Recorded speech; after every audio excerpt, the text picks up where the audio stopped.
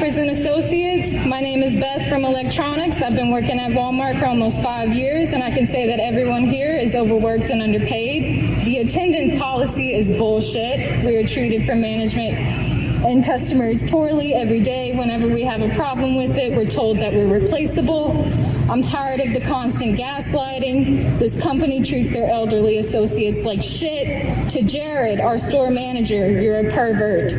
Greta and Kathy, shame on y'all for treating your associates the way you do. I hope you don't speak to your families the way you speak to us. Shout out to Cominique, Patty, Chardell, and so many more. Walmart doesn't deserve y'all. Fuck management and fuck this job. I quit. These vaccines are going to quit working on every corner until this nation falls to her knees and repents for dead babies and repents for the sodomy of this nation. The AIDS diet plan helped me lose 28 pounds. AIDS helps control your appetite so you lose weight. Yet AIDS lets you taste, chew, and enjoy. And the appetite suppressant in AIDS is not a stimulant. AIDS helped me to lose 18 pounds, and it doesn't contain anything to make me nervous. Question: why take diet pills when you can enjoy AIDS? AIDS helps you lose weight without making you jittery. Just like the AIDS vaccine. The sodomy of this nation.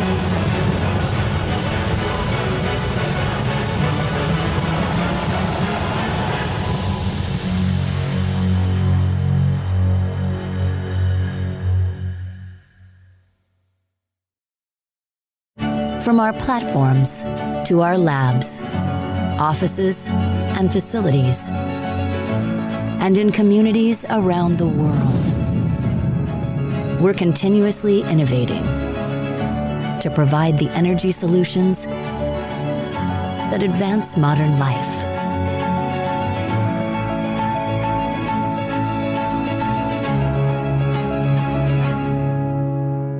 ExxonMobil.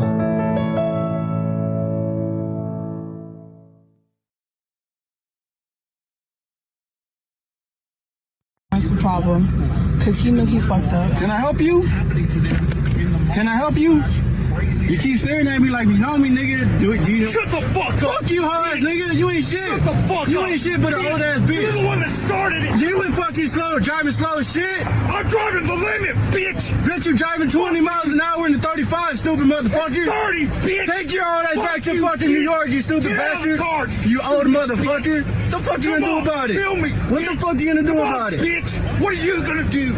You're the one fucking causing problems and shit. Bitch. Come on! You're the one Come causing on. problems, motherfucker. You started it, bitch! Your old ass have a heart attack. Stupid Fuck you. bitch! Oh, if you have a fucking heart attack, you have a stroke, you stupid Fucking son of a Trump, bitch. Son of a Trump, bitch! And your mama, Trump, hoe. bitch! Your mama. Fucking Trump, Your bitch. mama. Your mama back there, bitch! Bitch, that's my baby mama. Fuck you.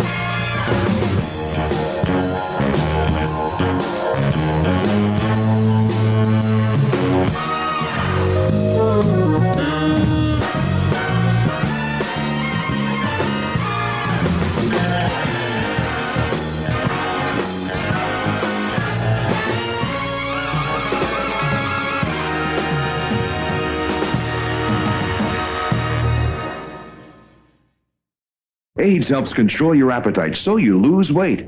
Just like the AIDS vaccine. Critical race theory. It was very good, very informative. Thank you, Mark. Appreciate it. Thank you, Mark. On the Princeton point here, you and I have discussed it. At the college level, this is fair game. Go ahead and do it, right? I mean, I remember 20 years old going to Trier, Germany, and trying to find the home of Karl Marx because, 1848, he wrote Mein Kampf. I want to know what it was all about. So that's part of the education in America, if you so choose. So that's that. More to come. Green Mile. Have you been a good little Nazi? Hail Fauci! Hail Fauci! Hail Fauci!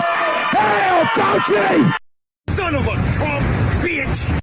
You guys work for us in this environment.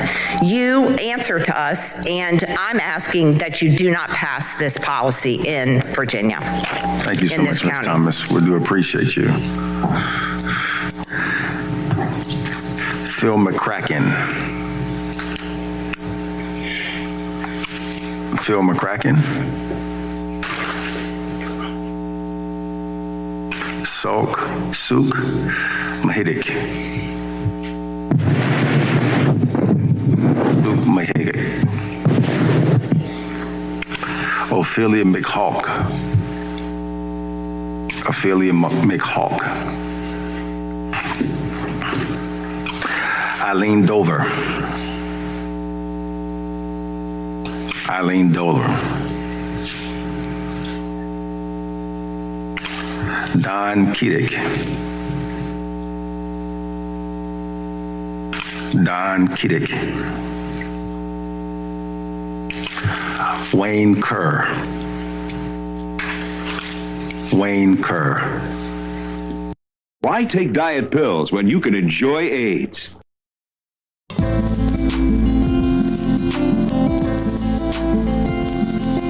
Why? Remember, I'm not the one trying to undermine American democracy. I am the one trying to save American democracy.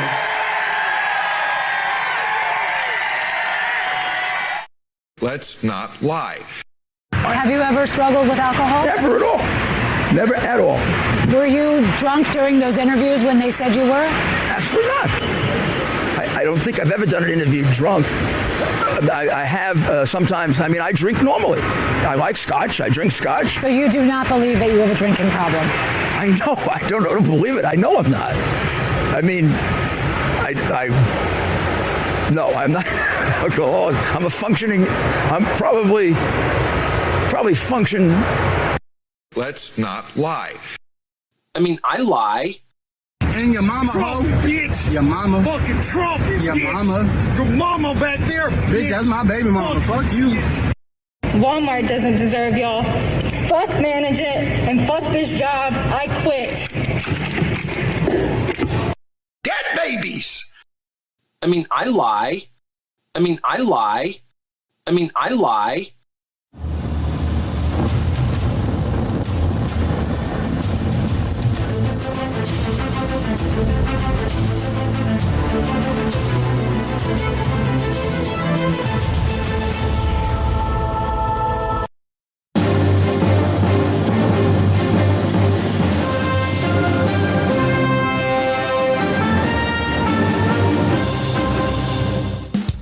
It's time right now for the David Feldman Show. He's talking politics and comedy too.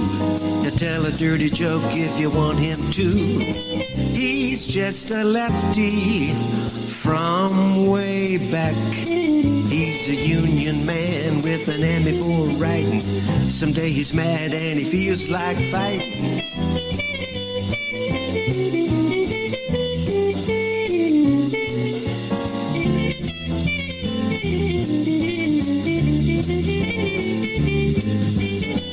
It's time right now for the David Feldman Show. So get your ears on right, buckle in real tight. He's got a lot to say and he's coming your way.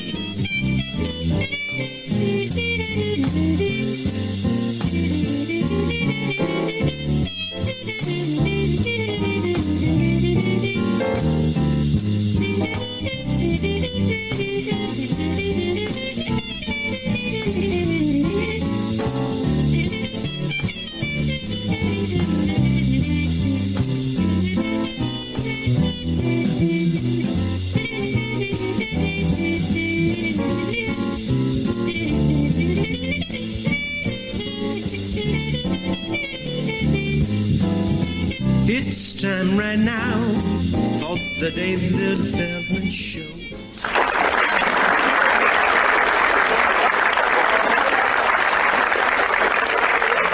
Thank you so much, Professor Mike Steinau. Welcome to the mop-up for September 23rd. September 23rd, 2021.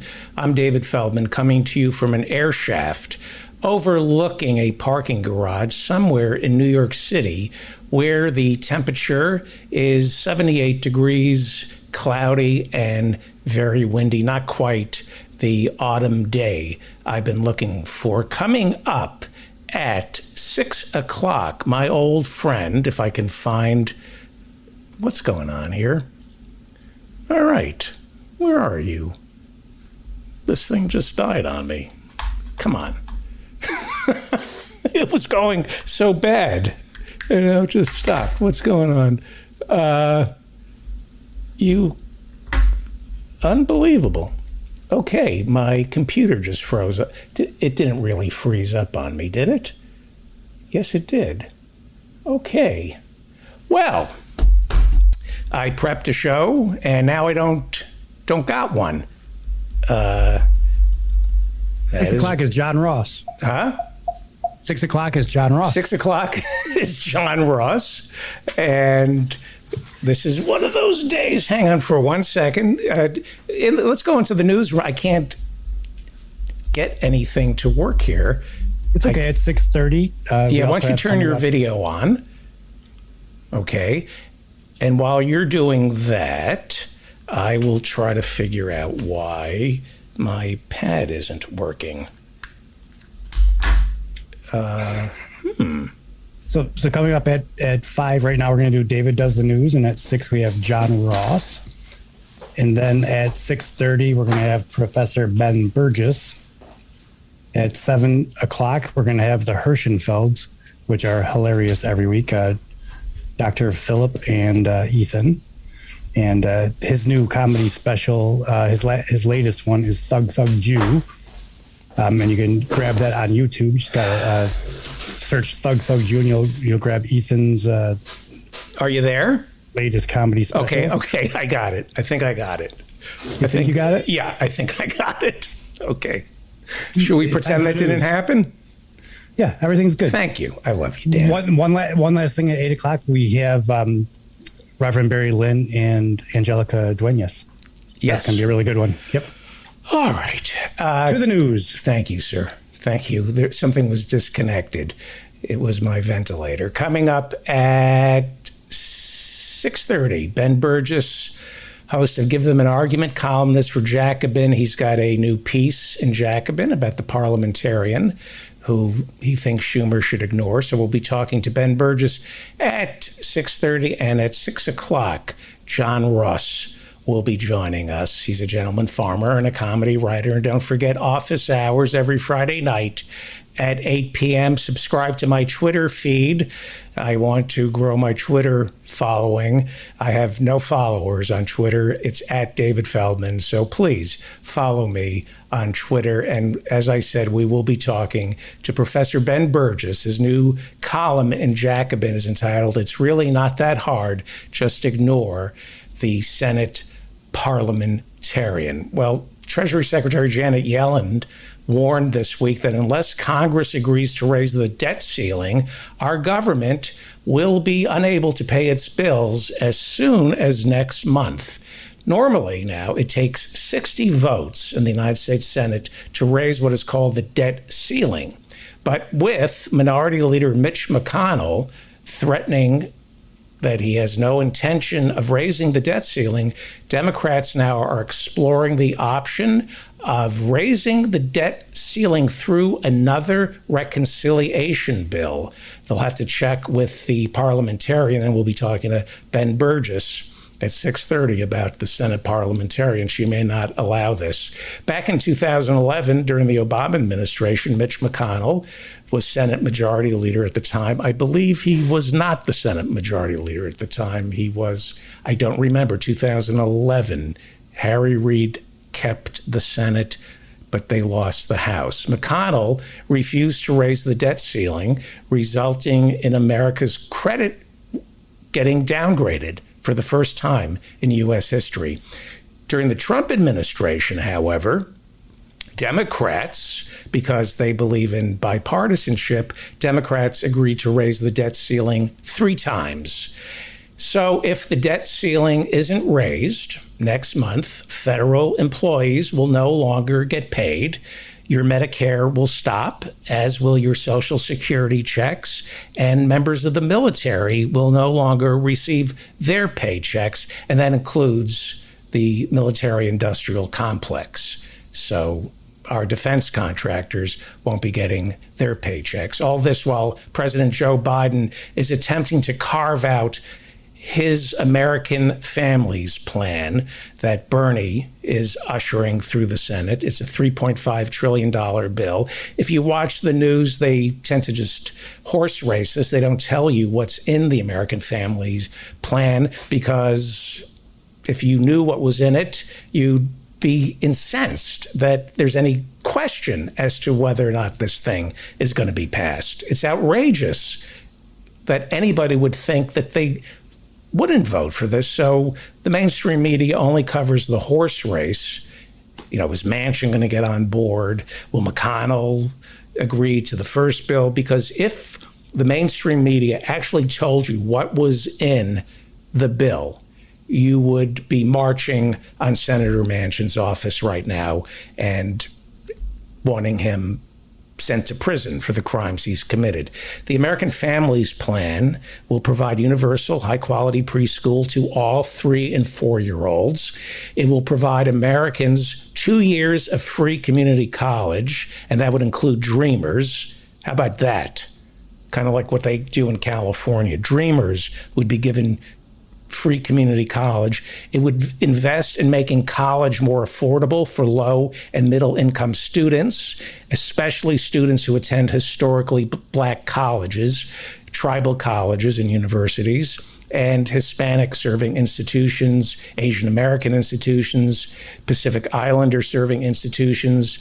It would help if everybody got on board, if every state agreed to the funding. About 5.5 million students would end up paying zero in tuition and fees to go to college. It would create a national comprehensive paid family and medical leave program. Now, moderate Democrats in the House, the problem solvers, like New Jersey's Josh Gottheimer, a Democrat, he's my sister's congressman, he says he's worried about the price tag. He's just, $3.5 trillion to make people able to eat. It's too much. So here's what Congresswoman Alexandria Ocasio-Cortez, who represents the Bronx and Queens, here's what she said about the worries about the $3.5 trillion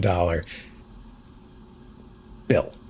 I don't think a single American, I don't know a single member of my district that can say that our child care needs are being met in this country, that our health care needs are being met, that our climate action that is necessary is being met. Our needs are not being met.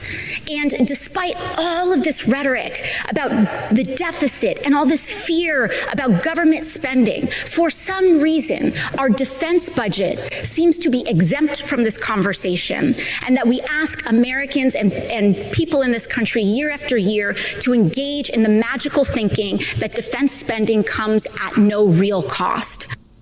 Standing right behind AOC when she made that comment was Nancy Pelosi. So emblazoned on the back of AOC's dress were the words, "Tax the bitch," because Pelosi's worth, $200 million. Well, moderate Democrats in the Senate, like Joe Manchin and Kyrsten Sinema, also say the price tag of $3.5 trillion is too high.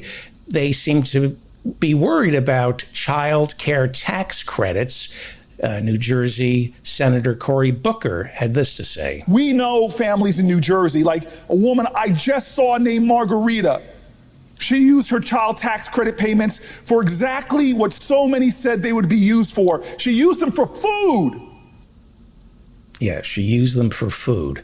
But we $3.5 trillion. It's just so much money. We just don't have that kind of money. We're the richest country in the history of civilization, and we just don't have that kind of money. We just can't seem to come up with that money. The Republicans, the moderate Democrats, they say the money isn't there.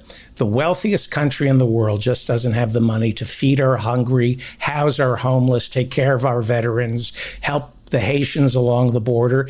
Even when the Democrats, when they're asked, how are you going to pay for this?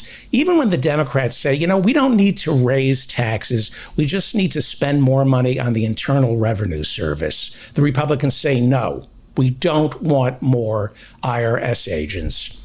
Even though it has been estimated that the Internal Revenue Service each year, and I'm not making this up, is forced to leave $1 trillion on the table each year because it lacks the resources. It lacks the resources to collect what we are owed. $1 trillion. This is from the Wall Street Journal, the Chronicle of Capitalism, the Wall Street Journal, April 13th, 2021. Headline, IRS chief says $1 trillion in taxes may go uncollected each year. Charles Rettig, he's the IRS chief, he told lawmakers that he needs more resources to detect fraud and errors.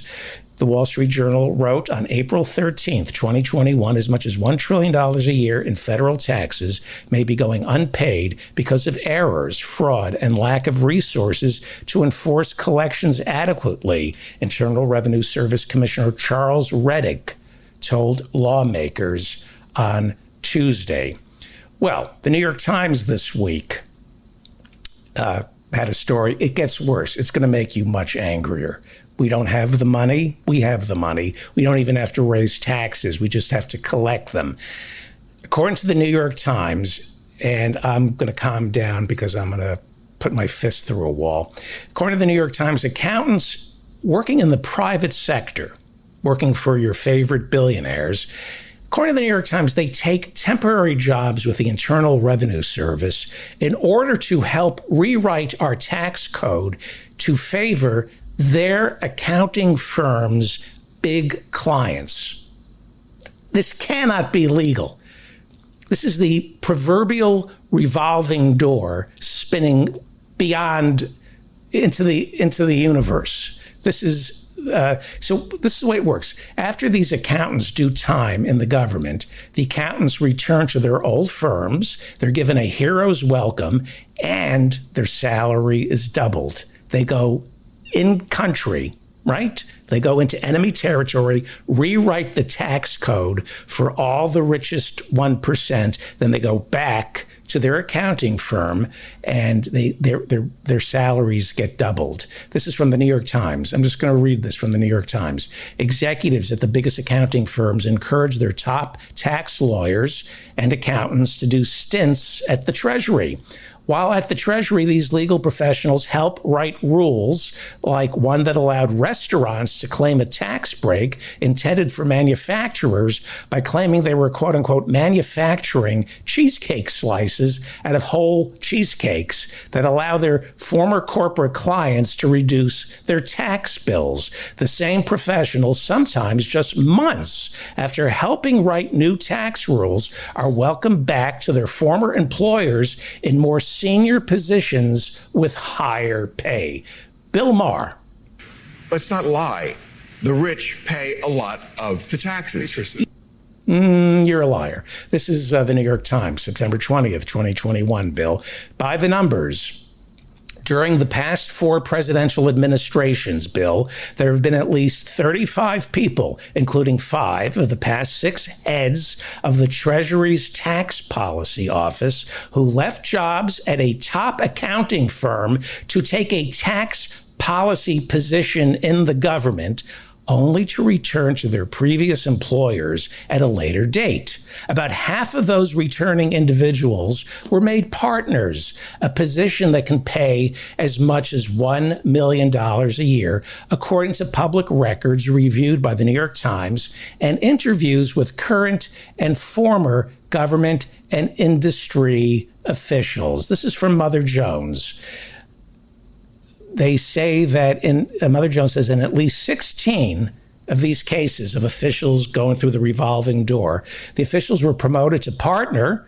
When they rejoined their old accounting firms, the firms often double the pay of these employees, some partners ending up with $1 million a year.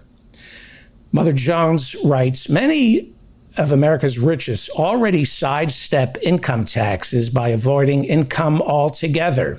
With vast private and public investment holdings as collateral, pay attention to this.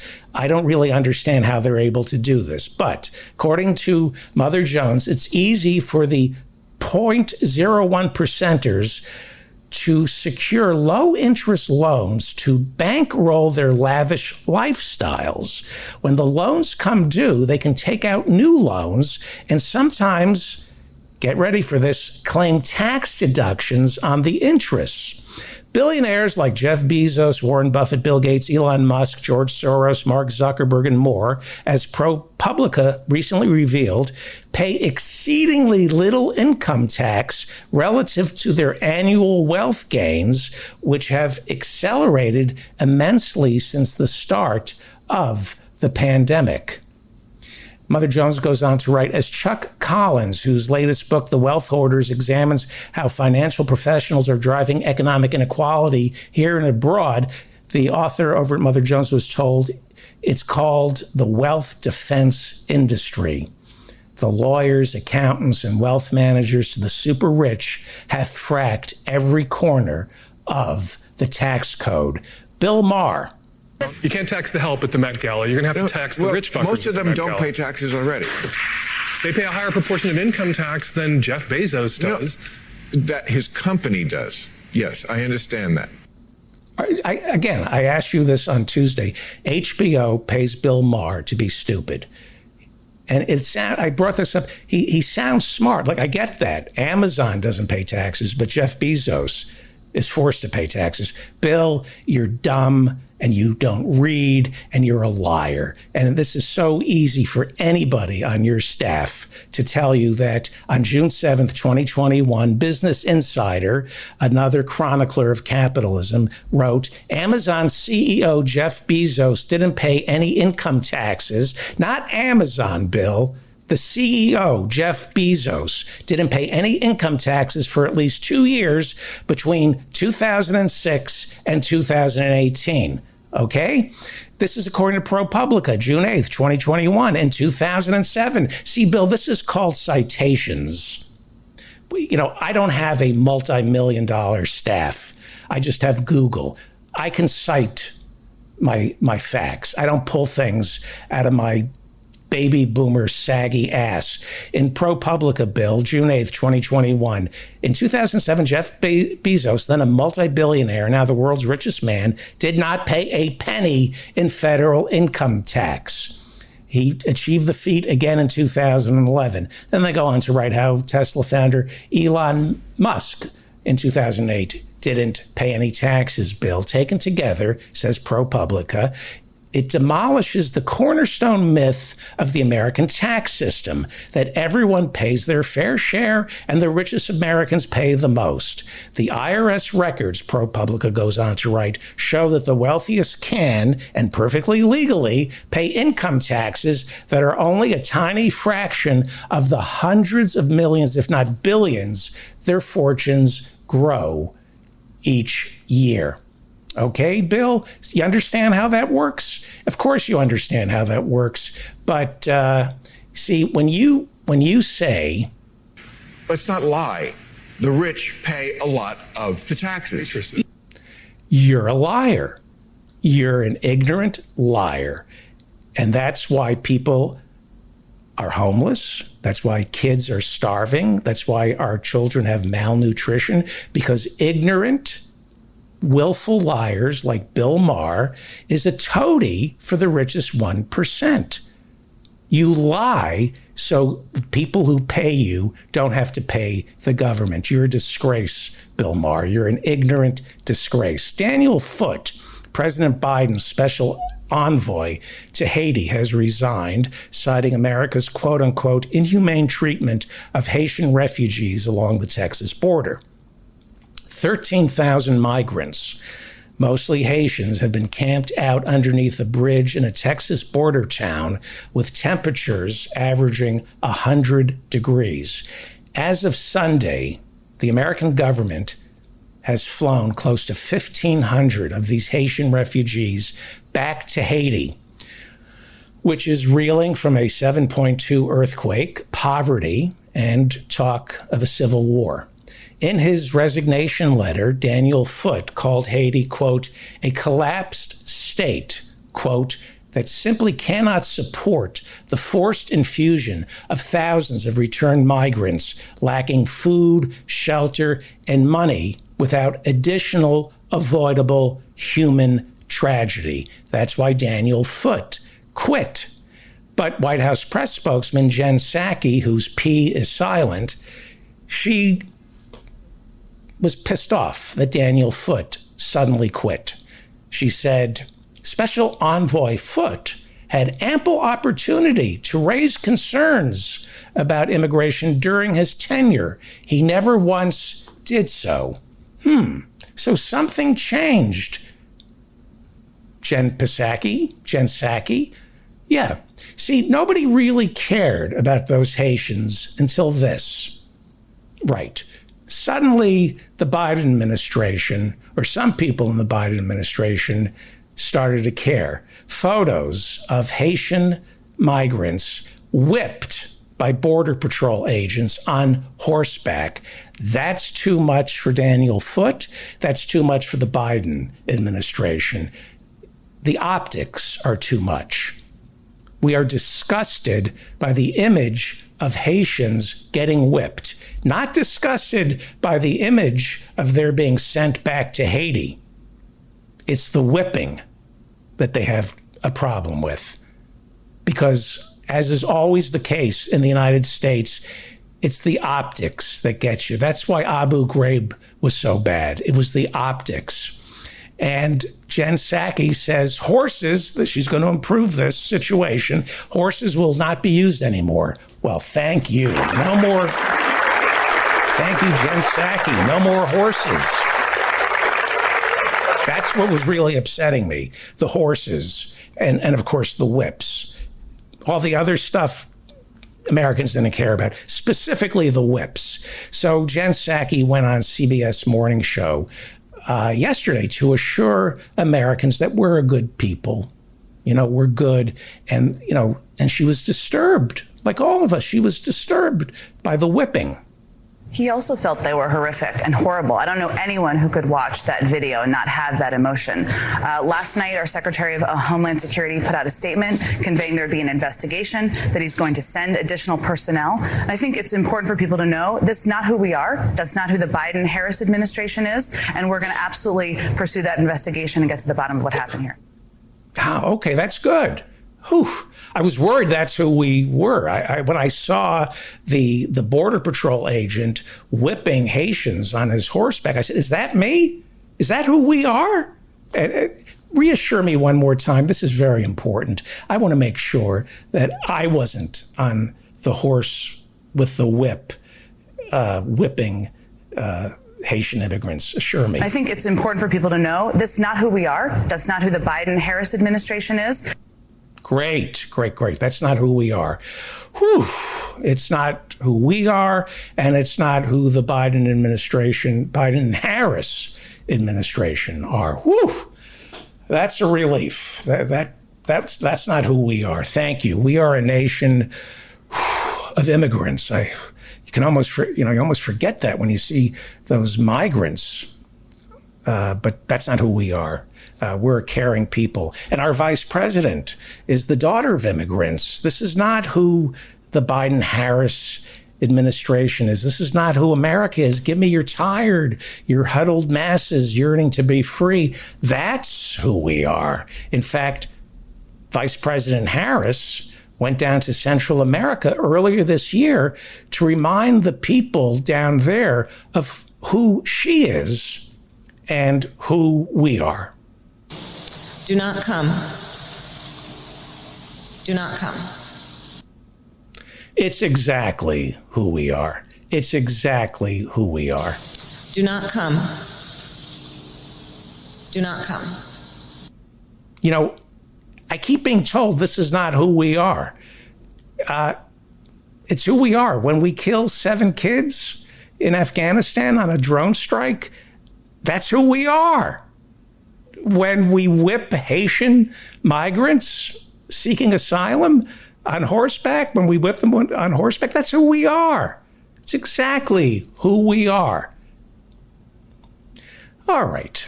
Raymond Kelly was the longest-serving police commissioner in New York City history. Give you an idea how bad the police are here in New York City, Raymond Kelly is considered one of the good ones. Raymond Kelly is considered one of the good police commissioners. He did a stint as a police commissioner in Haiti when he served with the UN down there. He also served as a commissioner of the U.S. Customs Service. So he's no stranger to the plight of Haitians, especially since so many Haitian immigrants ended up living in New York City, where he was considered, for some reason, a very good police commissioner, because he was all for stop and frisk, but he really wasn't for stop and frisk. But then sometimes he was. So he's got an idiot son whose name is Greg Kelly. And Greg, his idiot son, he had a stint as a morning anchor on the local Fox affiliate here in New York. And now he's trying to make a go of it over at Newsmax, which is trying to out-Fox Fox. If you really want to know what the conservatives, what the Republicans are thinking, unfortunately, you have to watch Newsmax and, OWN and Fox. Well, Greg Kelly served our country, not well. 3 months ago, Greg Kelly recalled his service in the military with a now deleted tweet. This was in June of 2021. Kelly tweeted and then deleted this, quote, "Military life had its perks, but it was also a major pain.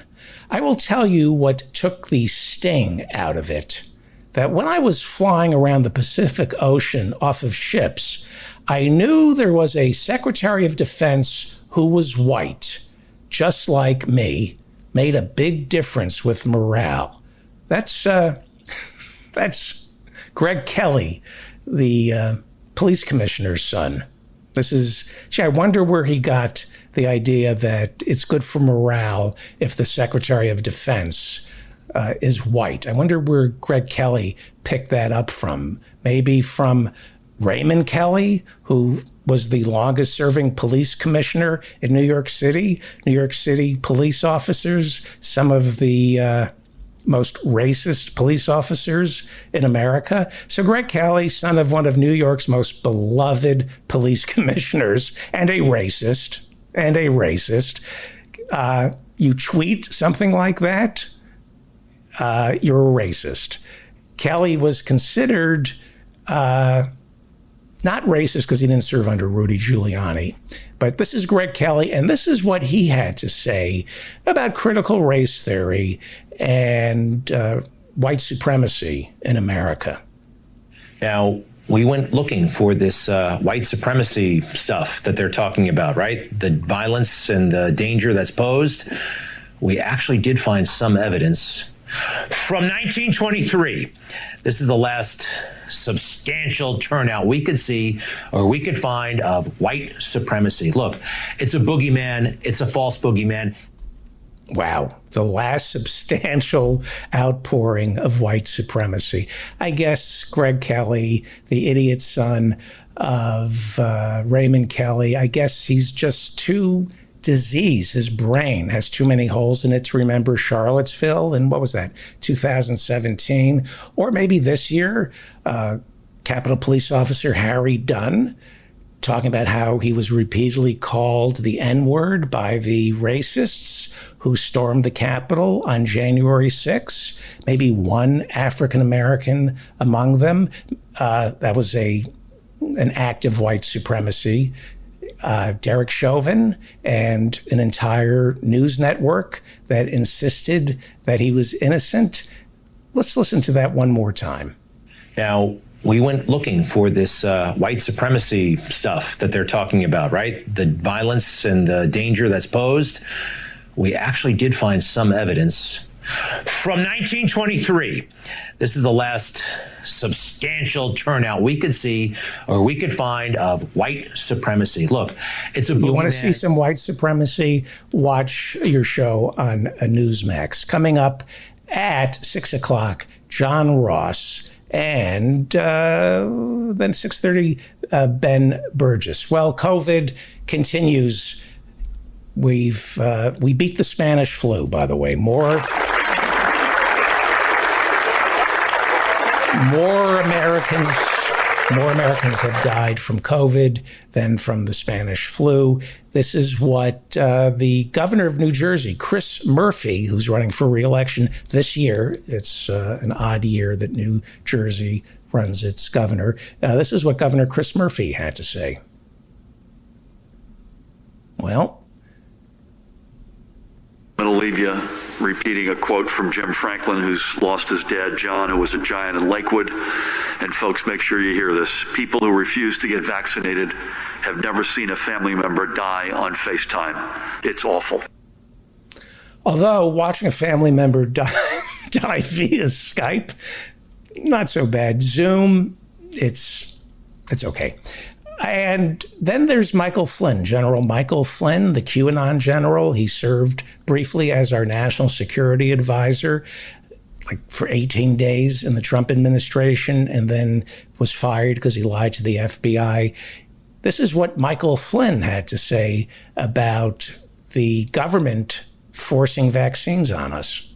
You know, somebody sent me a thing this morning where they're talking about putting the vaccine into salad dressing or salads. Have you seen this? Yes. Have you seen this? I mean, I'm thinking to myself, this is the bizarro world, right? This is definitely the bizarro world. Yes, if there's one thing anti-vaxxers love more than anything else, it's salads. Whenever I look at an anti-vaxxer, the first thing I think is, boy, that person really eats their greens. But this is the new thing. They're claiming on the far right, QAnon, the Trump supporters are saying that Fauci is creating, I'm not making this up, a salad that has the COVID vaccine in it. Now, what they're trying to do is sneak the COVID vaccine in your salads, right? So now they're trying to grow. I can't even believe we're talking about this right now. I can't believe this world we're living in, but they're trying to grow spinach and lettuce and other leafy greens with mRNA vaccine inside of those leaves so that you can just consume your salad and you can get your daily, your yearly, or now it's about probably 3 times a year COVID vaccine in your salad. Look up this vaccines in your salad situation, because they say in the article, you know, we know that it's a really hard subject, vaccines, and we know that some people have a really hard time. They're afraid of needles, or they're this inconvenience in going to get your vaccine. Well, now we're going to make it possible for you to just get your vaccine in your salad. Like that's as if that is the reason why people are hesitant to get the vaccine and don't want the vaccine, just because I don't feel like going to a doctor or nurse or Walgreens, or because I'm afraid of needles. No, that's not the reason why most people do not want this BS vaccine. It's because we don't want it. It's harmful, and we don't want that in our body. So, I mean, speaking of not wanting something in your body, right? If you, Deanna Lorraine, are sleeping and some dude puts something in your body without your permission, what do we call that? I mean, that's rape, right? It's rape, and I've been saying this all along, that the vaccine is like rape. I didn't hear that part. I didn't hear the rape part. They're saying that the vaccine, he said the vaccine is like rape. Well, That's why Donald Trump ended up getting vaccinated. Okay, so remember Sherry Tenpenny? She's a doctor. Well, she had her license renewed in Ohio. Sherry Tenpenny. She's an anti-vaxxer. Tenpenny drew nationwide media attention when she spoke to the Ohio House Health Committee and warned them that COVID-19 vaccines magnetize their recipients. She is an anti-vax activist, one of the 12 most prolific disseminators of COVID-19 misinformation, according to research from the Center for Countering Digital Hate. Sherry Tenpenny was suspended from Twitter in July, but Ohio renewed her medical license. Twitter has more stringent standards than the Ohio Medical Board. Well, I want to talk about Sarah Palin appearing on Gutfeld, the #1 show in late night. But first, we have to talk about natural immunity. Natural immunity. A lot of people are saying that if you've already had COVID, then you don't need to get a vaccine. That's completely wrong.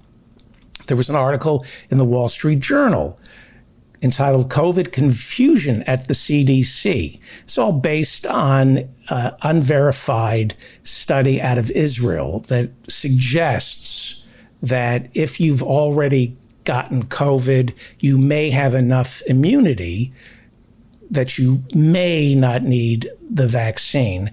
This is complete and utter horseshit. And a letter was written by Bruce Kleiman, doctor from I believe he's from Illinois or Maryland. He writes about the Israel study. Your columnist doesn't add that the same study also found individuals who were both previously infected with COVID-19 and given a single dose of the vaccine gained additional protection against the Delta variant. Okay, I just want to, before I show you this clip, this is from Leanna S. Wen. She is a columnist for the Washington Post, and she is a visiting professor at George Washington University Milken Institute School of Public Health. She was also Baltimore's health commissioner. She had a piece in the Washington Post, and this is really important, is entitled, "Yes, you can get some immunity from having COVID-19, but no one should wait to get vaccinated." She writes, studies have compared whether infection or vaccination confers stronger immunity. Some research suggests that vaccinations provide more durable and more consistent protection than recovery. Others reach a different conclusion. A new study from Israel, this is what everybody's citing when they're telling people who've already had COVID not to get the vaccine. A new study from Israel, not yet peer-reviewed, found there was a lower risk of infection with the Delta variant among those with immunity from recovery compared with vaccination. Okay, this is where it gets really important. She goes on to write, now think about this, okay? Listen to this. Indeed, for many other diseases, natural infection results in better immune protection than vaccination. But the conclusion to draw isn't that we need to wait for everyone to become infected because of the price we would have to pay. She writes, children are immunized against measles because some who contract it will suffer permanent brain damage. You got it? You don't want to encourage people to try for natural immunity. Even though the United States hasn't had a case of polio, she writes, since the 70s, we vaccinated against it because we want to prevent tragic consequences of irreversible paralysis. You see what she's saying? Yeah, you can get natural immunity from polio by not getting a vaccine, but you'll be paralyzed and live in an iron lung. She goes on to write, now that we have safe and effective vaccines against the coronavirus, choosing infection over vaccination runs counter to every principle of public health and common sense. Even if infection yields the same or better protection than the vaccine, it makes no sense to risk severe illness and death, not to mention spreading the virus to others. And then she goes on to write that if you've already had COVID-19, then if you get vaccinated, you're in perfect shape and there's no chance that you're going to spread it. Okay? So is that clear? Do you understand? Yeah, you may end up with immunity from COVID if you already have it. But you should get the vaccine anyway, because already having COVID means you were probably, or you might have been intubated and came close to death. Is natural immunity worth it? Well, let's listen to Sarah Palin. I believe in science, and I have not taken the shot because I do believe in science. And the Fauciism of the day back then was, if you had COVID, I've had COVID, well, then Mother Nature was creating an immunity. And even today they say, you're 27% more immune. 27 times. Yeah, okay, 27 times. That's huge. Yeah. So I want to ask the questions. And by the way, you're absolutely right about natural immunity is probably the strongest immunity you have. Okay, let's just peel this back very quickly, because there's a real meeting of the minds here. First off, and the Fauciism of the day back then was, if you had COVID, I've had COVID, well, then Mother Nature was creating an immunity. And the Fauciism of the day is that COVID-19 was a novel coronavirus. They had not seen anything like this before, so they were flying by the seat of their pants, and they were saying, and it's true, we don't have a vaccine, but if you already have COVID, chances are you have some antibodies. That was the Fauciism of the day, because we didn't have a vaccine, Sarah Palin. Science changes as new evidence is presented. Because I do believe in science. Yes, you believe in science, because science is all about belief, not facts. I have not taken the shot. Good for you. And you got COVID, right? So now you think you're immune to it. And that's good for a public figure like you, who is followed by the worst of the worst. The dumbest people in America listen to you.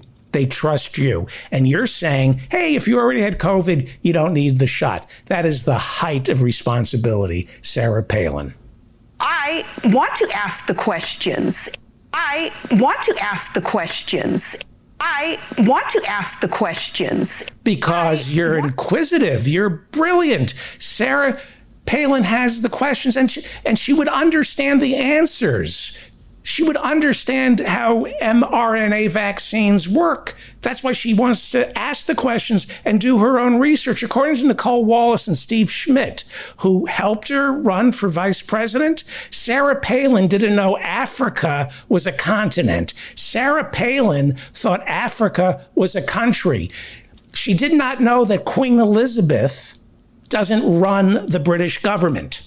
She did not know that North and South Korea were different countries. I'm not making this up. Sarah Palin did not know that North and South Korea were different countries. She thought it was like North and South Carolina. This is according to Nicole Wallace and Steve Schmidt, who worked on the 2008 McCain-Palin campaign.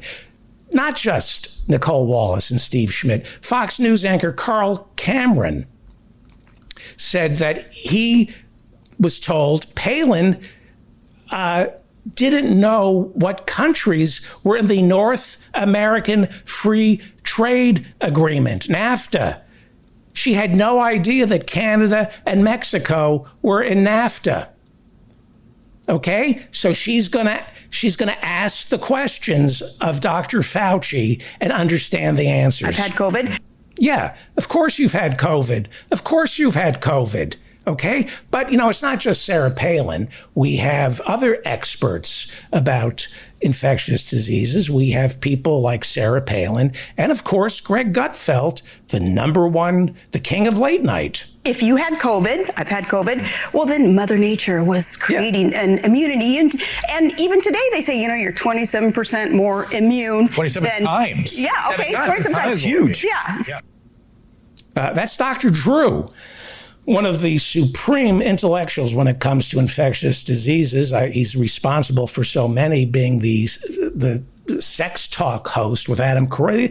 Drew Pinsky's a sex doctor, right? This is the guy who taught me about fisting. He's now opining about infectious. That's huge. Did you ever see Celebrity Rehab? See all the people that he exploited on Celebrity Rehab, Dr. Drew, some of whom are dead, like Jeff Conaway, but he has no problem putting cameras on drug addicts and exploiting them. Now we have to hear his opinion on COVID-19. Dr. Drew is a doctor, not a good one.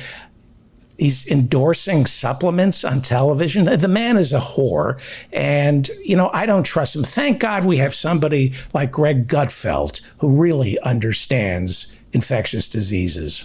By the way, you're absolutely right about natural immunity is probably the strongest immunity you have. Wow. So the message from Greg Gutfeld, from Dr. Drew, from Sarah Palin is, hey, if you already had COVID, you don't need to get vaccinated. Okay? And yet, when Greg Gutfeld, they sow doubt about the vaccine. And yet, in his personal life, Greg Gutfeld interviewed Donald Trump and asked this question. I want to ask you a question about COVID because you had COVID, and my wife, you met my wife, I don't know, it was like 6 years ago in Mar-a-Lago. She's still not gotten vaccinated, and I keep talking to her to get her to get vaccinated, and she hasn't. What would you say to her? Go back to Russia, get as far away from this homunculus as you possibly can. Here was Donald Trump's answer. I would recommend, but I also say that let her have her freedoms. You know the word freedom. Right? Yeah, she needs a lot of freedom from me, I found. Yes, your wife needs a lot of freedom from you. Really, that's surprising that your wife would want freedom from you. Well, is John Ross here yet? John, I don't want to keep you waiting. Johnny boy? Okay, he's not here yet. All right, let's look at some more videos. You're listening to The David Feldman Show, davidfeldmanshow.com. Coming up at 6 o'clock, gentleman farmer John Ross will be joining us.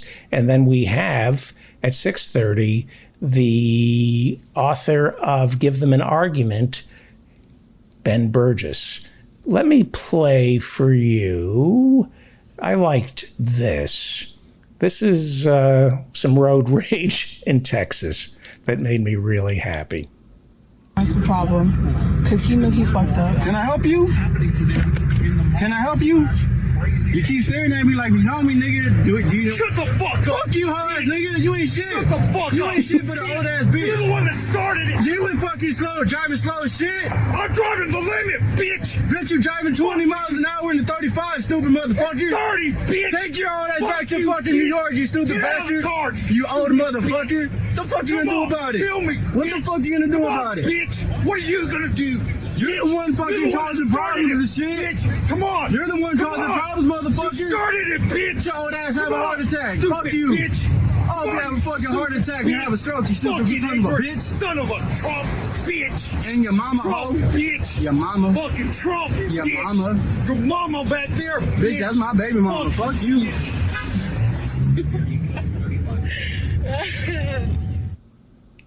I'm going to play that 100 times for John Ross. I know I know what he's going to do. Oh, there he is. Hey, John, hang on for 1 second.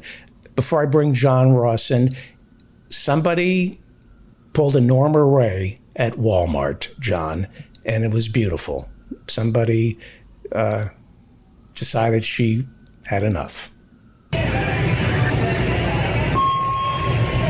Attention Walmart shoppers and associates. My name is Beth from Electronics. I've been working at Walmart for almost 5 years, and I can say that everyone here is overworked and underpaid. The attendant policy is bullshit. We are treated for management and customers poorly every day. Whenever we have a problem with it, we're told that we're replaceable.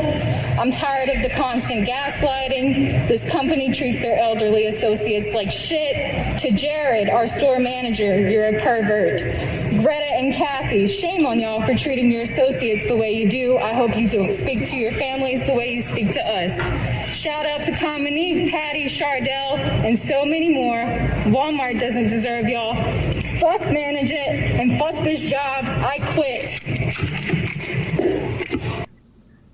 That had to feel great. That had to feel. Where did that happen? At a Walmart. I don't want to give her name because I want her to be able to get another job. So I zoomed in on it, and I don't want to. That's enough identity. What part of the country?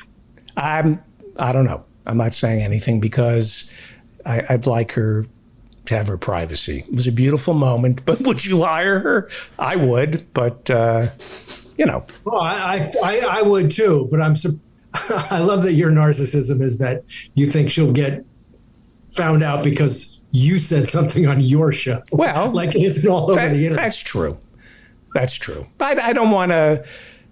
It was a great moment, something I probably might have done, but it wouldn't have ended up when I was her age on social media. It's a beautiful thing to do. But, you know, those things live. You look great. I want to introduce John Ross. He is a comedy writer, a gentleman farmer, and he is a most valuable player. You won most valuable player. I was voted most valuable player in the senior baseball league I play in. Yes. And what is the name of your team? We use the Phillies. We did not have a very creative. One of the other teams is the Plug Uglies, which is from Gangs in New York, and another team. Well, this is a minor league team. They use their jerseys and stuff. The Isotopes. That's cool. The Goats, the Wonder Boys. Mm-hmm. That's from the Wonder Boys from The Natural. We're just the Phillies. All right. One of the more racist teams. I think they gave Jackie Robinson the hardest time, if memory serves. Well, nobody on the team was from Philadelphia. We just knew that fact.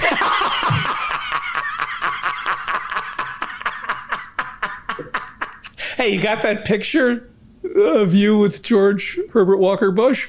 Yeah. I mean, should I go get the actual? No. I want to show you something because I knew you were coming on, and people send me clips. I've become. Here it is on my phone. That's you with George Herbert Walker Bush. And I remember this, and I remember being very jealous because it was Jake. Jake was performing at the Ford Theater. At the Ford Theater. Yep. So this was like 1991? Sounds about right. He was going to fly out with his longtime girlfriend who he lived with, and she was his plus one. And they were flying out, putting him up at the Watergate Hotel, and, you know, to go perform at the Ford Theater for the president. And shortly before that, they kind of broke up. And so he had this plus one. He goes, "You want to come with me?" And so we got it wasn't a first class flight, but we had a flight to DC, and, you know, limos picking us up. And the thing is, you know, you had to give your birthday and social security number and all that.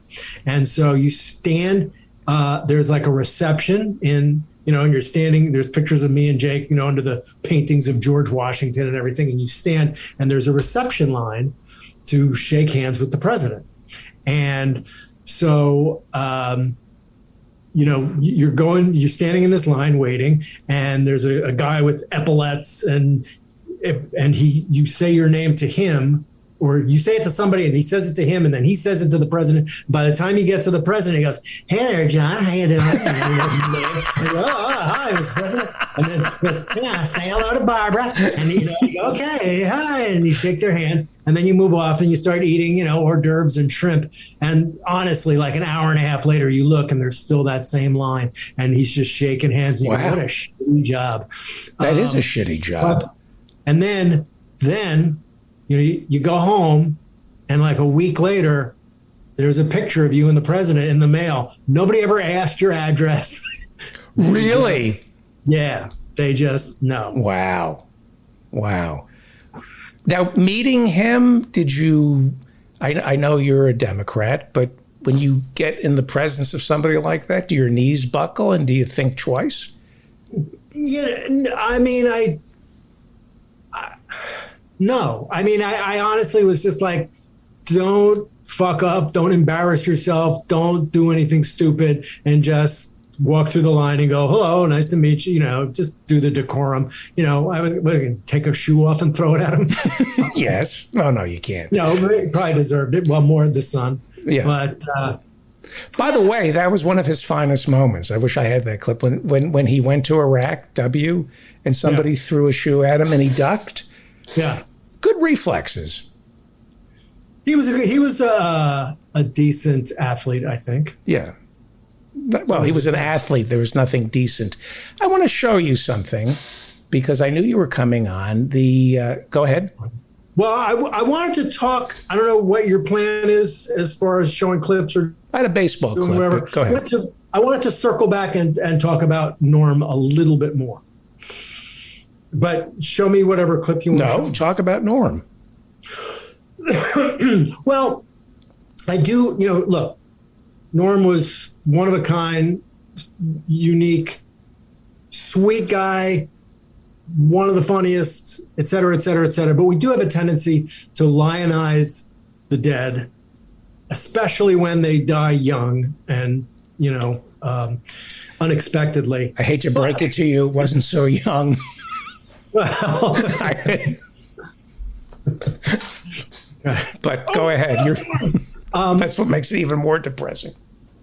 But I mean, I will say this: Norm, he had a bit of a mean streak, and he also was, how he did that kind of old timey thing, which was unique and funny, where he'd refer to a homeless person as a hobo, and hey there, young fella, and he used a lot of kind of old timey language. But he also did kind of old-timey comedy a little bit. And one of those things was sort of pretty bad homophobia.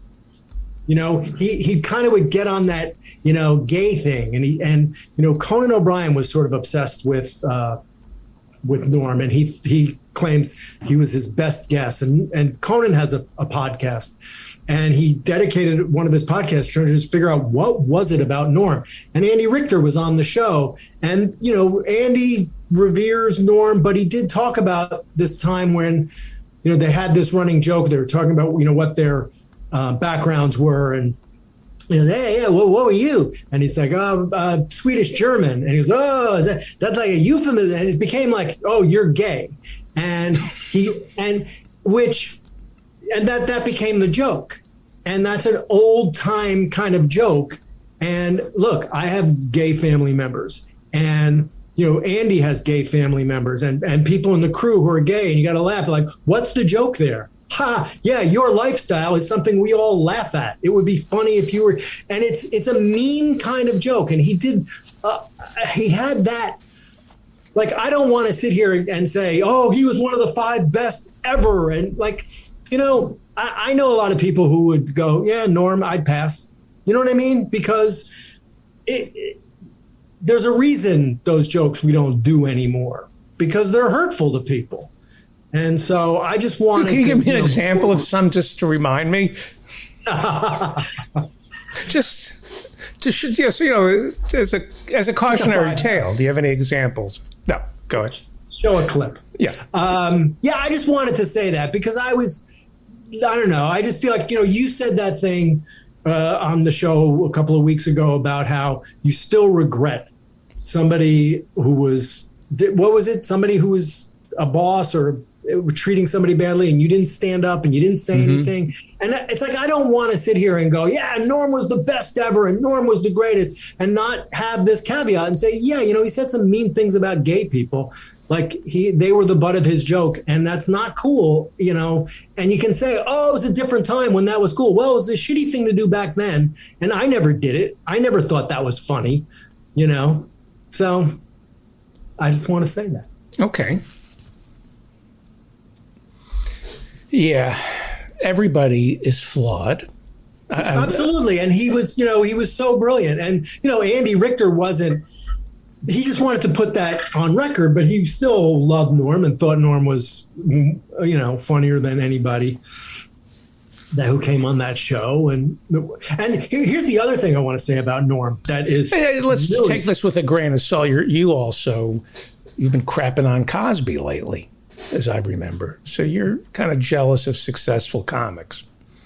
This is the other really, I think, fascinating thing to talk about Norm.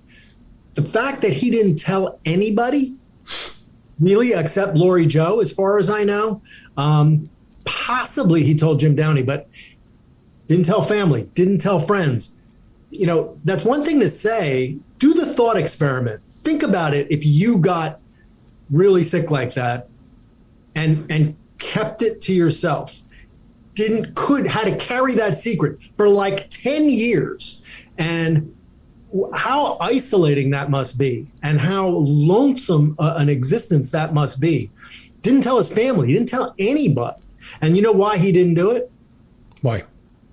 Because he understood that it would affect his comedy. He wouldn't be able to do comedy, that as soon as he said that, audiences would treat him different. There'd be this kind of, they'd treat him with kid gloves, or they'd laugh at things that weren't funny, or whatever it would be.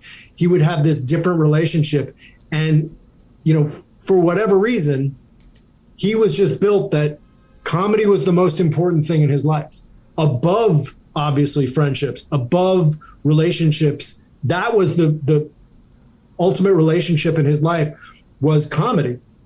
And I just think it's a fascinating thing to think about, that, some people are built that way. And I guess it's lucky for the human race that some people are, that they put whatever it is that they do, their art, or, I mean, and maybe to our detriment too. I mean, does Jeff Bezos put, his, chasing of being the richest guy in the world, is that above everything else in his life? It seems like it. You know what I mean? It's called a parasocial relationship. What does a celebrity owe his public? So what I don't know about, I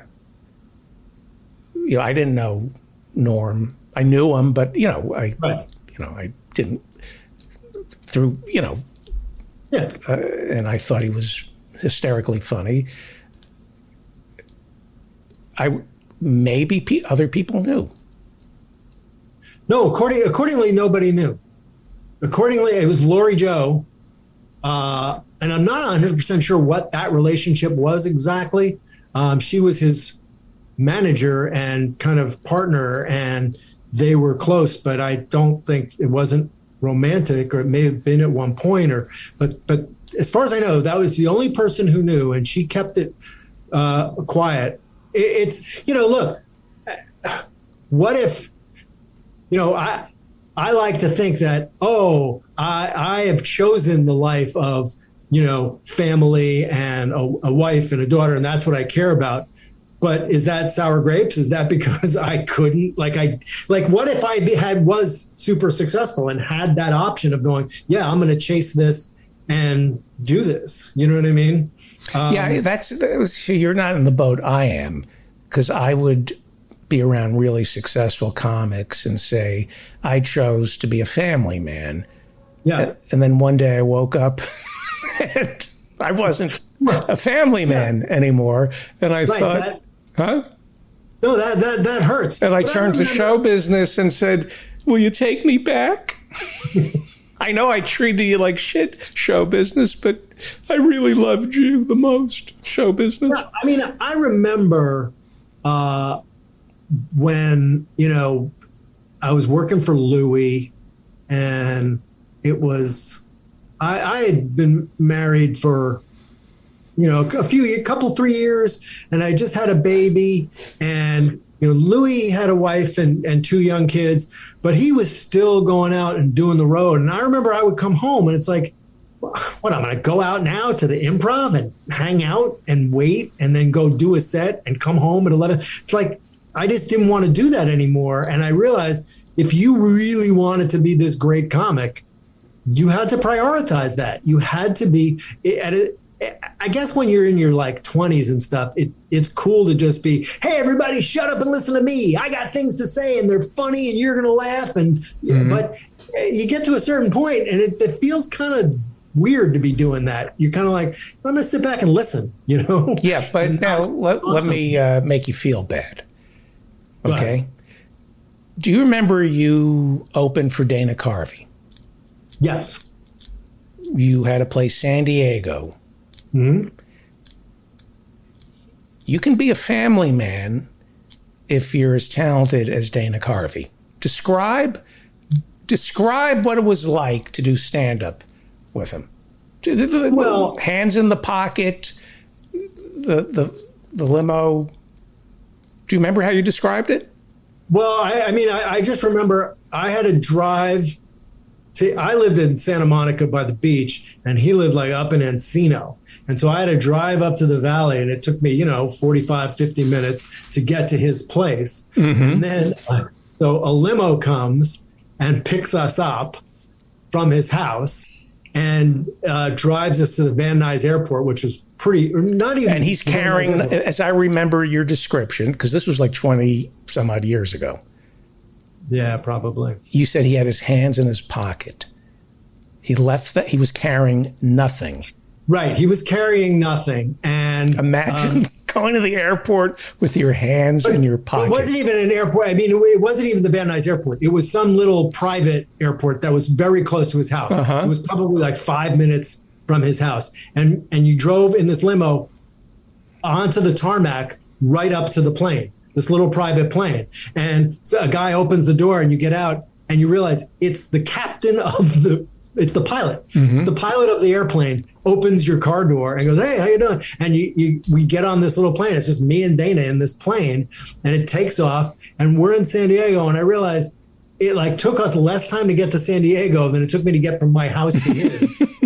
Seriously, in Santa Monica, we were there in like 40 minutes, and it took me 45 or 50 minutes to drive to his house. And we land, and but think about this, because he's he loves his family, so he says goodbye to his wife and kids.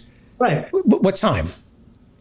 Oh, it was probably like 4 or 5 in the afternoon. 4 or 5. Any father who has a job. Right. Okay. 4. Bye, honey. Bye. I'll see you. Okay. 4 o'clock. You arrive in San Diego. 6 o'clock. Yeah, I think we probably ate some food and, did the show. And so far, no sacrifice. I don't see any sacrifice like having to choose between a family and show business. Go ahead. Right. If you get to that point, but you know what? Honestly, but describe the show. I remember how you described the crowd was cheering for the third encore, and where were you? We're like in the limo on our way back to the airport. The crowd had not, they still thought he was going to do an encore. Yeah, they were still applauding, and we were walking out the door and into the limo, back to the plane, home. What time is it? What time? When we finished? Yeah. When we got back. I mean, I can't remember exactly, but it was just the two of us. The show probably started at 8 and ended at 10, and we were probably, back in LA at, 11. And he's in bed by midnight. Yeah. So 8-hour day. Right. Well, look, I don't gamble and you don't gamble, but like if you're Norm and you can go. No, go back. I want to get back to a point I'm making. Okay. That, like you, I deluded myself into thinking I chose family over show business. And I realized that show business rejected me, so I went with family. Because somebody like, if you're truly talented, if you're Dana Carvey, you don't have to make that choice. Right. Dana is really 1 in a million, and So I'm a failure. But what I'm saying is, I failed in show business, and I failed in my personal life. You're not going to get an argument from me. Thank you. Isn't it great when we can agree on something? I woke up one morning and I realized I'm just a failure. Nothing worked out for me. Go ahead. Well, just the idea, like, what if you knew you could pick up a phone and go, yeah, I want to do a gig, and it's like $50,000. Like, why wouldn't you just gamble just for fun, just to keep some excitement? Like, if you could just go out and make $50,000 in a night, all right, forget about your manager and everything else comes off the top, but if you could make $20,000 in one night doing stand-up. Yeah, who knows what you would act like, you know? I mean, you're talking about Norm. Yeah, I mean, there's a lot of people like that. Dana certainly was making gigantic money for one night, but Norm too, you know. So you're trying to explain, but Dana isn't a gambler. No, not as far as I know. Right. So anyway. Yeah, I don't know if I could. My exposure to very successful people leaves me wanting. Wanting what they have. Yeah. Some yes and some no. I mean, you know, I think Dana was a real rare one, because, you know, I remember, I don't know, this is going to sound crappy, maybe, but it's like I saw a lot of comics who married their high school sweetheart, right? Then got famous, and the first thing they did was like give them their walk-in papers and like start auditioning model girlfriends. You know, some of them. The trick is to get famous and then go back to all the girls in high school and college. Right. And I just remember, like, I never wanted to be that guy. And so, you know, I always thought to myself, look, I want to see how far I'm going to get in this business and see, you know, before I start, you know, really settling down with anybody, unless, like, Dana married his girlfriend, because you ever see her, meet her, like, just adorable. He used to joke, it's like, she's me in drag, like, or they look identical, like she's super cute. And it was like, yeah, if you meet her, you know, but Dana was like super cute and super talented and charming before he was even famous. Mm-hmm. And, you know, and it's like, yeah, like, you're not going to do better than that, no matter how famous you get. You know what I mean? So he's one of a kind. But you know what the great thing about stand-up is? It's a brick wall of truth. Like, you and I did some stand-up together recently. Not that recent, but go ahead. Like 2 years ago. Yeah. And there were some truths that I'd rather not share with the audience, but there were some like, whoa, like these people hate me. Like, we played some gigs in Connecticut, and I went, there is no question that this audience hates me, and I agree with them. I totally understand why they hate me. Nah, but the real truth is that it's a living art that you got to be doing night after night after night. You can't roll out of bed. I mean, you can do some tricks and you can do some things and you can make them laugh, you know, but especially for you, for what you're doing, you have to be able to play that instrument, you know, with your eyes closed, without looking, because you just have it down. And when you're doing that, they respect you, you know. But you could pick up the instrument and play it. Not to the point where you're pretty. I got by. They didn't hate me. There was still some of those drunks I remember who were yelling stuff, and I had to kind of quiet them down. I just survived that. I wasn't like I was great. You like to make it that way because that makes a better story in your head. But that wasn't. No. Do people outgrow, or should you outgrow stand-up? Is there some point where they're... Yeah, some do. I mean, you know, it depends. It depends on what other opportunities you have, you know. I mean, I know plenty of people, I'm not going to mention names, but who've gone on to be writers and directors, and they get a lot of satisfaction out of that. And it's like, really, yeah, stand-up can be pretty great, but it can also be like, there's a lot of stupid people, and you got to be entertaining them too, Right. And so, if you had a choice, who's your favorite baseball team? The Giants? People think because I play baseball, I have no time to be watching. I don't really follow professional baseball, believe it or not. But who's your favorite team? The Los Angeles Angels of Anaheim. Okay. The Texas Rangers were playing the Yankees. Okay. And did you watch the game? No, I don't watch baseball. I don't have time. But you play baseball. I play baseball, yes. I go and I practice. I'm playing in a tournament in January, so I work out with a team like twice a week. This is, let me play you a clip from last night's. I'm still playing fall ball. Okay, this is, how hard is this? Burns pitch to LeMahieu. He goes right after the first offering. This one out into right field. Tagging at third, Higashioka. Here comes the throw. It's on line. The tag. And they got him. Inning over on the double play.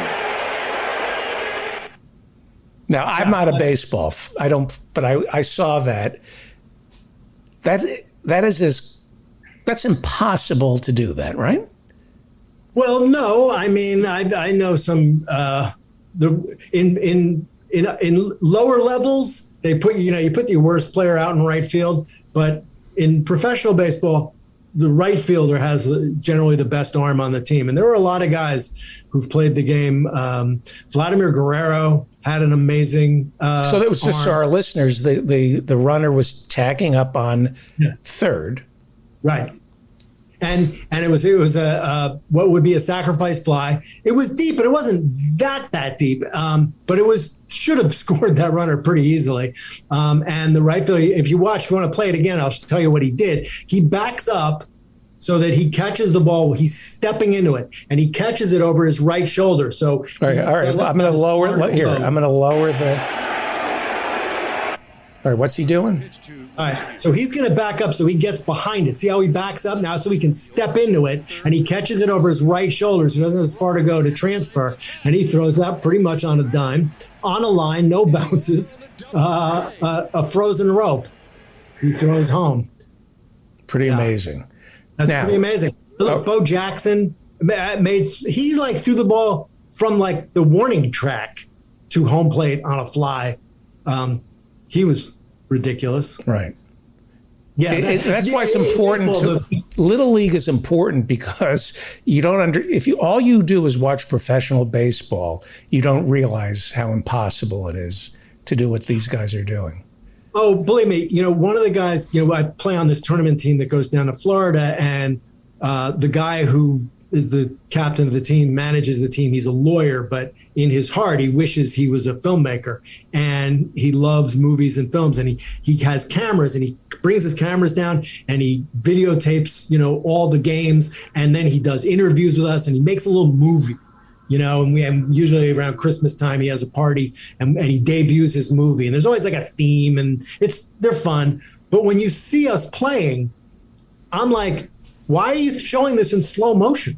He's like, no, this is regular motion. I go, no, come on, put it in regular. It's like the ball is going high and arcing. It doesn't look as fast when you see it on TV in the pros. You think, well, I could hit that ball. When it's coming 95 miles an hour, it's a blink of an eye. You can't even imagine how fast that ball's coming. And then that these guys can turn it around. And you're playing fastball, right? They say, is it fast pitch? And I go, well, it's as fast as they can pitch it, pitch. Okay, how hard is this? I think I could do this. Okay.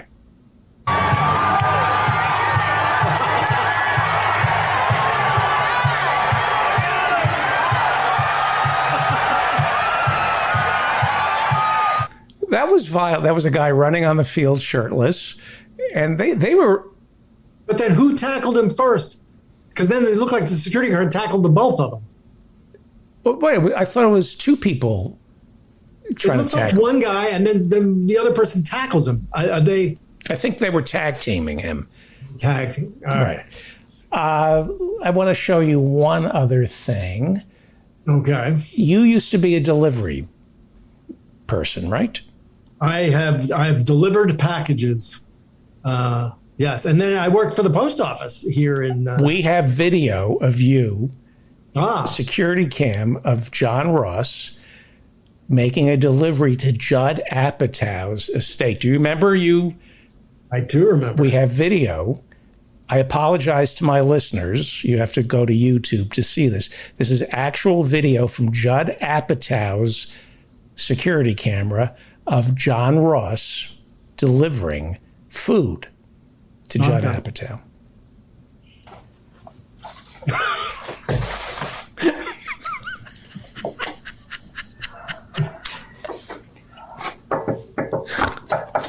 Look at that butt crack. Must have forgot my suspenders.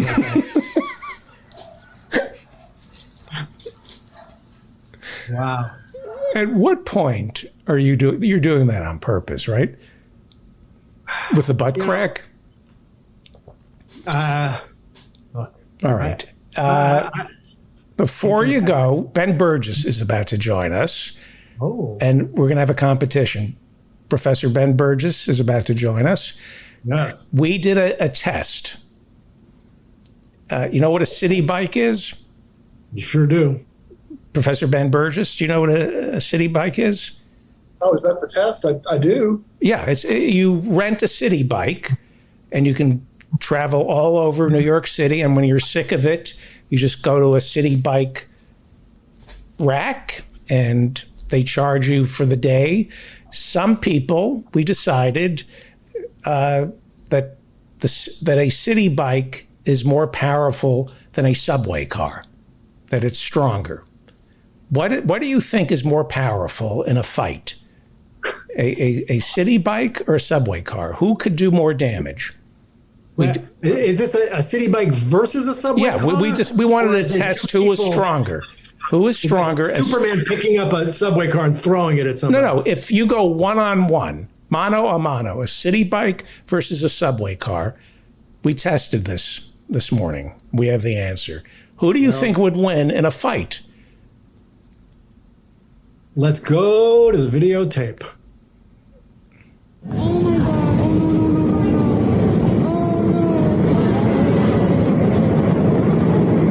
You see the city bike?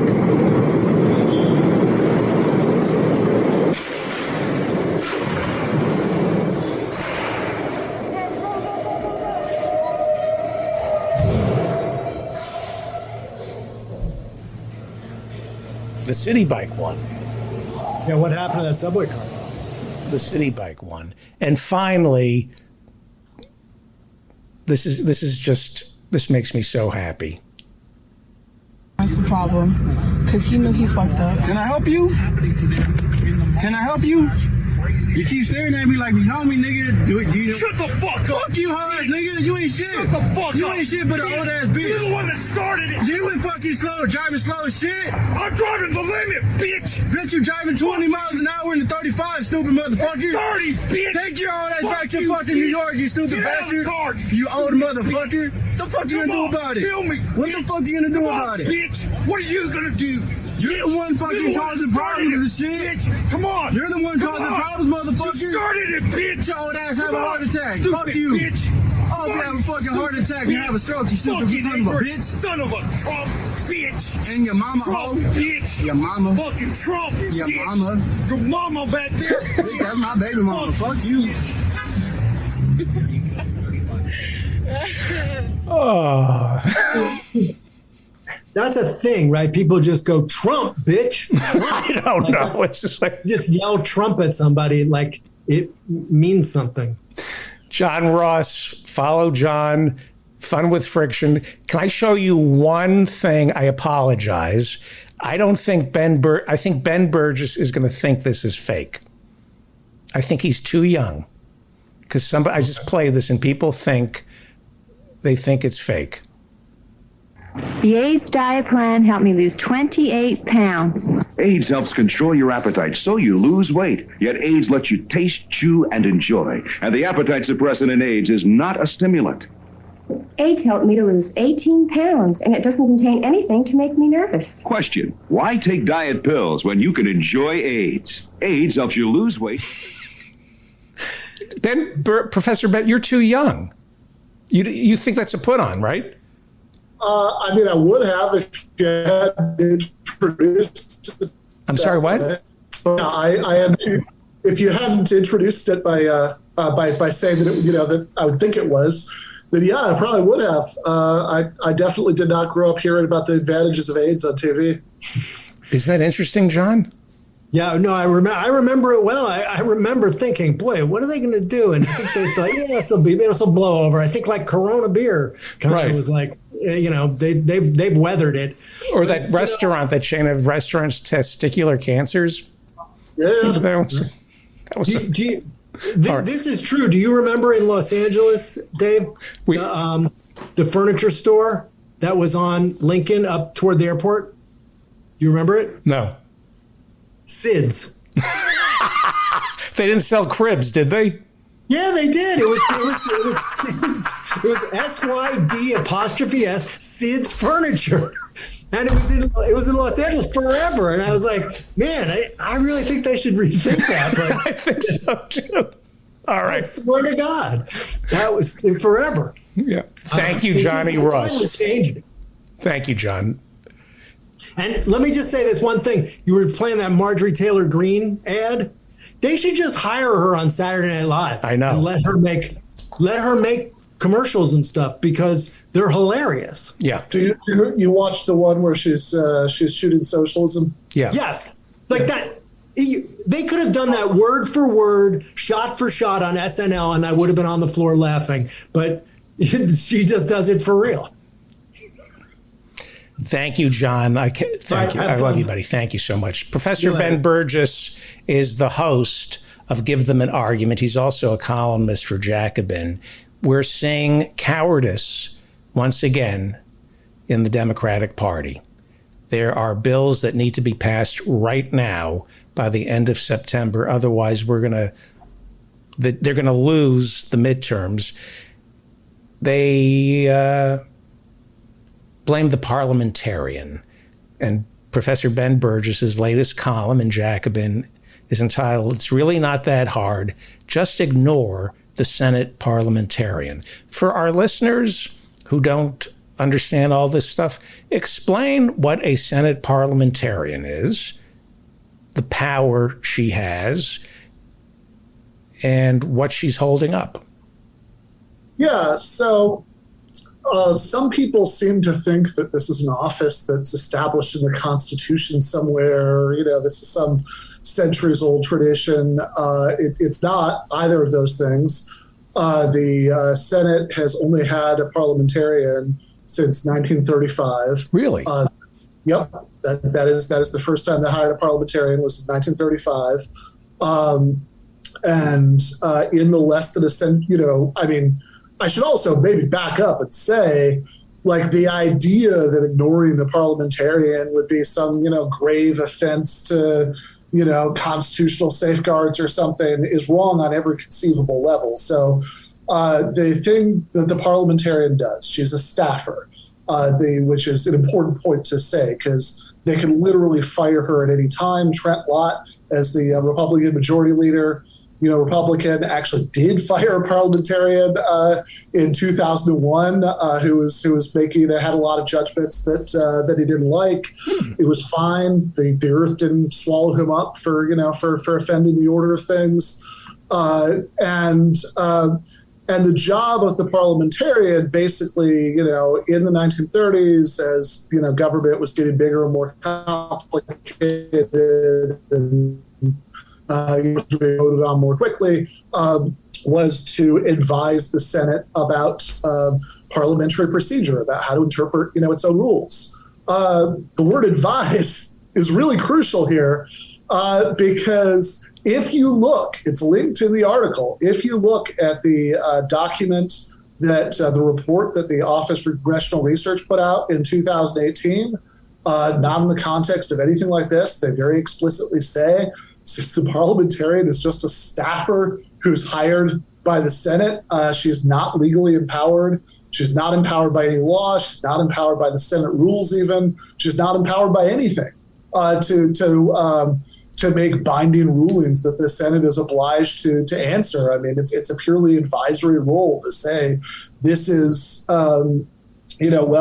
this is how I'd interpret this rule. We'll get to the specific example in a second. But that I think that point cannot be emphasized enough. That Hubert Humphrey, as vice president, on several occasions, overruled the Senate parliamentarian. They interpreted the rules to a certain way. I said, no, we're not going to go with that. You're talking when he was Lyndon Johnson's vice president. Johnson's trying to push through the Great Society. The parliamentarian says, slow down. And Humphrey's... And Humphrey, well, Johnson might have put it this way. Humphrey would probably be more polite, but, Humphrey essentially says, no, go fuck yourself. We're going to do it anyway. Right. Which, as vice president, and hence as the presiding officer of the Senate, he was completely entitled to do. A Republican, Nelson Rockefeller, did the same thing as recently as 1975. So it's the argument that you can't overrule the parliamentarian, or you shouldn't overrule the parliamentarian, is maybe about respect for tradition. Go back nearly as far as people think it does, but it's certainly not illegal in any way or a violation even of Senate rules in any way. So in this particular case, the reason the specific thing that happened. Excuse me for 1 second. Is it Donna? What is her name?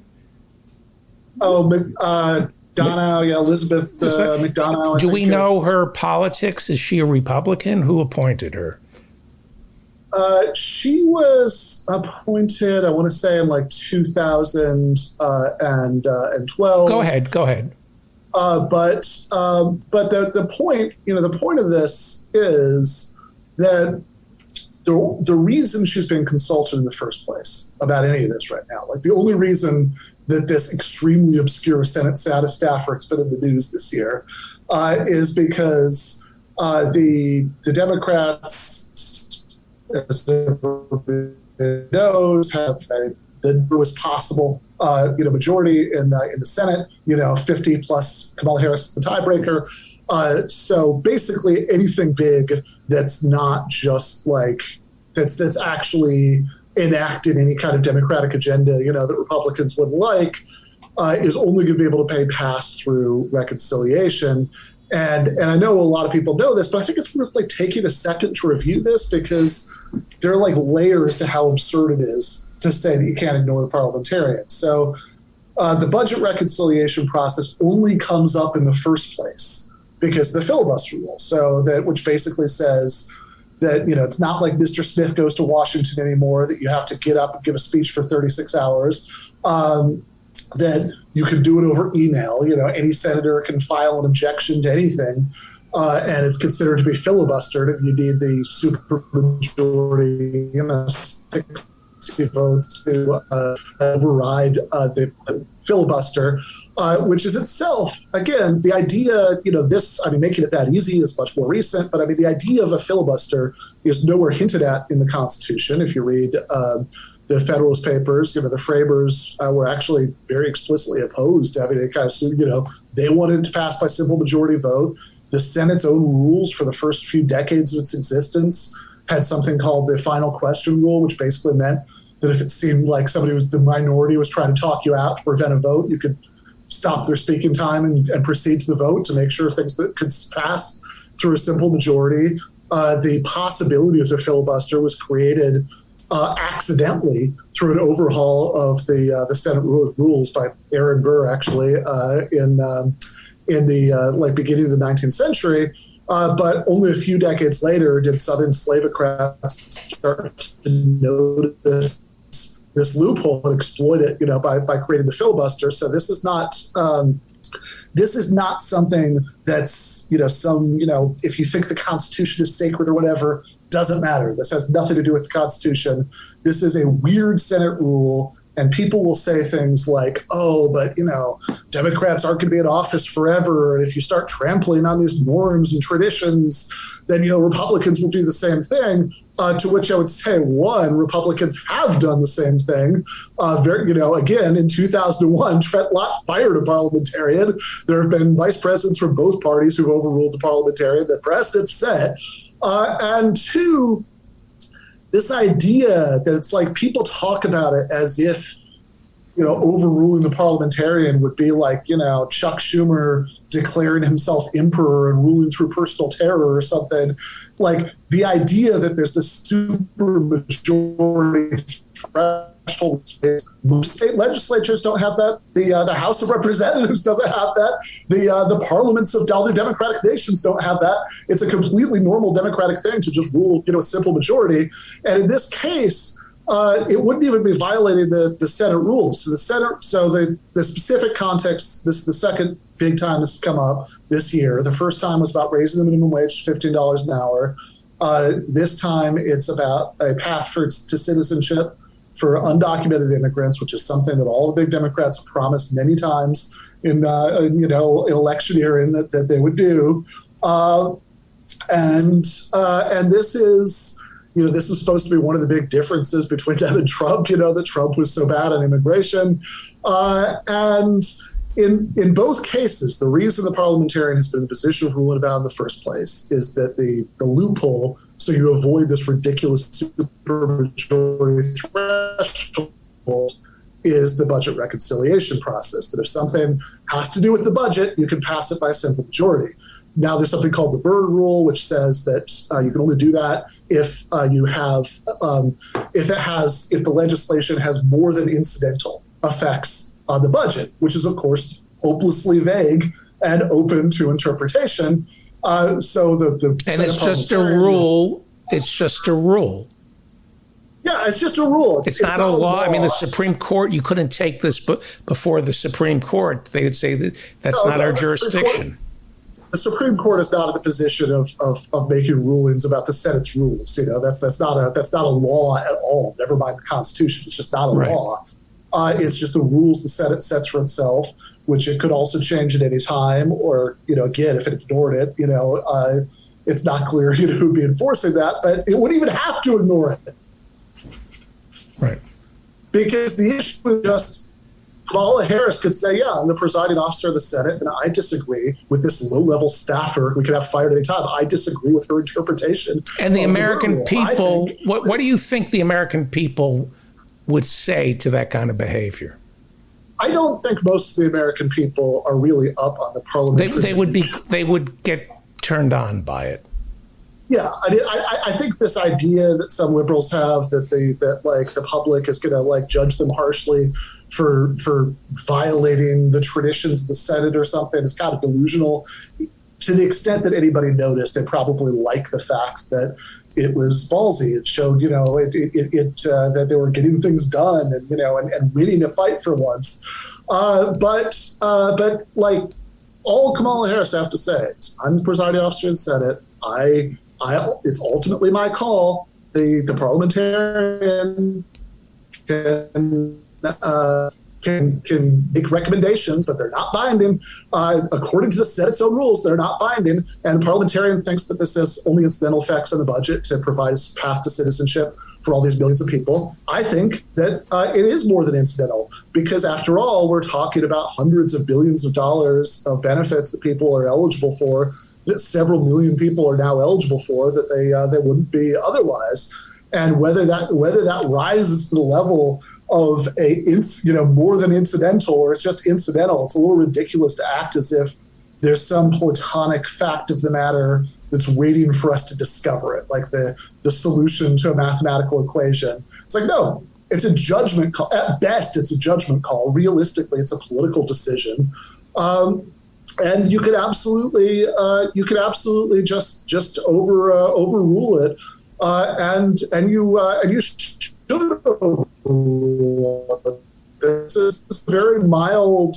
I mean, considering that, especially, I mean, if the issue is legal, then got the 50 votes in the tiebreaker. That's that, right? That's the legal issue is out of the way. if the issue is a more ethereal sense of democratic legitimacy, well, a lot more people voted for those 50 Democratic senators, not to mention, Kamala Harris as VP, than voted for the 50 Republican senators, because you're talking about much larger states in some cases, et cetera. So. And I think that and if you actually look at polling on providing some people on the right or some people who are sort of leftist but contrarian have this idea that the American working class is horribly backwards and nativist about this stuff, but it's really not. If you look at polling on, do you think there should be some kind of pathway to citizenship for these immigrants? That's a majority yes. That's not maybe not completely open borders, which probably isn't on the table anytime soon anyway, but certainly that, right, which is all we're talking about here. It's not even for every undocumented immigrant, and certainly the minimum wage, which was the other one. I mean, that one I don't think anybody is going to seriously deny is more popular than not, with the American people. So these are things that, whatever. Put aside how you feel about the Democratic Party or the Republican Party or, any of that, right? These are things that a majority of the body is prepared to vote for, representing the much larger section of voters, and that most American people support. And the only reason not to is the excuse, and this is so grating, is pretending to just be powerless before the non-binding recommendations of a staffer who Chuck Schumer could fire tomorrow. Right. You're the host of Give Them an Argument. You teach argument, which means you have to get inside the head of the opposition. How can anybody be against the American Families Plan, whatever it turns out to be? I know Bernie has his version of the American Families Plan. Joe Biden has his version. It would provide universal high-quality preschool to 3-year-olds and 4-year-olds, free community college, even for dreamers. Who would be against this? What is the argument against that? How can you oppose something like this? A comprehensive paid family and medical leave. Who would be against that? $3.5 trillion spread out over 10 years is nothing. The only reason you would be against that is to be punitive, or you want slave labor. You want a working class that's so broken, they're malleable and will do whatever you ask them to. What is the argument against this? That we can't afford it? Yeah, that's the kind of thing that people will say, that we can't afford it, that people shouldn't be dependent on government for all of these things, that they should that they should go out and and work and get it that way, that it's unhealthy for people to be dependent on government for their needs, or that you're spending other people's money because it's all funded through taxation. These are the kinds of that you don't want to create new, entitlements, that... I would assume the banking, I would assume Chase, the people who administer student loans, would be against free tuition. Yeah, certainly they're against it. I think that there's I think that there are definitely, there are people who obviously profit directly from the absence of these things that are against it. I also think that there are, without sounding too conspiratorial about this, I think that there are employers who do realize on some level that it's not particularly in their interests to have a workforce that's not worried about paying for preschool and and paying off student loans and all that stuff because it makes people more docile. I live in New York City, and I go for walks. I run into neighbors, and they say to me, I ordered cabinets and they haven't come for 4 months. And my first reaction is, well, why did you order cabinets? But that's a whole. There is the sense among, I would say, the middle class now that they're unable to get the garbage that they want because supply chain issues, but also because of labor shortages. And I wonder, we always think, well, it's a good thing if there's a labor shortage. It means you have to raise wages. But I wonder about the middle class, if they can't get their cabinets because of the labor shortage, are they going to buy into the starve them out idea? Yeah, I mean, some of them certainly will. The great populist Tucker Carlson, says things on his show about how people don't want to work, because of free money. Obviously the populace that he's trying to be populist with there is not service workers. He's tried to appeal to small business owners, to professionals, who just feel the frustration, on the consumer end. A lot of the premise seems to be wrong anyway, because the economists thought that there would be a huge uptick in hiring after the extended unemployment help was expired at the beginning of September, and that does not seem to have happened. But the thing that really, so one point on the principle, then one point on the politics. So the point on the principle is that I think this is just an amazing exposure of hypocrisy, because usually the sort of conservative talking point about this stuff is, oh, well, look, your wages aren't high enough, whatever, go back to school, get a better job, nobody's forcing you to take this job, if people are at low wage jobs, it must be worth it to them, what do you want? That's just the market. But then the second that the balance of market forces starts to actually benefit low wage workers, it's no, this is a disaster. They have to be pressured into taking these jobs again, because it's very, very important, that they be working there. If there's any sort of support that allows or supposedly allows people not to, we can't have that, which I think really cuts the legs from under the table of the usual capitalist apologetics about how this are all just like. These are all just market actors interacting of their own free will. People must love, these, to work at McDonald's and Walmart, or else they wouldn't take them. No, on some level that people have to be deprived of options before they're desperate enough to take it. I think that's an important admission.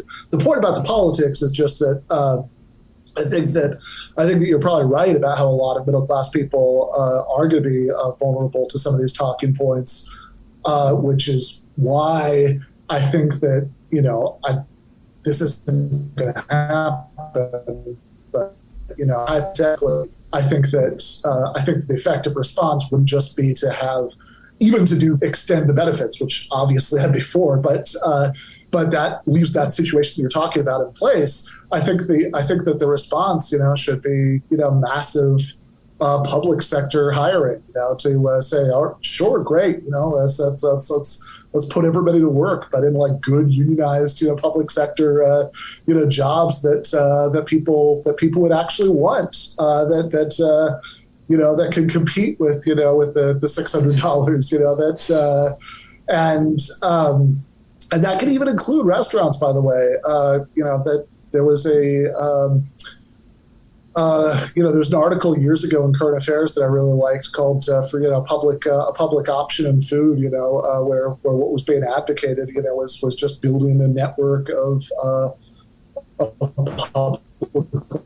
You're breaking up. A network of what? Serve publicly owned restaurants, you could call it like the America Free Diner, with healthy food and, and you could, come eat there a certain number of times for free.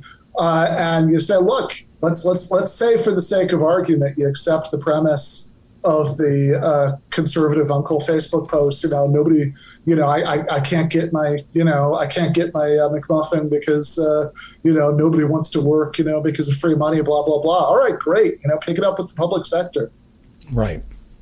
Well, Professor Ben Burgis is the host of Give Them an Argument. His latest piece in Jacobin is, it's really not that hard. Just ignore the Senate parliamentarian.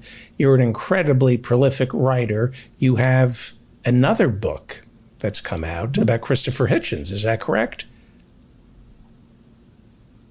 You froze. In December. Oh, in December. Do you want me to blurb that as well? Yeah, please. I don't know who Christopher Hitchens is, but that's okay, right? That's okay. We'll see. So and I don't know who Orwell is either, but I can still blurb. All this drama and expectation, like you won't, I don't want to spoil it for you. Right. That's right. Thank you so much, Professor Ben. Pick up Canceling Comedians While the World Burns and listen to Give Them an Argument. Thank you, Professor. All right. Thank you, comedian. Thank you. That was fun. Professor Ben Burgis. You're listening to The David Feldman Show, davidfeldmanshow.com. When we come back, we will be joined by the Hirschenfelds.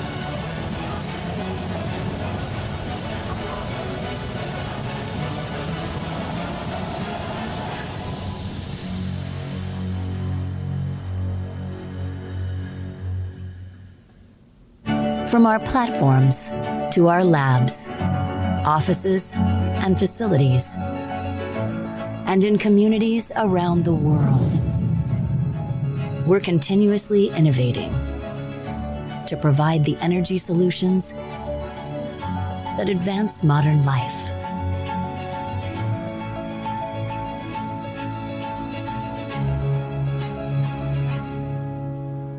ExxonMobil. Welcome back. Let us now go. They're in separate quarters. They've been separated.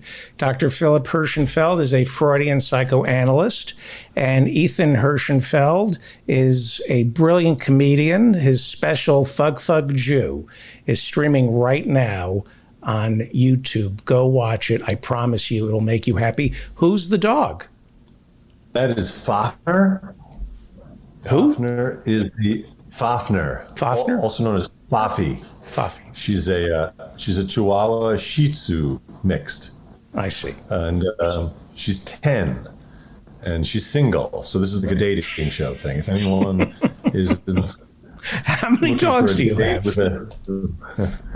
We have 3 dogs, but right now I am in New York with the little one. I took the little one, and the big dogs are still up in Massachusetts with my girlfriend. So It's been very nice to be back in the city with a little dog, because I'm quite tall and I walk around, and a little Chihuahua with her. She's got the pink collar with the rhinestones and then the pink leash, and it creates a whole new situation for me. Okay, it's like Legally Blonde. Well, Dr. Hirschenfeld, it's good to see you. You're back in New York, and I think of my rage. I have rage, and I have fantasies. I want to show you a clip because I have never done this. If I can find it, I hope. Hang on. This is. I know it by heart already. I've been watching the show, so you don't have to play it. I can just do it. Do it. Yeah. Let me show this to your father, because I like it because I know that I have never been this bad behind the wheel of a car. That's the problem. Because he knew he fucked up. Can I help you? Can I help you? You keep staring at me like you know me, nigga. Do it, you know? Shut the fuck up. Fuck you, hard nigga. You ain't shit. Shut the fuck you up. Ain't shit but an old ass bitch. You're the one that started it. You ain't fucking slow, driving slow as shit. I'm driving the limit, bitch. Bitch, you driving 20 miles an hour in the 35, stupid motherfucker. 30, bitch. Take your old ass back to fucking New York, you stupid bastard. You old motherfucker. What the fuck you gonna do about it? Kill me. What the fuck you gonna do about it? Bitch, what are you gonna do? You're the one fucking causing problems and shit. Bitch. Come on. You're the one causing problems, motherfucker. You started it, bitch. Your old ass have a heart attack. Stupid fuck you. Bitch. Oh, if you have a fucking heart attack, you have a stroke, you stupid son of a bitch. Son of a Trump, bitch. And your mama, Trump, bitch. Your mama. Fucking Trump, your bitch. Mama. Your mama back there, bitch. Bitch, that's my baby mama. Fuck you.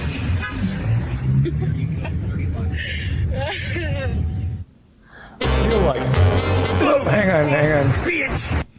You guys work for us in this environment. You answer to us, and I'm sorry about that. I was watching. I'm sorry. It's like a smorgasbord. We went on to the next weird situation. So I was watching. Go ahead. The main problem with that interaction at that red light is the writing. I feel like both of those guys needed some writers. Because the one guy was just stuck on his line, the guy on camera, and the other guy was just going through a kind of litany of your mama, and they really needed some material. Apparently, I'm not the right writer for this gig because I don't know what they should have said, but they were really stuck. I feel like they were in a rut in their relationship. They need couples therapy. So when I saw this, I can't wait to show this to Hirschenfelds, because this is field work that I don't think was available to the both of you when you were students in medical college.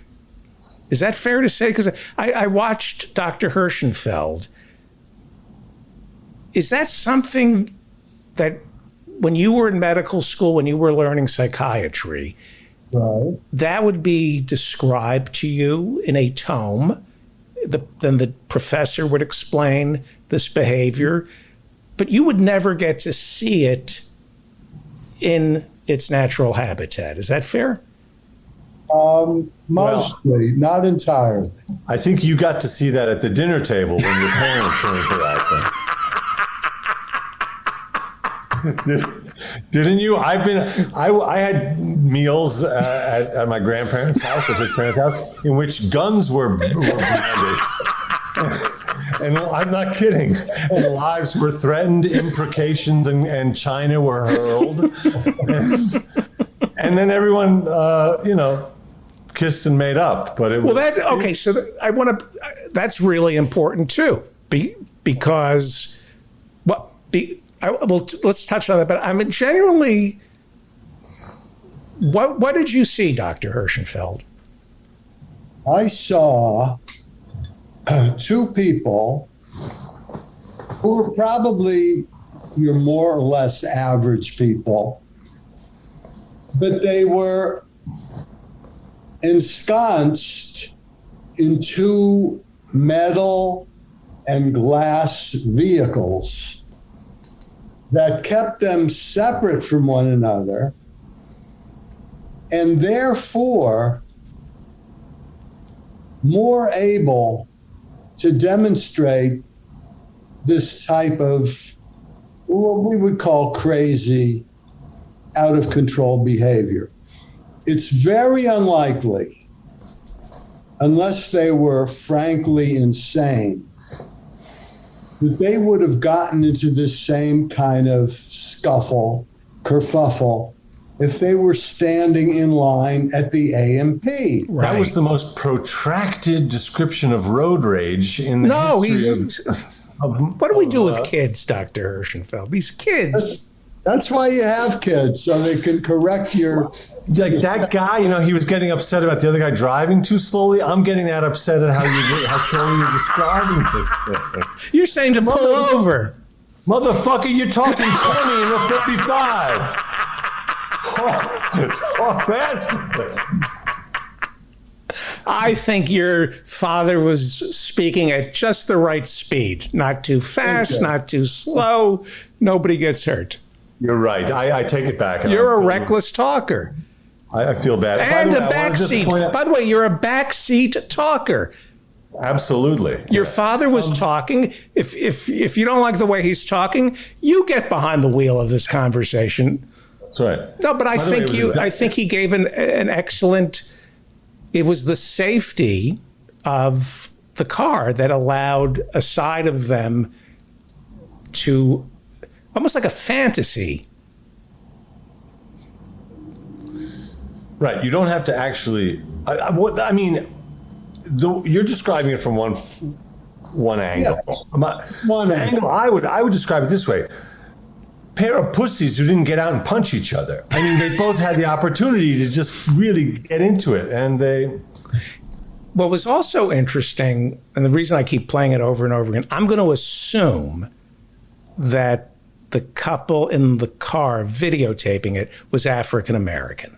I like to assume he wasn't going to call that guy the N-word if he himself weren't an African American. What I did notice that kind of made me hopeful was there were Marquis de Queensberry rules at play there. It didn't get racial. No guns drawn? No gun. Well, that, yes. But the fact that this guy, the white guy, was completely out of control. But not completely. But not completely. Yeah, I noticed that also. I had the same thought, David. He didn't go there. And then he said something about Trump. So he made it like, it was like almost a liberal, like he was conveying, I'm on your, it was almost like he was saying, you're African American, I'm white. I would assume you don't like Trump, and I don't like Trump either, my friend. It was almost like, my distinguished colleague. There was something almost not healthy about it. But you said something. Well, anyway, I wanted to. What you just said goes in line with the statement that I didn't make originally, that the first man to hurl an invective instead of a spear was the beginning of civilization. So that was an example, I think, of that. Yeah, it was good that they didn't get out of the car.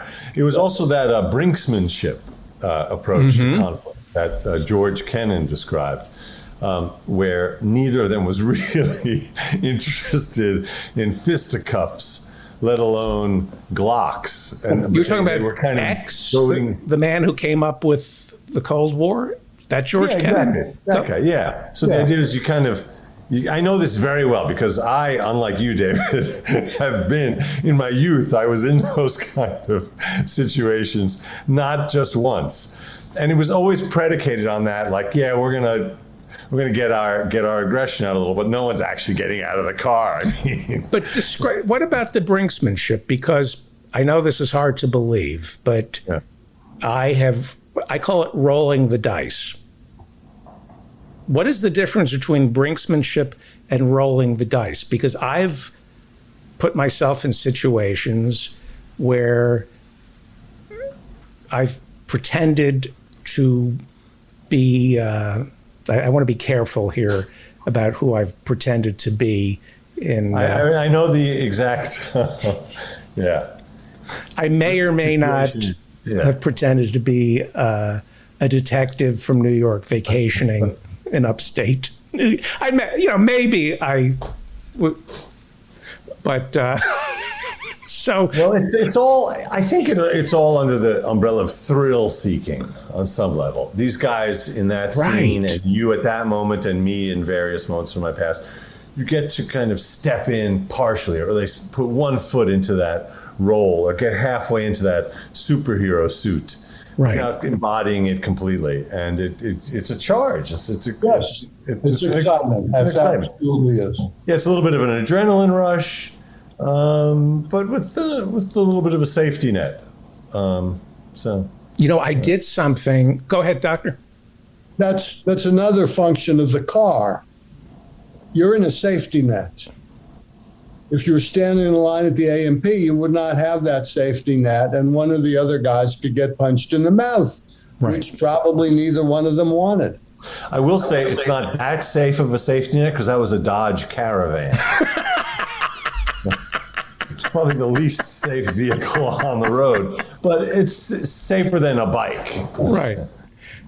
I noticed that the African-American couple, the guy, very calm. He kept pressing buttons. Mm-hmm. Yeah. He just knew how to get the guy riled up, did not, and when the guy drove off, you could hear them laughing at it. And there was something. They were making sport of that guy. Yeah, and he was playing the part. He was very much like a caged animal. They were just poking him, and they played him like a fiddle. It couldn't have gone better. Okay, so the last time I rolled the dice, and I'm ashamed to admit this, was a year and a half ago when COVID was just, and I wear a New York NYPD baseball cap because I get respect in New York if I wear an NYPD baseball cap, especially last summer because I'm busy on this show trashing the cops, talking about defunding the police. But when I walk outside wearing an NYPD, nobody can believe that I'm wearing an NYPD baseball cap in New York. And anyway, I'm on the phone with my mother, with my NYPD, and there's a guy twice my size. It starts raining. We're under an awning, and he wouldn't put his mask on. And I didn't say I was a cop. You didn't say you weren't. I didn't say I wasn't. And when I said I could take you in right now, it means I could take you into my apartment and to seek shelter from the storm. Dr. Hirschenfeld, I am on the phone with my mother. Uh-huh. And I start acting out. You were trying to impress your mother, which all boys try to do. My sister was on the other line, and I walked away from it. I walked away. I said I would take you in. I called him, I swear to God, I called him a punk. And I walked away, and I thought this didn't feel good. And I was doing it in front of my mother, and then my sister picked up, and then my sister said something. And it was a godsend. She said, "You're not famous. You're not even close to being famous. But if anybody was videotaping that, you'd be famous. And not in a good way." And for 3 days, I was in just panicking that somebody videotaped me doing that. So being videotaped, that's it. If that guy were famous, who I just played, he'd be done, right? He'd be over. I don't know. Maybe if he was a fight promoter, for example, or he was like a hype man for a singer. There are certain jobs where that level of enthusiasm is.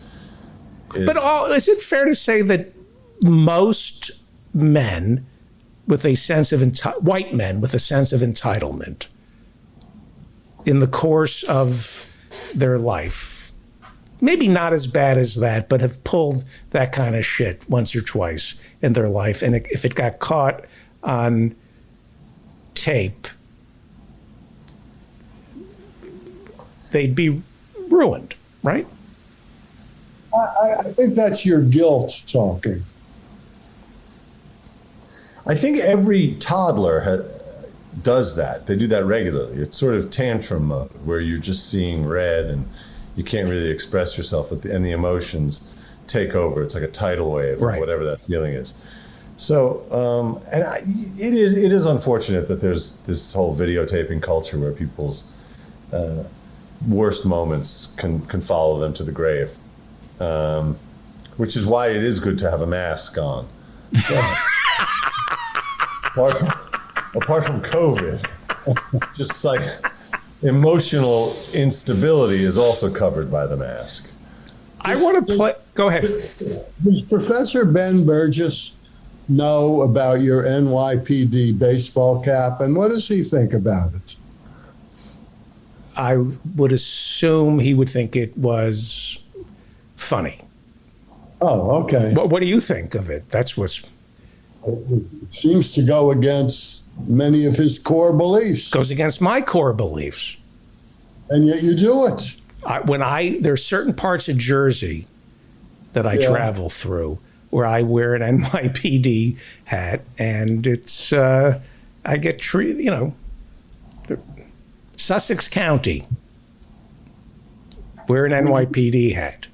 Would you wear a MAGA hat? No. No. Okay. But I don't think an NYPD hat carries with it. No, not necessarily. Right. It's stolen valor. MAGA backwards, there's not enough attention been paid to this, is Agam, who's a famous Israeli artist. I want to play. Go ahead. I'm sorry. I don't think so.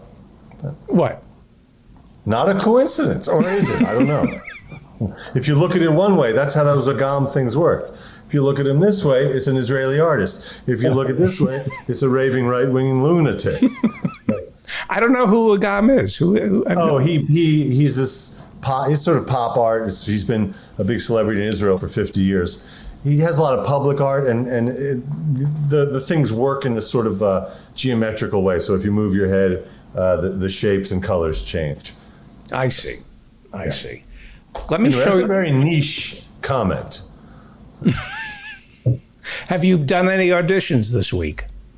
Have I done auditions every day? Today I was a therapist, a couples therapist. So I was channeling my colleague and father for that one.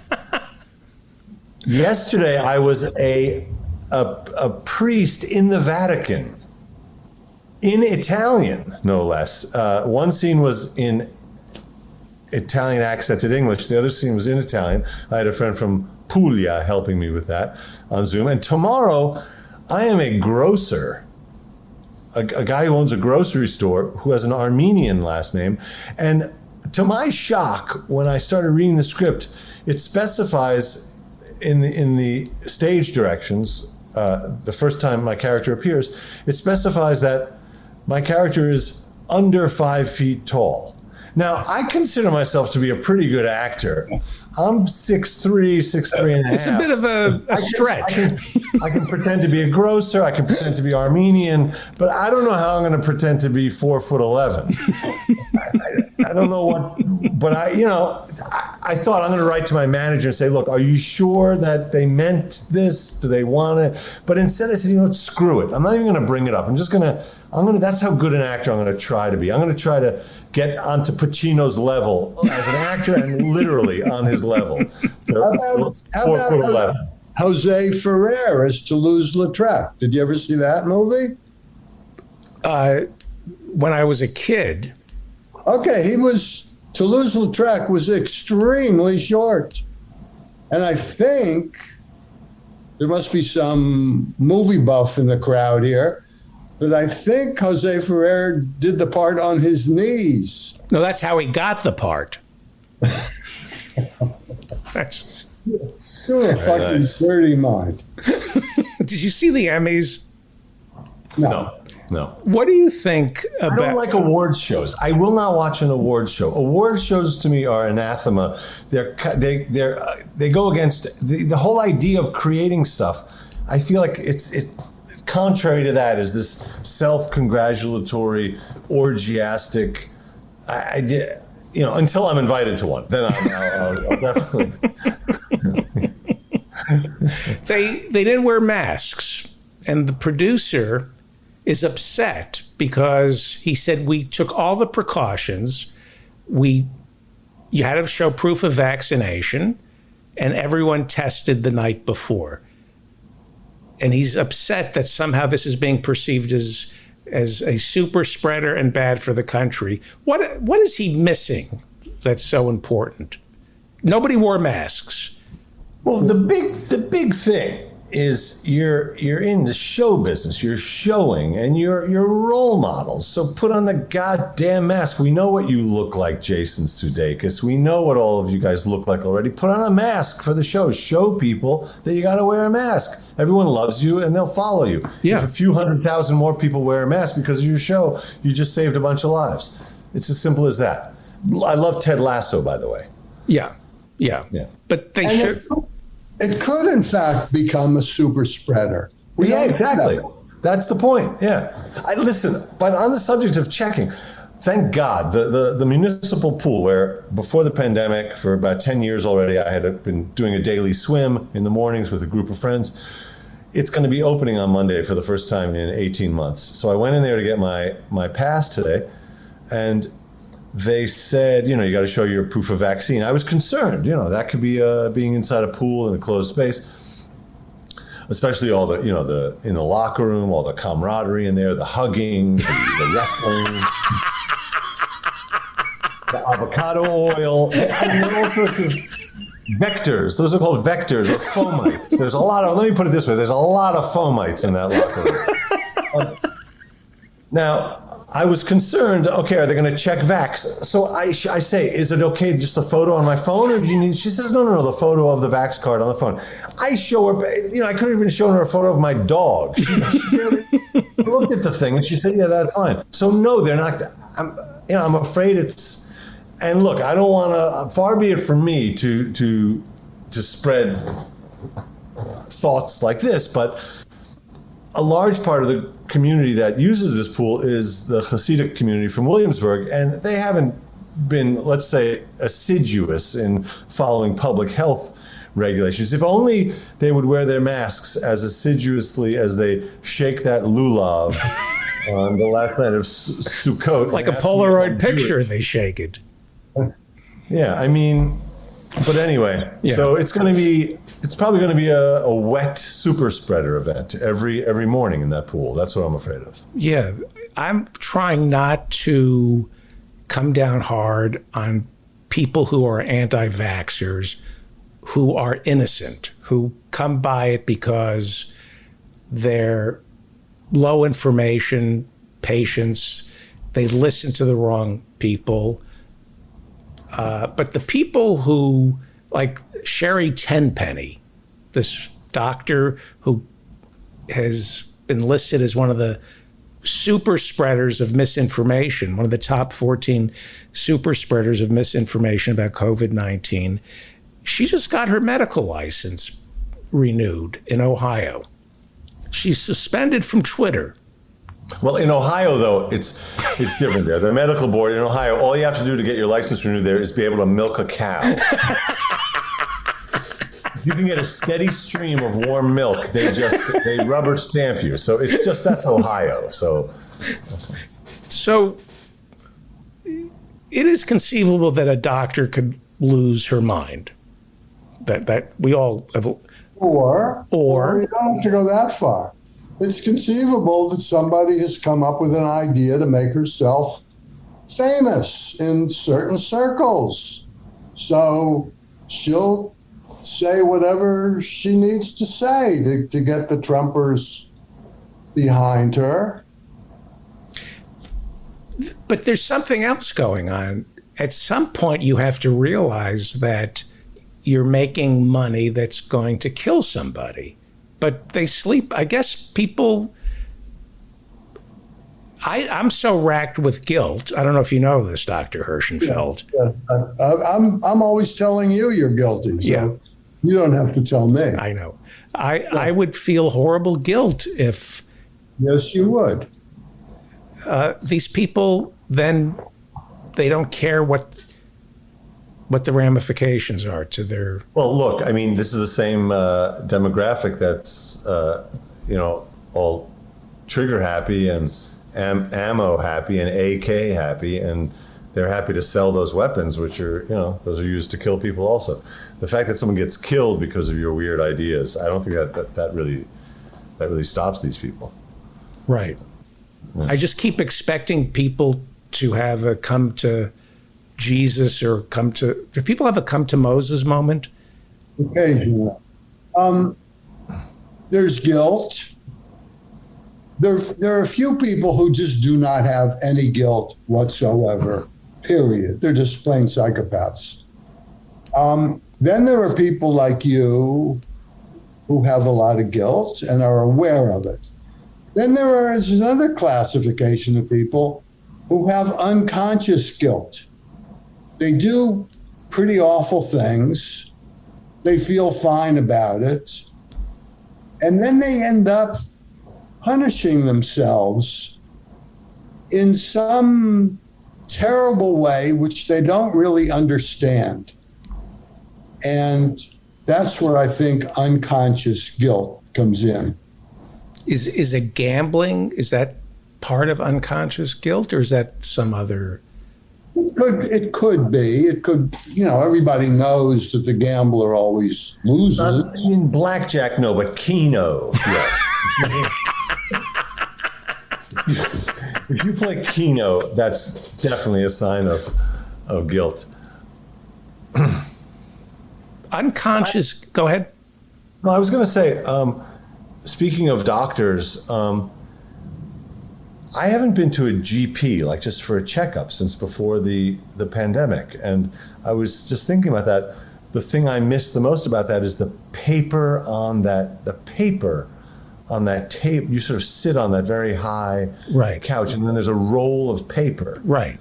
Is that available?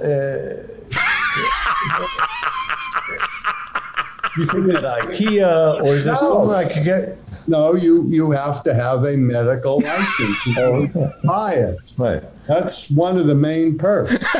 Being a doctor is. Now, do you put that on your couch as a psychiatrist? It would be so nice. One of those. Yeah. I wrap it around my head after. It's a great idea, though, David. On your couch, but so it goes sideways instead of like down that chair. What is that thing called? That's an examination table, but it's sort of a chair. No, it's an examination table. But it has a little bit of an angled section. It feels somewhere in between a chair and a table. Anyway, I missed that. But that would be, especially if you have people come over and they sit on. It would be sanitized for your protection, just to put paper down. Well, what about giving people toilet seat paper before they sit down? I now know what to buy Ethan for his next birthday. First I need a couch, then the paper. Where are you performing next? Well, I'm glad you asked. October 14th, if you send me a note, I can get you the information. It's a comedy show. It's in New Jersey. It's with my friend Becky Viduccio. She's producing it. She's a very funny comedian who emceed when I did the album recording 2 years ago. Mm-hmm. And then November 4th at Stand Up New York. November 4th on West 78th Street. Those are my upcoming comedy shows. And what are the audiences like? What are they like? I don't know. It's been a while. I hear they're much younger and a little to the right. Interesting. Wow. Yes. Oh, speaking of to the right, a guy commented on my comedy special on YouTube. He said something about, I wasn't clear where he was going. It's one of the most recent comments. It was something about ethnicity, and I couldn't quite. So then I clicked to see what he was, and the only video he had up was him at a range firing an AK. You should have a back and forth with him. Yeah, like that was his video. So I thought, okay, I wouldn't want to know. Yeah. Interesting. All right. Thank you, Doctor. Dr. Hirschfeld, where are you performing? Where are you performing? I'm performing surgery at Mount Sinai Hospital. It's my first attempt at this. Looking for volunteers. I think after a few times, I'll get it right. I'm a quick learner. Okay? David, if you need any parts of you hacked off, hack away. Cut. No. Thank you so much. Thank you, Dr. Philip Hirschenfeld. Thank you, Dr. Ethan Hirschenfeld. Fantastic. Well, I hope to see you next week. Thank you so much.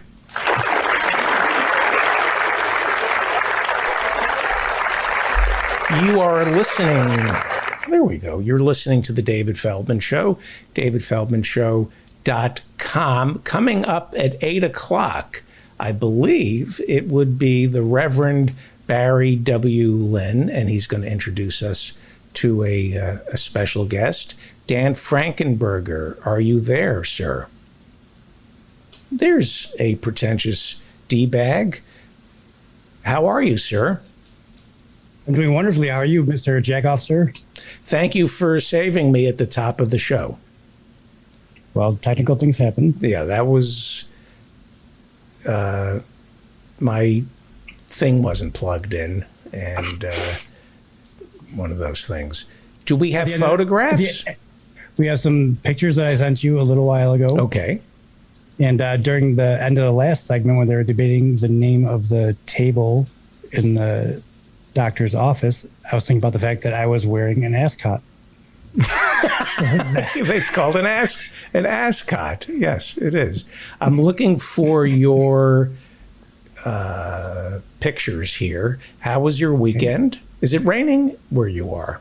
Oh man, it's been raining for the last 16 hours. Okay, because it was sent at 6:32. The email. Okay. And I have a few things to read as you're grabbing the pictures. First of all, I'd like to congratulate you in destroying Ben Burgess once again. We didn't even have a debate, and I destroyed him. Thank you. He's a goner. Yeah.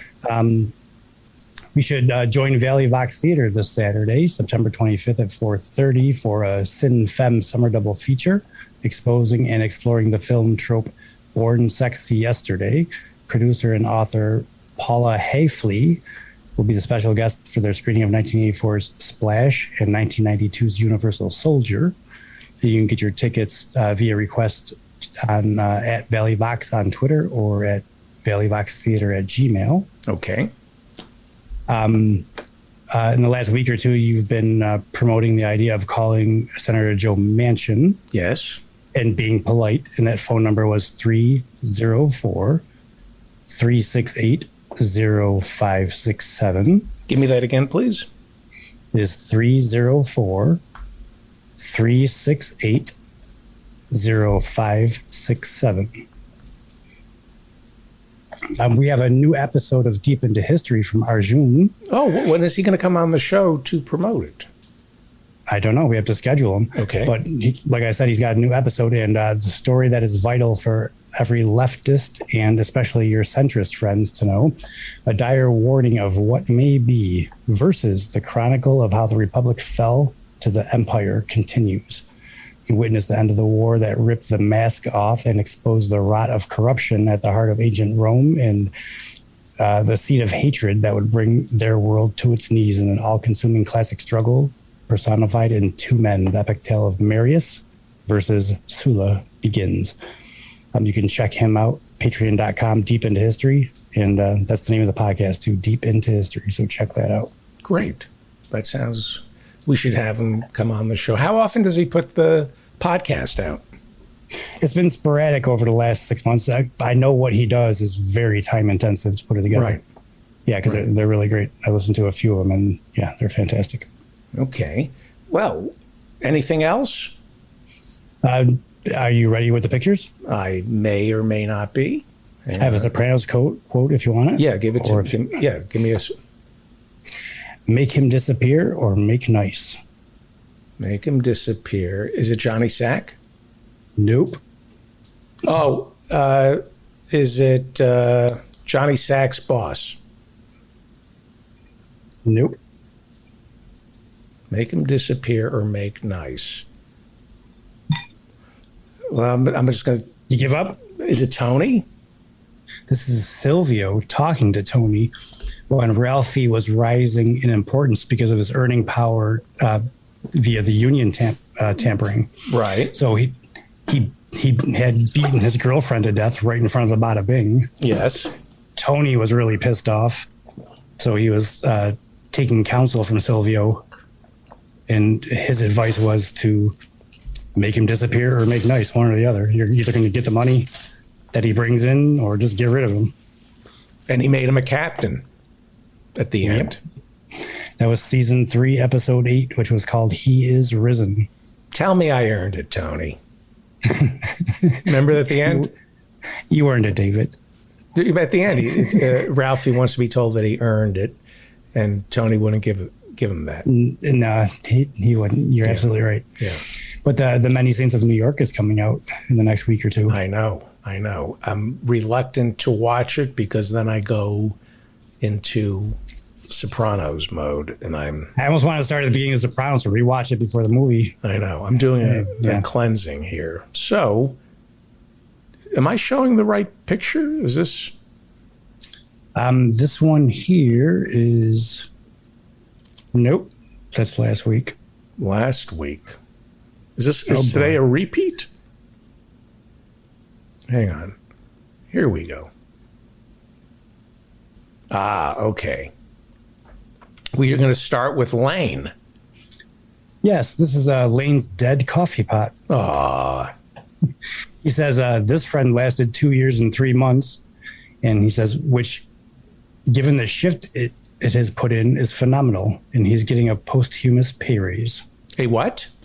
A posthumous pay raise. He's getting a posthumous. Posthumous, yes. Well, so is he throwing this coffee pot out? Yeah, he's a goner. Here's what you do, because I have a coffee maker that was on the fritz, and I'm not making this up. I told the listeners about this. I went out and got another coffee maker and put it in front of the coffee maker that wasn't behaving. And now the coffee maker, the old one, works like it's 20 years younger. So they're like a team now. No, it just got threatened. I told the old coffee maker, you can be replaced, pick up your game. And so I have a new coffee machine in the closet. So, well, that is a good one. Is he sorry to hear about Lane's coffee maker? Yeah, that is amazing. Did Benji take this picture? This is from Benji. That is so amazing. We've mentioned before that Benji is a pool installer in Florida, and this one is from the Sanford area that got hit bad by flooding. And as a pool installer, he says above ground pools fared okay, I guess. That is so great. It's a flood zone with an above ground pool, and the water is crystal blue, surrounded by swamp water from Florida. That is so great. He should post that somewhere.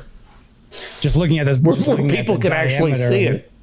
Looking at the diameter of it, it's probably like a 20 or 25 foot diameter pool. So it's probably 4 or 5 feet tall. So that's a lot of water around it. There's only a couple inches of bare outer pool material sticking up through it.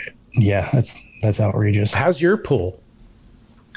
My pool's good, except for the fact that it's falling apart. I think I'm going to get in it tonight.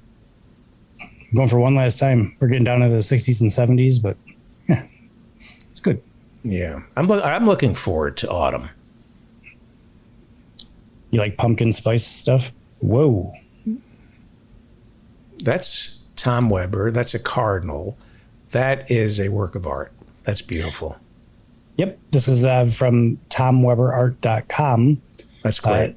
He has a section about the holidays, so I grabbed one that wasn't quite Christmassy yet. That's really great. Yeah, it's a watercolor painting of a red cardinal in wintertime. That is great. I get cardinals in my backyard. Yeah, they're awesome to look at. Beautiful. And let's see that. Whoop. Hang on. Oh. I know. Whoa. That was me in the... Did you do that?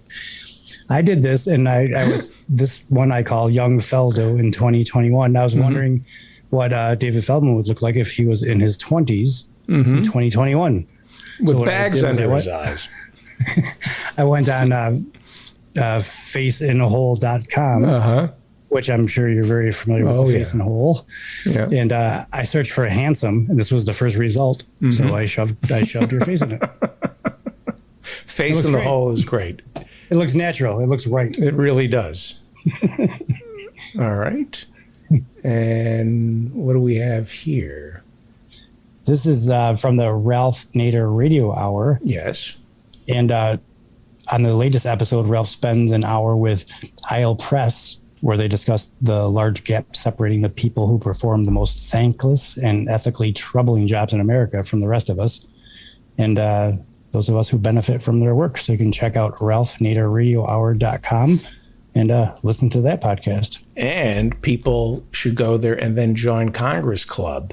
Go to nader.org and apply to join the Congress Club, and you will receive localized letters that you can send your lawmakers, which will be a value. Call your lawmaker, write to your lawmaker. It's our last great hope. What is the Congress Club? Go ahead. I wanted to... I was going to ask, what is the Congress Club? Is it an email thing that you get, or is it a meeting that's being had? Yes, and we're scheduling an opportunity we're going to do a Zoom presentation. I think it's going to be on a Sunday with Ralph Nader and Steve Scrovan. Members of Congress Club will meet and talk to Ralph. We're going to do it, I think, in my Zoom room in October. Cool. That's exciting, right? Awesome. So I think you need to become a member of Congress Club in order to get an invitation to get up close and personal with Ralph. And I can't think of a better way to spend. I think it's going to be on a Sunday. Hey, do you have HBO? I do not. Oh, I canceled cable a year and a half ago. Okay. I stumbled upon a show that is so great. It's called Small Town News, KPVM Pahrump. It's about a local station in Pahrump, Nevada. It's a desert town where practically nobody lives, and we just follow their news team covering Pahrump. They are the greatest people the owner of the station is a Trump supporter, and you love him. You watch it and you think, I love this guy. They're the most adorable people you can see on television. If you haven't seen Small Town News, KPVM Pahrump, it's streaming right now on HBO. One of the best shows. You just fall in love with all. Is anybody in the Zoom room in our virtual audience seen that? It is magnificent. It really is. Thank you, Dan. Well, have a good night. And if you want to send anything to Community Billboard, send it through to dentfeldman@gmail.com. Yes, thank you. We have 10 minutes to kill. At 8 o'clock, I think we're being joined by the Reverend Barry W. Lynn. Is that what? Yes, he can join. Yeah, and his guest Angelica. Yes, and she got all the information. I wanted to just very quickly talk about IATSE. There may be a strike in Hollywood. IATSE is the union that covers a lot of the stagecraft, the people who work behind the scenes, who are responsible for the lights and the sound and the cameras. They're members of IATSE. And there's talk. I'll I'm going to ask the people in the Zoom room, because they're talking about it. They're talking about health and safety violations in 2021. So they're threatening a walkout. On September 21st, OTC went on a Twitter barrage going after AMPTP, the American Motion Picture and TV Production. I don't know what AMTP stands for, but they're going after them and the giant media conglomerates for failing to address, quote, the most grievous problems in their workplaces.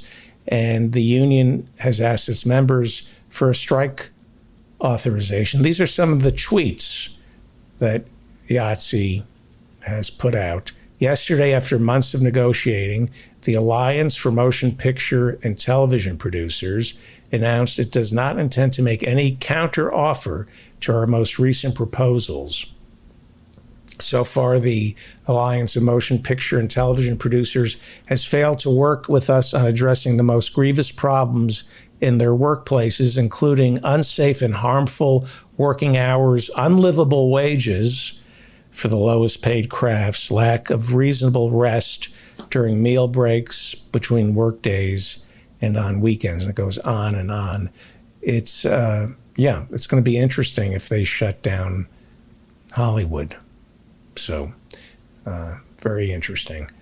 Maybe Professor Ann Lee can talk about that at 9 o'clock when we are joined by the professors and Marianne. We will be back with the Reverend Barry W. Lynn.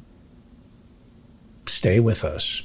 These vaccines are going to quit working on every corner until this nation falls to her knees and repents for dead babies and repents for the sodomy of this nation.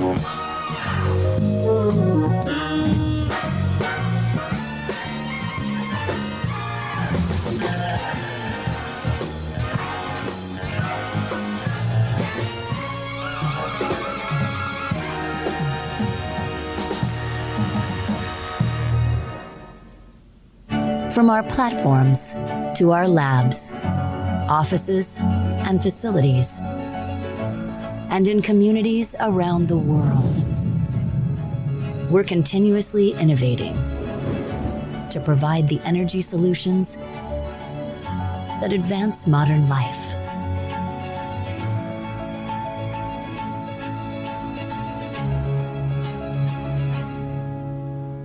ExxonMobil.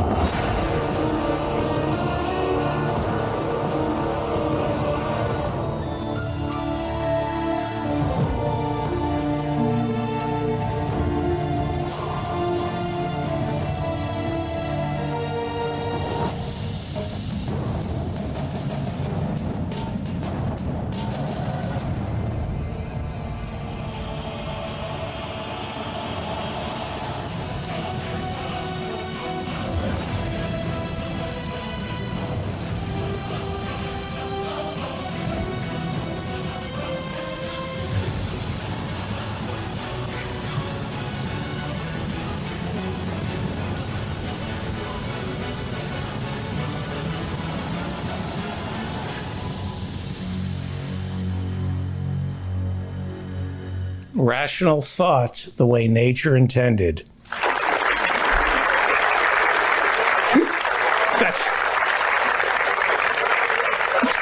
Joining us is the Reverend Barry W. Lynn.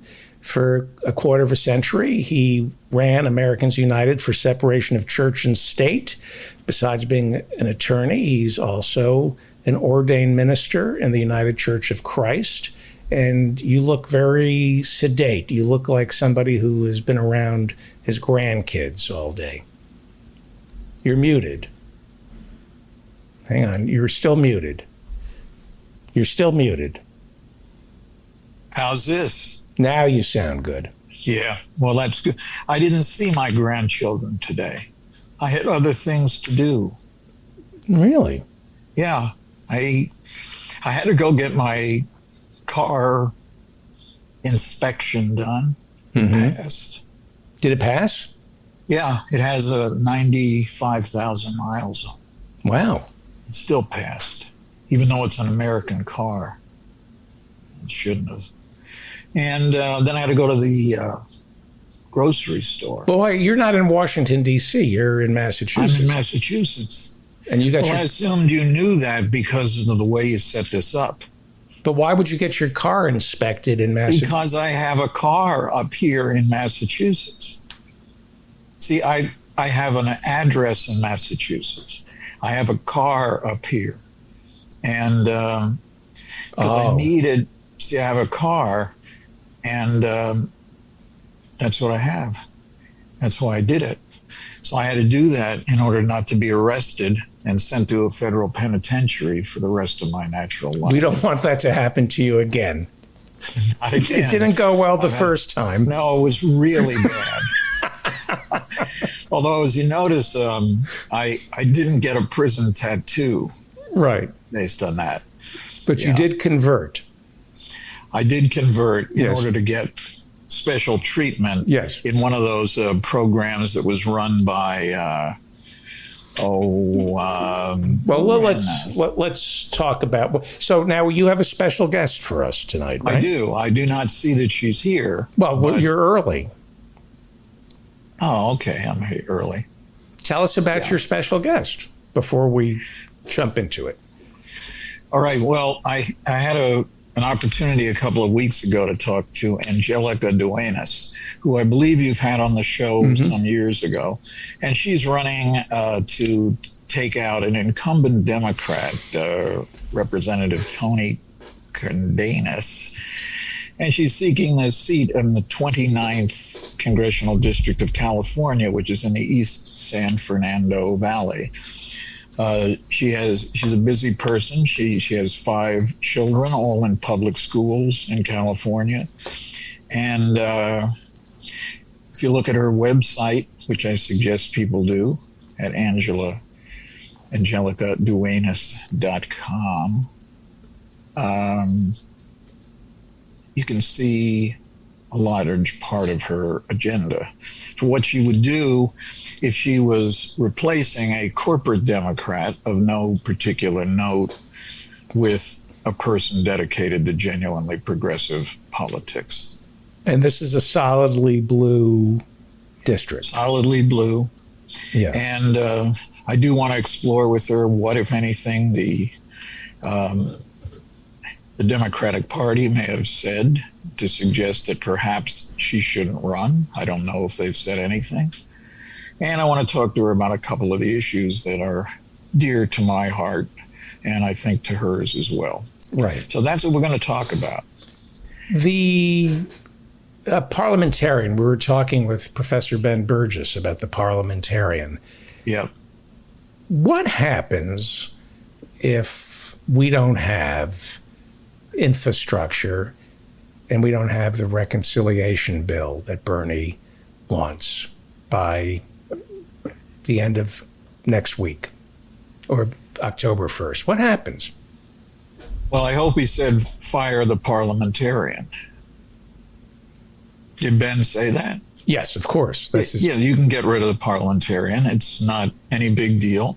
The parliamentarian, I mean, I used to use the parliamentarian when there was a good parliamentarian to maneuver legislation when I worked at the ACLU and when I worked in other lobbying jobs.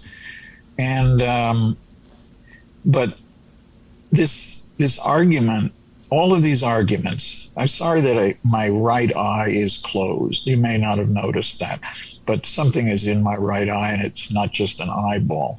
So I thought you were just winking at me.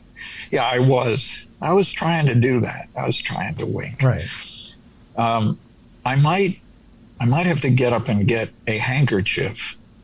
Well, look, parliamentarians are good if they work for you, but if a democratically appointed do you want to get a handkerchief? Because you did come on early. Yeah, well, I do. I think, well, wait, a certain party who's here brought me this. Is that the doctor? Yeah, it's the doctor. I mean, not to be rude, but... Does she have any comments? No. No, I mean, I'd rather have her be the guest than you, not to be rude. I'm aware of that. Is there any way? I did check on I did ask the granddaughters. You know, the grandson is only 1 year old, so he doesn't read the New York Times. But I did suggest that if we could get a New York Times up here, maybe they would be willing to read it. And maybe I could take a still photograph of them reading it and then send it to you. How would you like that? So here is Angelica Duenas. Hello, okay. Angelica. Hello. Hello. Good to see you again. Good to see you both. Yes. The Reverend Barry W. Lynn, I'm going to sit back and watch and listen. And if it gets too good, I'll try to slow it down and make it bad. Okay. Understand. He always says that. Well, you know, I was looking at your websites for the last campaign you were on, as well as this one. And one of them says you're a strong human rights activist. And what does that mean to you? A strong human rights activist? Well, I really do believe that, you know, that is one of the things that is, I mean, human rights. What bigger is there than that? And I think that, in my opinion, we have the right to live a good life, to live a peaceful life. I believe that we have a right to housing. We have a right to be clothed, right? To be comfortable, to be safe. We have the right to be safe from one another. We have the right to health care. We have the right at this point, I believe that even the internet is a right that just because of how the world works. I think that, you know, because of technology and modern society, you know, our utilities, you know, go right along with it. We have a right to all of these things, including the right to, like I said, healthcare, education, housing. You know, we live in the richest country of the world, and these are things that are actually very much attainable. And I think that, you know, people maybe take these things for granted somehow, or maybe we have been convinced that we don't deserve them or that we need to still work for them, and that they just don't come, you know, by themselves. But I do believe that there's certain, you know, there's a baseline for human rights. And I guess that's a really good question. I guess I never really thought about it like generally, you know, I guess you would kind of think about it. I think about it kind of like issues based, right? But but broadly, you know, the right to choose to start a family or to not start a family, when to start a family and you know, when not to start a family, all of these things. And I think along with it is like, yes, obviously, you know, the woman's right to choose, right? Healthcare, in that regards, but then also, in the way that I've also been seeing it and hearing it a lot from people is that people who are actually being forced to not start a family, even though they want to, because they feel that they can't afford it, that they're not in a place where they can start a family. Yeah, so that's what I mean, the right to choose, even to choose to start a family. Exactly. You know, to be safe, to be able to do so. Mm-hmm. One of the things that I gave folks a little bit of a background about you, and I was wondering, You're challenging an incumbent Democrat, a corporate Democrat, the kind of Democrats that probably ought to be Republicans. But what has the party put any pressure on you not to run against Cardenas? Honestly, no. I haven't heard anything from anybody. Really? I haven't heard anything from anybody. No, nobody's, nobody from the party has ever like even brought it up. You know what I mean? Like I am a member, I'm an elected member of the county party. Right. We a bunch of Bernie crats or like progressives or whatever you want to call it, work together and organize together. And we tried our best to get as many of these seats in both here, the county party in Los Angeles and the state party through 8 elections. And so, through that process, I was able to get elected and be a part of the party. And so I'm in meetings and things like that. Every once in a while, I deal with people, and it's like completely overlooked. Really? Do you think that's deliberate, or do you think they just don't even want to bring it up? Because, during the time I was a lobbyist for a lot of progressive organizations over my career. And occasionally there would be times, for example, when Rahm Emanuel was kind of running the party, and he tried to encourage corporate Democrats as well as conservative, more or less conservative, even anti-choice Democrats to run just to build up the number of Democrats in the party in the House. And I always thought that was a short-sighted view. And that's why I think you're running, as well as a number of other people who are challenging these incumbents.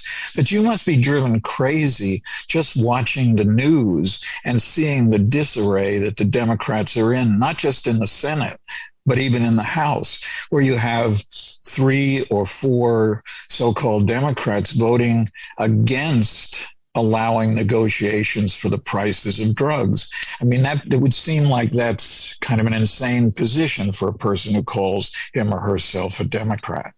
Yeah, absolutely. And actually, from what we're hearing too, is Tony Cardenas, the incumbent that I'm running against, is one of those Democrats. I think they were saying 6. They got 6 of them going on right now that are blocking, I think HR 3 is that they're working on. Every time they kind of, the numbers change around. Sure.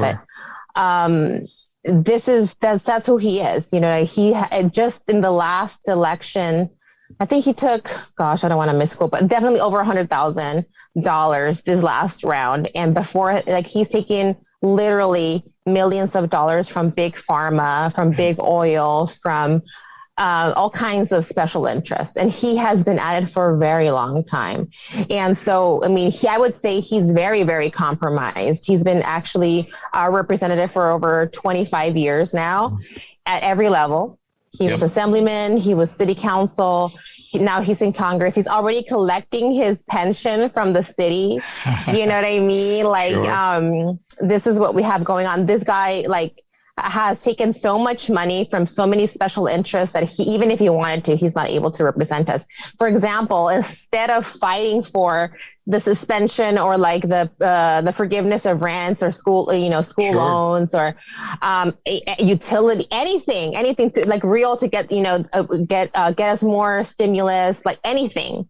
He's out here passing out flyers, right, for discounts for cable companies. So the people who have donated to him, like AT&T, Verizon, Comcast, etc. He's passing out flyers. I'm to people waiting for food at the food line. I'm people are waiting at 100-degree weather to get a box of maybe some iffy food, stuff that they don't even eat, because they don't have enough money to buy groceries, but you're trying to see get them a discount for cable and internet. You know what I mean?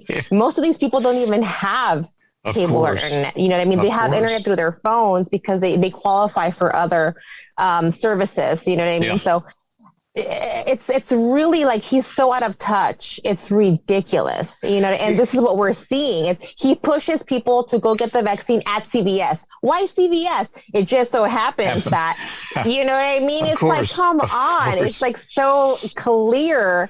It's like gross. Like he should just be walking around with like the sponsorship, jacket, because that's what he is. He's a big corporate tool.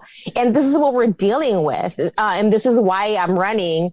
This is why we were pushed to run, is that Tony Cárdenas, unfortunately, is just completely compromised, where even if he wanted to represent his community, he's not able to. And we see it time and time again in his lack of support of bills and the policies that really will change, would make big changes in our community, like Medicare for all, forgiveness of school loans, free tuition, free higher education, including trade schools, all of these programs, affordable housing. Our homeless population is booming. What is he doing to actually address those problems? He's over here passing flyers for Comcast. You know what I mean? Well, it's ridiculous. If you go to his website, of course, he talks about improving health care for everyone and improving housing and improving the environment. So I would characterize comments like that, looking at his record, as the comments of a liar. Is he a liar? I would say he is.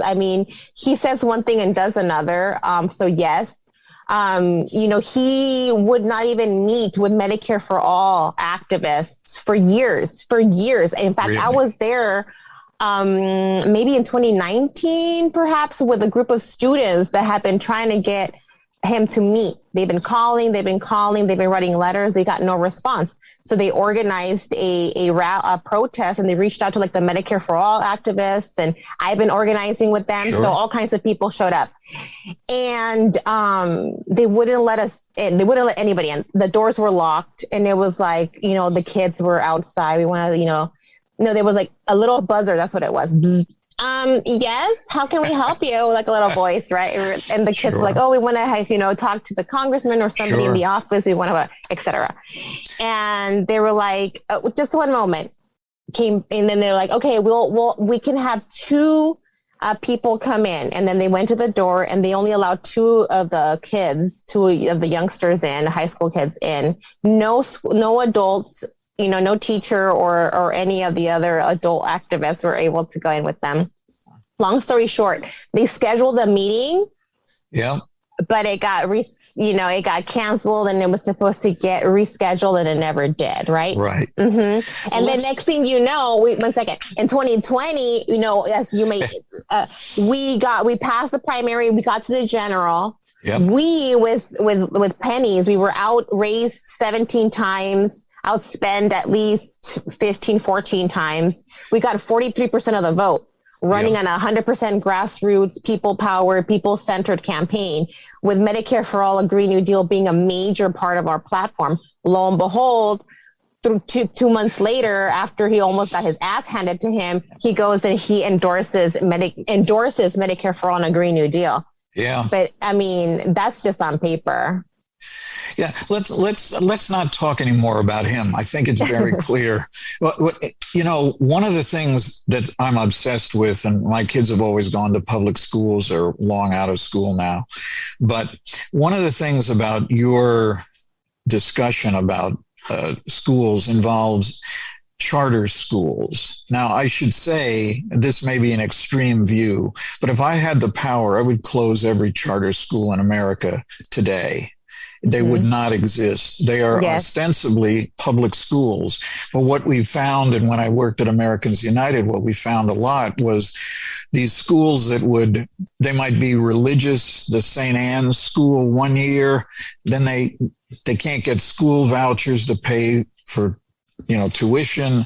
And what they can get, though, is the possibility of becoming a charter school. So instead of the St. Anne's School, now they become the Freedom School.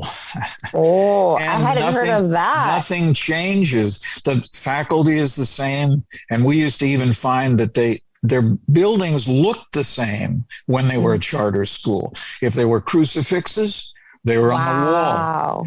And so I just don't think, David works with Ralph Nader a lot, and I know Ralph. And one day he called me up and he said, Barry, what do you think of charter schools? And I said, I hate them. And he said, well, I wondered if you'd come over. I'm having a lunch. I'm on the board of a little nonprofit, and they're thinking about subsidizing charter schools. Would you come over and tell them why they shouldn't? And so aside from this issue that they often seem to be the same kind of private religious school that they used to be, the biggest argument for charter schools in the times that I was fighting them is that they would do away with unnecessary regulation. And as I said to Ralph's board, if they're unnecessary regulations, then we should get rid of them for every public school. Thank you. And not just these. Yes, that's my argument too. Like, I hear these moms and I understand, like obviously, like you want the best for your children. And if when your local school is not great, and you're trying your best. I don't blame the parents at all. It's what we try to do is rationalize and talk to them why, it's harmful for the rest of the kids. And I try to have, get a big picture idea of it. But yes, absolutely. What I say is like, I don't disagree that it should, that, they're like, when I have a problem, I talk to the administration and they do it. If we need something to get addressed, we come together as parents and we're able to make it happen. I'm like, yes, you know what? It shouldn't be that hard to do something like that in the public school. What in the regular LAUSD schools, which is what we have here, the Los Angeles district, school district, it shouldn't be that difficult to be able to organize as parents and to be able to, make differences and make improvements for our schools. It shouldn't be that difficult. And I agree. Yeah, it's one of the things we're seeing now, and I think 20% of women have had to leave the workforce since COVID started. And in part, that's because there is no pre-K. There's nothing to do with your children. As I said before you came on, you've got 5 kids in public schools. There was a brief time in the late 70s when progressives in the House were split over how to deal with childcare, daycare. And there were one group of I would call them real progressives who said we should open public schools an hour and a half early. We should keep them open an hour and a half afterwards. This would have the benefit, of course, the teachers' unions were all in favor of this because it would give them an opportunity for many of their members to get a couple of extra hours of work.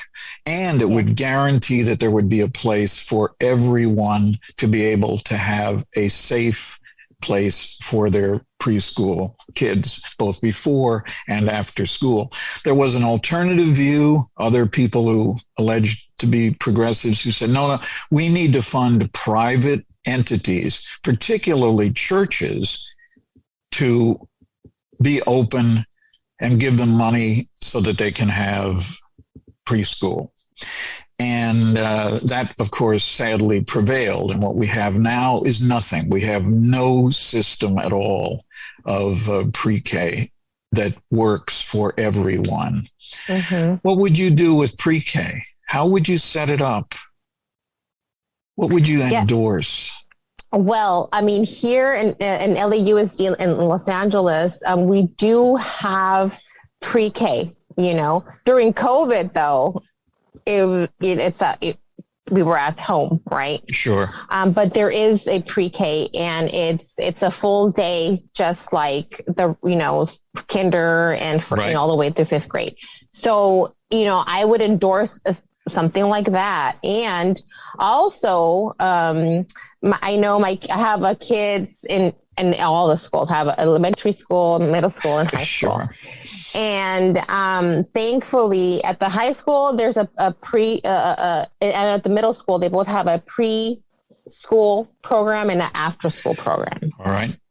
And I think that that's brilliant. That is, I would endorse something like that. And the people who are working this program, it depends, different programs. There's like after school coaches that are part-time employees through LAUSD. And I think they also have partnerships with some nonprofits and when they need to, I guess, fill in some gaps. Sure. Or what have you. I think that that's something along those lines. I think that there's nothing wrong with having partnerships with nonprofits, right? Secular, right? Like Exactly. nonprofits where, to fill in gaps, some areas are going to be needing some help and the need is now. There's Sure. some organizations that already know what they're doing and why, might as well get things started while we figure it out in areas that maybe haven't had certain programs before. Yeah. But I definitely do endorse a pre and after school program type setting in the public schools, starting as early as possible. I mean, what we're hearing here locally is that there's not enough students and that's why the charter schools are coming in. Well, let's start doing preschool. You know what I mean? Exactly. There are enough students. And Exactly. if we can better fund and create more flexible ways for the principals to be able to use their funding, I Right. think that we can really address the needs of each individual community and school setting. Yeah. This was about the same time that President Bush had started something called the Faith-Based Initiative. This was the idea that whatever social services people needed could be done better with religious groups. And then when he started it and Barack Obama, I went to, must have been 100 meetings at the early days of the Obama administration to try to talk about how you could do this without clearly violating the rights of students, of beneficiaries of social services, and virtually all of them were rejected by the Barack Obama administration. And there are periodically efforts to get rid of it, but they always fail. And to me, this is just the clearest possible violation of the principle of separation of church and state. If you can turn over to people who don't have to admit everyone to their programs. In fact, in the Trump years, you didn't even have to tell a person who was going to come into a religious social service agency that there were options, that there were alternatives, and then tell her or tell him how to get those alternatives. So Trump even did away with that. And I do have a friend of mine who's now back in the White House working on this issue, but I think the real answer is just get rid of it, because it's not self-policing. You can't watch everyone, and you can't. When we used to sue schools who were on the bad side of the separation of church and state, I never heard a principal. We never deposed anyone who, when you asked that person, what's your principal purpose here? They always said, to bring children to Christ. They always said that. So they were being honest, but then they were also making what we lawyers call a declaration against interest. And the Congressional Black Caucus and many other progressives have been trying to get this thing dramatically modified or eliminated. You think you would join people like Congressman Bobby Scott, who represents Newport News, Virginia, in trying to change in a dramatic way the social services now being doled out by religious groups? Absolutely. I mean, I honestly wasn't aware that there was all of, so much of this going on, to be honest. Here in Los Angeles, I haven't seen that, and I haven't heard of that. Okay. So that's very shocking to me that we actually are seeing, or we are having public funding and public money is going directly to religious service providers. Like, that doesn't. Yep. It's shocking, honestly. You don't even have to, in order to become eligible for many of these grants, and they're all over the federal government. You don't have to admit everyone. You don't have to. You can have a test, a religious test for whether a person can work there. And these are not just mom and pop religious entities. These are not just storefront churches. These are enormous charities with millions, tens of millions of dollars worth of budgets, who are now coming to feed at the federal trough and don't want any regulations at all that tells them who they can hire, that tells them who they have to admit to their programs. And it's really a scandal. And it's a scandal that started with George Bush, but it continued with Barack Obama and then got even much, much worse with Donald Trump. And the jury's still out about what's going to happen. But I think that, to me, this is just a very clear violation of that principle that I worked on for over 25 years. Absolutely. I mean, honestly, what we should be doing is, and this is what the Green New Deal is all about.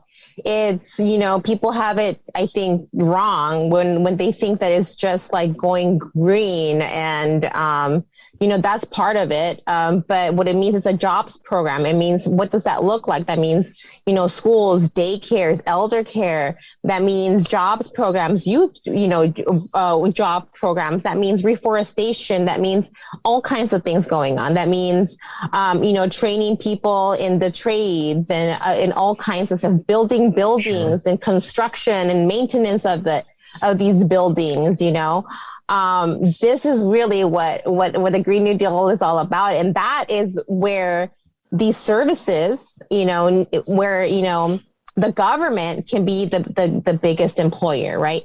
Like how we saw at one point with the original Great New Deal. So this is what we're talking about. It's we obviously we are in an economic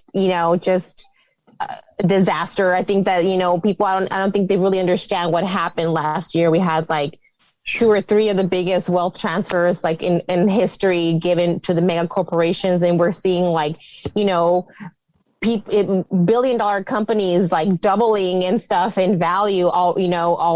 They're already massive, and now they're like just mega. And you saw millions or hundreds of thousands of businesses shut down, and many of them are not going to reopen like ever. Like they're done.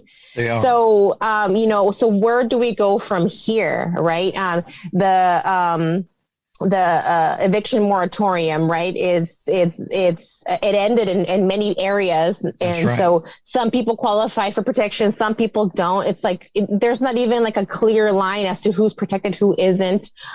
People even in protected areas are being evicted illegally. So where do we go from here? It's an exodus or like a big wave of houseless people is coming. Right?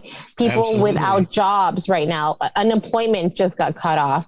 And even before that, people weren't even getting their payments because, every state's unemployment system is just not able to handle what we just went through.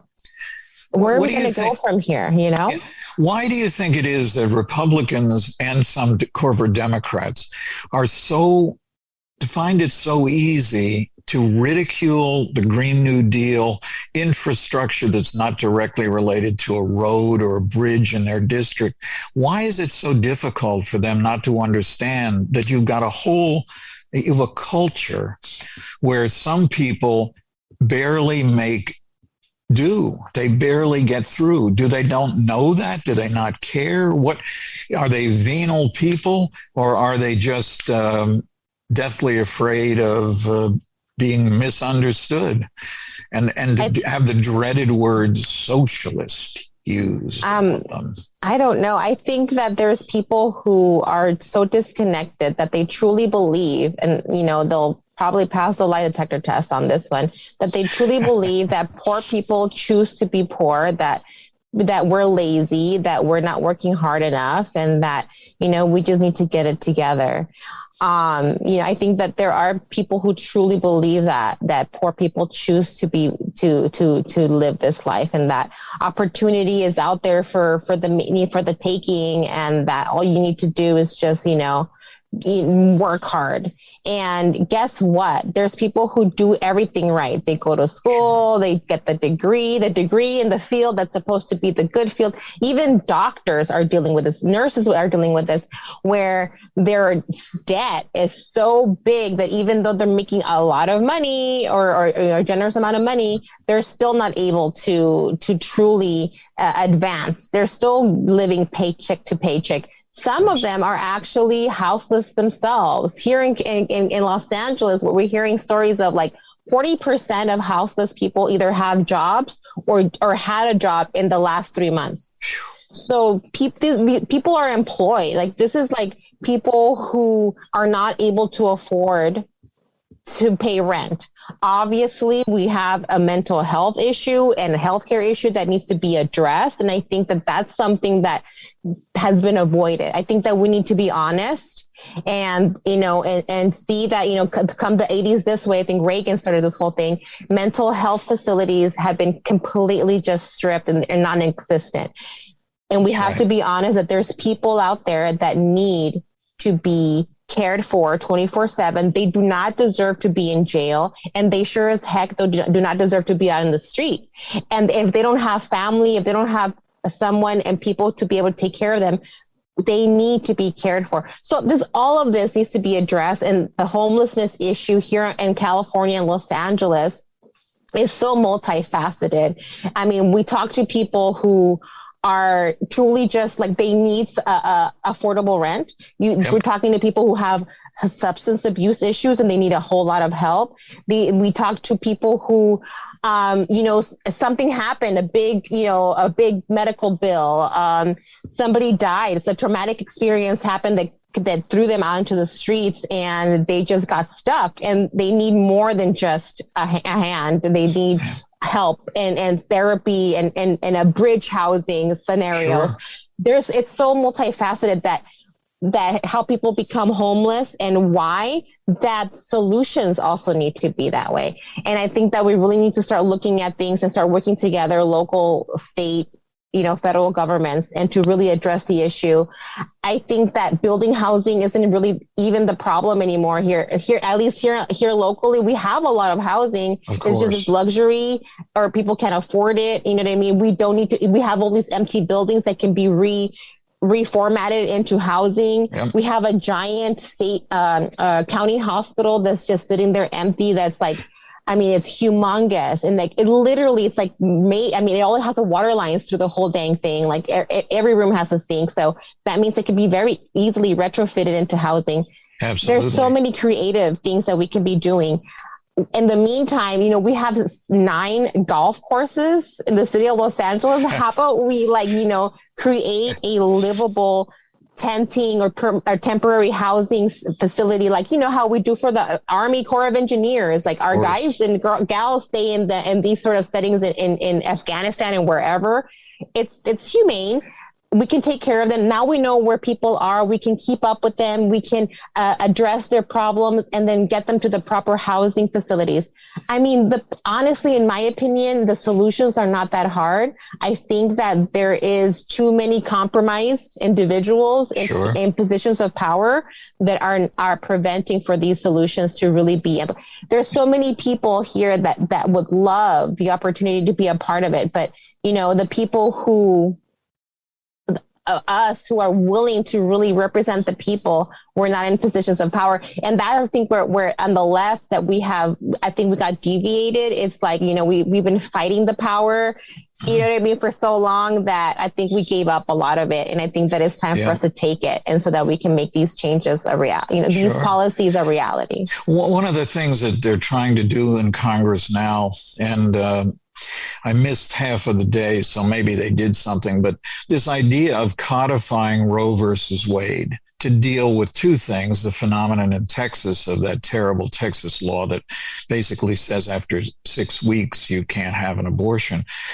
And do you think we should codify it, or should we do better than Roe versus Wade, which still gives governments a power in the last 3 months of a pregnancy to virtually make it impossible for women to get an abortion?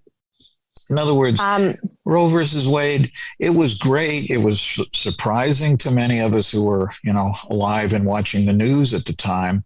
But it always strikes me as something that is not good enough. Well, I mean, I think that we can do better. And I think that what we're seeing in Texas is just so frightening. And it just goes to show how our fight for human rights and civil rights is still ongoing. It's, I think people have become very comfortable. And I think that, I think it's very clear that the fight continues and that, change doesn't come easily, and that if we let it happen, things can go back and things can get worse. So I think that we do need to do better. I think that on the left, there's so many things that are happening that it's, where do you focus, right? Sure. And I think that that's where we need to maybe get better at, is organizing and really coming together, and not just coming around every 4 years, not just coming around and paying attention to when things come around in your area. We need to be more aware of what's happening. We need to understand that politics and culture, it's not separate from each other just because we're in different states. These things Sure. are something that we can be impacted. Our loved ones can. So the fight continues, and I think that we should do better. I think that health care is between the person getting the health care and their doctors. And I think that, and that's where it ends. That's where it ends. And I think that when you're talking about ethics and what have you, I think that people make the right decision in the vast majority of cases, especially when we're talking about a pregnant person. Okay. A lot of these decisions are based on medical emergencies. When there's viability issues, it's standard stuff that if you're going to get that far. So I think that a woman or a pregnant person's health and life comes first. And, a child that, doesn't have viability, that is going to, a pregnancy that's going to put a mother's health at risk. You know what I mean? These are the things that prompt for women to be able to access safe and accessible abortions. That's period. Right. So it's something that I can't believe in my lifetime that we're having this discussion. It's, to me, it's like I said, I'm in a state of shock and so many things. I have 3 daughters, and the thought that they can be put in a position where their life is at danger because they have to do what they have to do because they're in a circumstance, it's frightening. And it's to think that women or pregnant people's lives are being put at risk. Yep. As we speak in Texas. It's so sad to me. I don't even know what to say. So I'm working on some stuff here in Los Angeles to prevent conservative independence that actually, not to get into it too many things because I know we're talking about here, but to prevent these sorts of things to happen here in Los Angeles, because we need to be wary, be aware, and not be comfortable, because these things, we have to stand up and we have to fight back. And we need to make sure that as Democrats, as progressives, as independents, as third-party people who believe in these issues, that we need to start thinking of and organizing issue-based and really starting coming together, because the fight for these conservative, values or whatever, they're winning. I mean, they're organizing hard. So we need to do the exact same on the left. And we need to really realize that people need to come together. Good people need to come together and keep the fight going. I don't see things getting easier, to be honest. Like, I think that I thought for a little while there, like after 2016, that, oh yeah, we're winning. Yeah, right. I think that they're ready for us. And so we need to, progressives need to come together and really start organizing and start teaching and educating and spreading the knowledge, because we need more people out here fighting for these specific issues and preventing the laws to get even more tighter on abortion and at the same time make it better. So yeah, I do believe that Roe versus Wade can be improved. Yes. Let me, because I think David may have a question or two here, but one of the things that bothers me tremendously, and I say it on this and other shows a lot, the left tends to go home too early. When there were occasions when you'd be in a community and you'd be fighting some issue and there'd be a big public meeting, every time I would go to those meetings, I would stay till the bitter end. Most of the people on whatever my side of the issue was would go home early. But the radical right-wingers stayed forever. After Roe versus Wade was decided, they did two things. They said, number one, we're going to eat away at this principle. And ultimately, though, we are going to reverse Roe versus Wade. When it came to guns, though, the Heller decision in Washington, D.C., of course, says, at least in your house, you can own pretty much any weapon you want. I used to be on the board of something called the Coalition to Ban Handguns, which I still think is the right way to go, because the murder rate in Washington, D.C. and Boston and Los Angeles is always a dramatic increase over any of the shooting incidents, no matter how horrible they are. We just drove through Newtown, Connecticut the other day. Those are horrible and impossible to believe that these things happen and happen so regularly. But when you look at what really is killing more people, but so many of these people are treated as gangbangers. Well, they were in a gang, or they were probably drug dealers. It doesn't matter. There are lots in Washington in the last week, we had 2 little kids killed by accident in gunfights. Those are the unknown people. Nobody spends the time looking at their lives like they spend looking at the story that's all in the news now about the couple whose husband is now about to be. So if you're a blonde woman missing, you're going to get wall-to-wall coverage. If you're not even going to be mentioned. Not mentioned. So I think what progressives need to do is stick to the principles and figure out how it is that they can do away with bad legal rulings, of which there are many, and how to move forward into a safer world and a safer set of communities for all of our kids.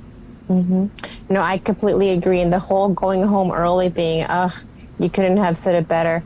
I do agree. I think that we need to understand that this is a long-term game or whatever. This is something that the struggle is real, and we're going to have to be dedicated. It's going to be a lifetime battle. Like we're going to have to keep at it. We can't give up. And that's what I was trying to say. We just cannot get comfortable. And I think this is how we got to where we are. And I think that, yes, we need to become more organized. We need to become more, I think that we need to just realize that what I see a lot is on the left is people arguing about it's like very like minimal differences. And when I talk to these different groups and people, gosh, I'm like, you guys, you understand that you just kind of said the same thing they did, and we're all kind of talking about the same thing. Like, if we were to just come together, we would actually we would be so further along. Of course. And we would be already having a lot of these programs implemented, because as we're seeing now, for example, Medicare for All, when Bernie Sanders, right, brought it to the forefront and made it into a big issue, a big deal, 2015, 2016, people were talking like, that's crazy. Like, what? Like, it was just like so ridiculous to some people. And then here we are, 5 years later, and it's like, yes, we have 70% of like the general public more or less is agreeing with it. I'm thinking it's probably more, but if you explain to people what we mean and what it would mean and stuff,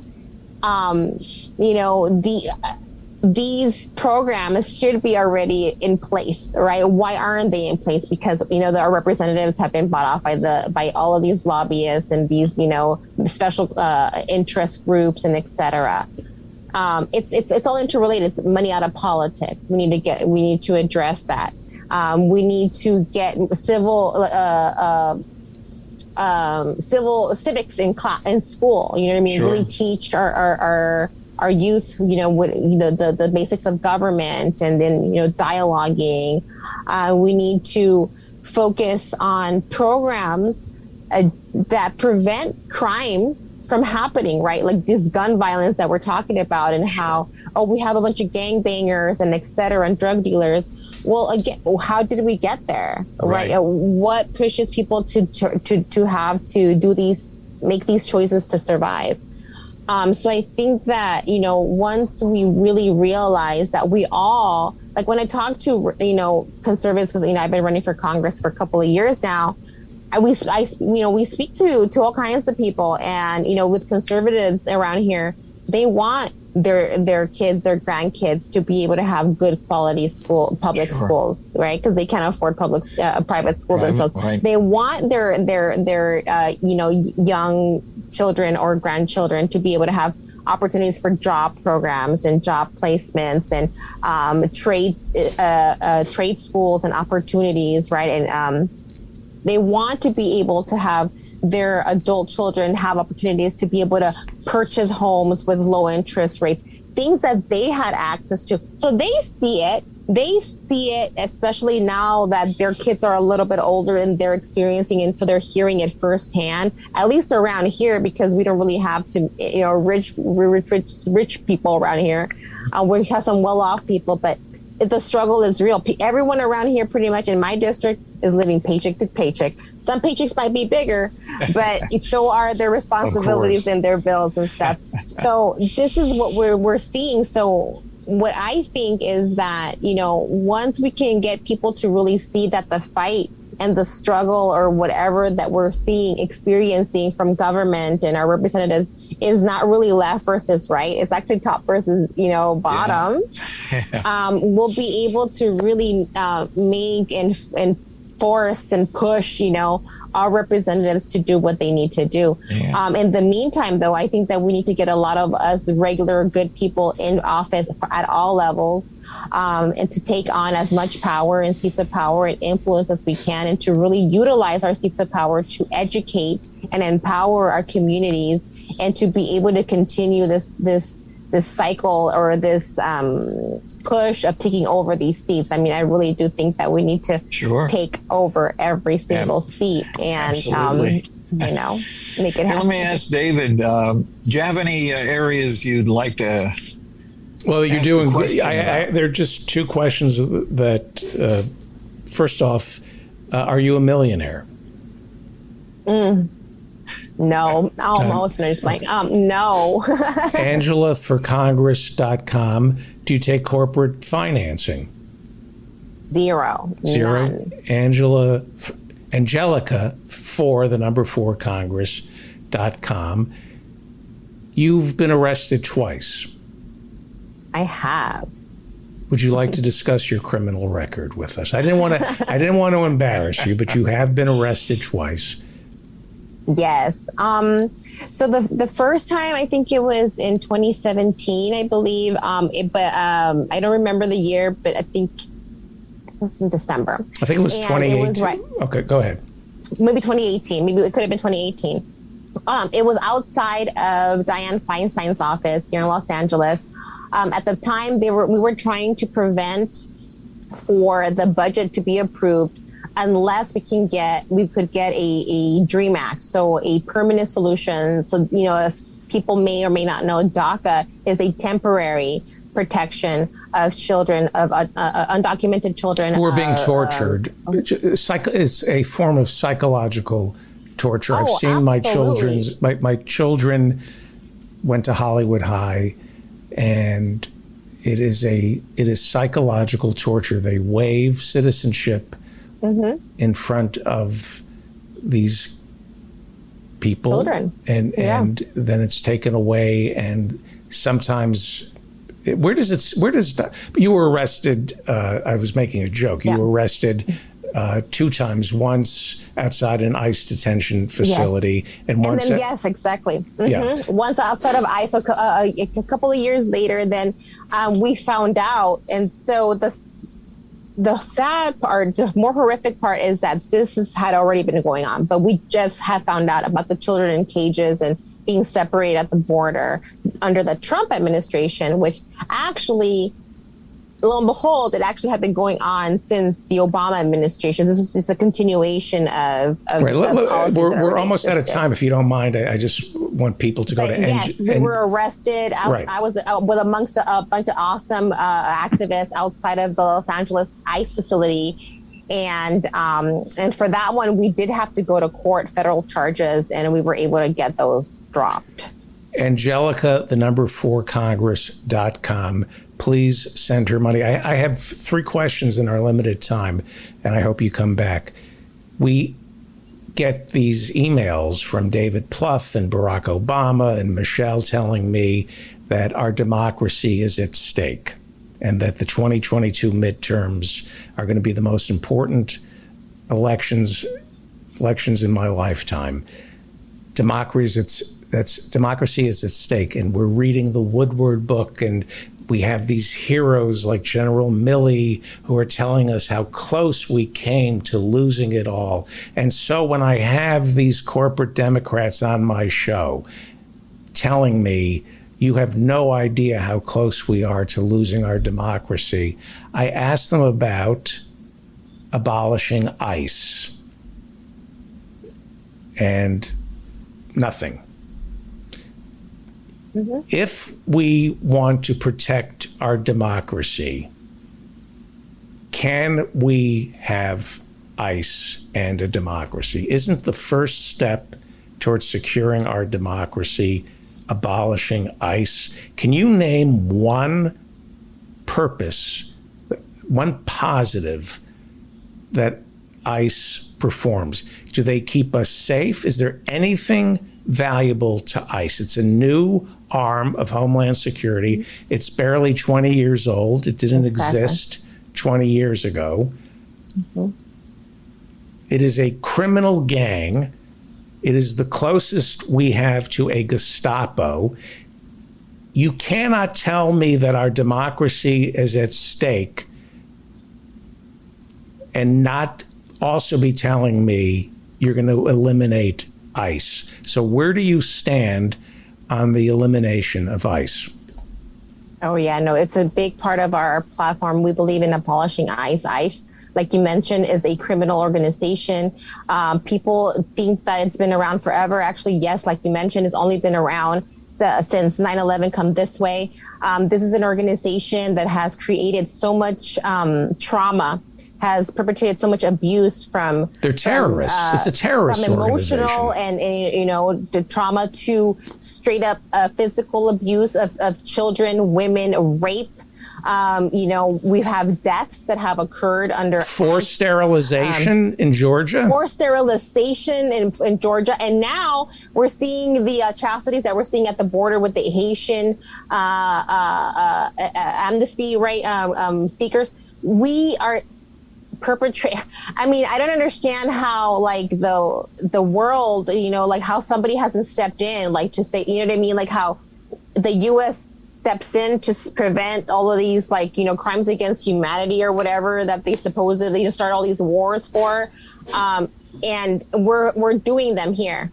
It's happening right in front of our eyes, and it's when you think it can't get worse, then it gets worse. And it gets worse and it gets worse. And I think that even we're hearing from former ICE agents and, you know, people who serve, you know, who worked for in the ICE agency, who are coming forward and talking about their experience and the trauma that they experienced causing trauma to other people and abuse. And they're coming forward and talking about how, in fact, the ICE agency should not exist. It's an abusive arm of the Homeland Security. This to be completely abolished. And it's almost as though the left, I hate to be critical of the left because it's really hard to be a leftist. I'm for defunding the police. Mm-hmm. And certainly what happened last summer has been monumental, the shift. But ICE, getting rid of ICE, to me, it should be up there with defunding the police. Mm-hmm. Because it belies an insensitivity. Mm-hmm. And it belies an insensitivity and a willful ignorance about what is at the disposal of our commander-in-chief. Mm-hmm. That is his Gestapo. That is Donald Trump's Gestapo. I hate to horse race this, but it's coming near the end of the interview. Looking at your numbers, they're quite remarkable because we do jungle primary. How does it work in California? You're going to run in the you run in the general election. It's conceivable to have two Democrats, right? Right. It's the top two system, so you can have 5, 10, however many people running. It doesn't matter what party you are. That whoever gets the top two vote, getters, end up moving on to the primary, to the general. Yeah, I don't know if that's how we made it happen. I don't know if the Reverend has these numbers in front of him, but these are quite remarkable because in 2008, Angelica got 4,000 votes. 2018, yeah. And then in 2020. She jumped up to 22,000 votes in the primary that qualified her for the general election, where she got 91,000 votes and only lost to Cardenas by about 30,000 votes. I mean, you're not a pipe dream. This is real. Yeah, no, it was funny. People didn't expect us to break 25%. So, I was really pissed off that we didn't win, I'll be honest. But, the more that I heard from the experts, the prouder I became of the work that my team and I were able to accomplish with zero money, basically $80,000, not even $80,000, a tiny group of volunteers. We had no experts in our team, no strategists, no consultants, no nothing, no agency, nothing. We were using raw data from the county. We didn't even have Excel. We were using Google Sheets and stuff and like a abacus. And I just like it was really like really just bare bones. And we weren't even able to knock on doors. Okay, so we got 43% of the vote without knocking because of COVID. A door. Because of COVID. Can you believe that? So we were doing door hangers. That's what we did. So, I mean, when people ask me, what do you think caused for you not to win or why did you lose? I'm like, because not enough people knew we were running, period. That's why we didn't win. You're not a pipe dream. AngelicaForCongress.com. Yeah. This isn't the kind of, I'm listening and I'm thinking, God, of course the Reverend would bring you on. You're fantastic. And wouldn't it be great but you were within 30,000. Mm-hmm. We were less than 7 points away. Yep. We have a 7-point gap to close, and we have so much room to do it. So, yeah. At this point, so for example, for the primary, I raised $8,000 last time around. I already like, you know what I mean? We already raised that already, and we're a year away. So, I mean, things are looking great. And I have, you know, a lot of like hope in our team, and I think that we're going to get it done. Is he going to debate you? You know, we got close last time. There was, you know, he agreed to have some like kind of like a pre-recorded, like, you know, he answered some questions, I answered some questions. They were going to bring it together like on footage later on, but he backed out. So that was the closest that we ever got. We hope to be able to get at least one debate this time around. You scared? I would be. I'd like to come out. Yeah, I'd be. It's great. Well, to my listeners, AngelicaForCongress.com. Has Howie Klein endorsed you again? Yes, he has. Oh, Howie is amazing. He's such a great, amazing guy. He's like a fairy, like he just came out of nowhere. Like it was so amazing. He called me out of nowhere, and I mean things have happened. You know, he's a great man, and I'm so happy to have his support and along with him, you know, Marianne Williamson and all kinds of you know, other things that come along with having Howie's support. So if you guys don't know who Howie is, he's Oh, we know. We only. Okay. I saved that for. I knew he supported you. I'm trying to raise money for you right now, so I mentioned Howie Klein. It's part of. If you're endorsed by Howie Klein on this show, that's all anybody needs to know. So. I have a monthly call with him, and with a bunch of other people who are running, and so it's just he's amazing. He's never wrong. Either is the Reverend, for that matter. Would have been, yeah. Please continue, Reverend. We have. Oh, we're done. Well, one. I think we're done. Yeah, ask one final question, please. Let me ask one question. Is that what you said? Yeah, wrap it up. You know, with a question. Okay, this is one. Next week, the United States House of Representatives is going to consider what to do with selective service registration. This is one of the things that I worked on when I was a younger man. And there are going to be two votes. One is going to be to cut the funding for registration completely. At the moment, if you're a man, 18, you have 30 days to register, or theoretically, you can go to jail for 10 years. Five years. So I talked to one of the people just last week who had been prosecuted after Jimmy Carter decided to start registration, and then Ronald Reagan, who had opposed it, decided to continue it. And I said, how many people along with you have been prosecuted in all this time? And my friend Ed said, 20 of us, myself and 19 other people. And he said the Justice Department a few years ago said, you know, we're not going to have a 21st prosecution. It's not worth it. So they're going to vote on whether to do away with it. And my friend, Congressman DeFazio from Oregon, is going to lead the charge. It's possible that it will succeed, but more than likely it'll go to the second vote, which is they won't dissolve it. And then they'll vote whether to include women in the process. And all of the women activists that I knew back then, most of them are still there, Ellie Smeal from the Feminist Majority and the folks at Now, they said, you know, we hate the draft. We hate registering people for the draft. But if we're going to do it, we have to include women. Do you think so? It's a really good question. Like, there's a lot of, I don't know how I feel about that in regards to,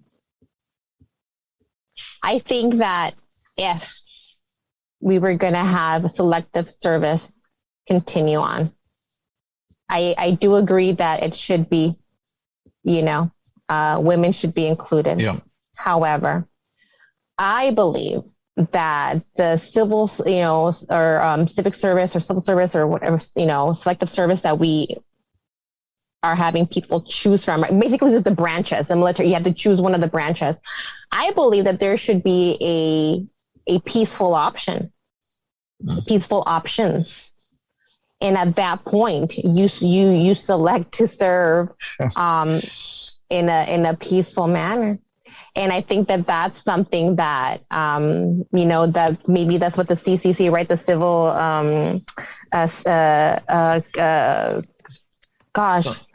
selective service. I forget, but it was like for the Green New Deal, the CCC, it's like the CCC. If we have that as an option, for example, or, something along those lines where we would give people a peaceful option to select, you know what I mean? I think that that's something that a solution to the problems that we're seeing, or the issue that we're facing here in regards to civil. Should we have it forced, and should we include the genders? I think that adding a peaceful option could be a solution. Okay, wouldn't be mine, but I understand what you're saying. I just have a little trouble. When my mother was very, very sick and she was in a nursing home, and I tried to go to see her every couple of days, but I would not have wanted someone who was compelled to be there and to be working there as an alternative for being in the Army. I'm not sure I'd feel comfortable with those people deciding that if forced, they were going to, help my mother. I just don't think, I think the wealth disparity, the power disparity in this country is so enormous that when people tell me that they want to have a compulsory national service as long as it has a kind of a peaceful ramp off, that I think there are a lot of people that I encounter in Washington and that I encountered around the country who frankly haven't gotten enough from their government that they should be asked to do something under the force and power of the federal government telling them they need to do it. But think about it. I see that part, and I used to also feel that way until somebody talked to me about like the draft and how, like, if we were to make it so that it wasn't so random, and so that everybody, even including the children of rich people, had the danger of being drafted, and that's where, and so that's what I'm saying. It's because I don't believe in war.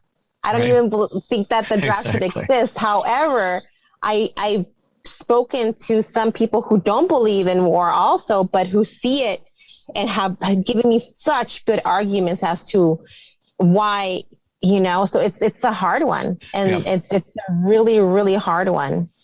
Well, there are lots of hard issues, but I think that I, for one, and I'm sure most of the people that are watching this now or will listen to it in the next few days, I think they'd say, we want to see you in Congress.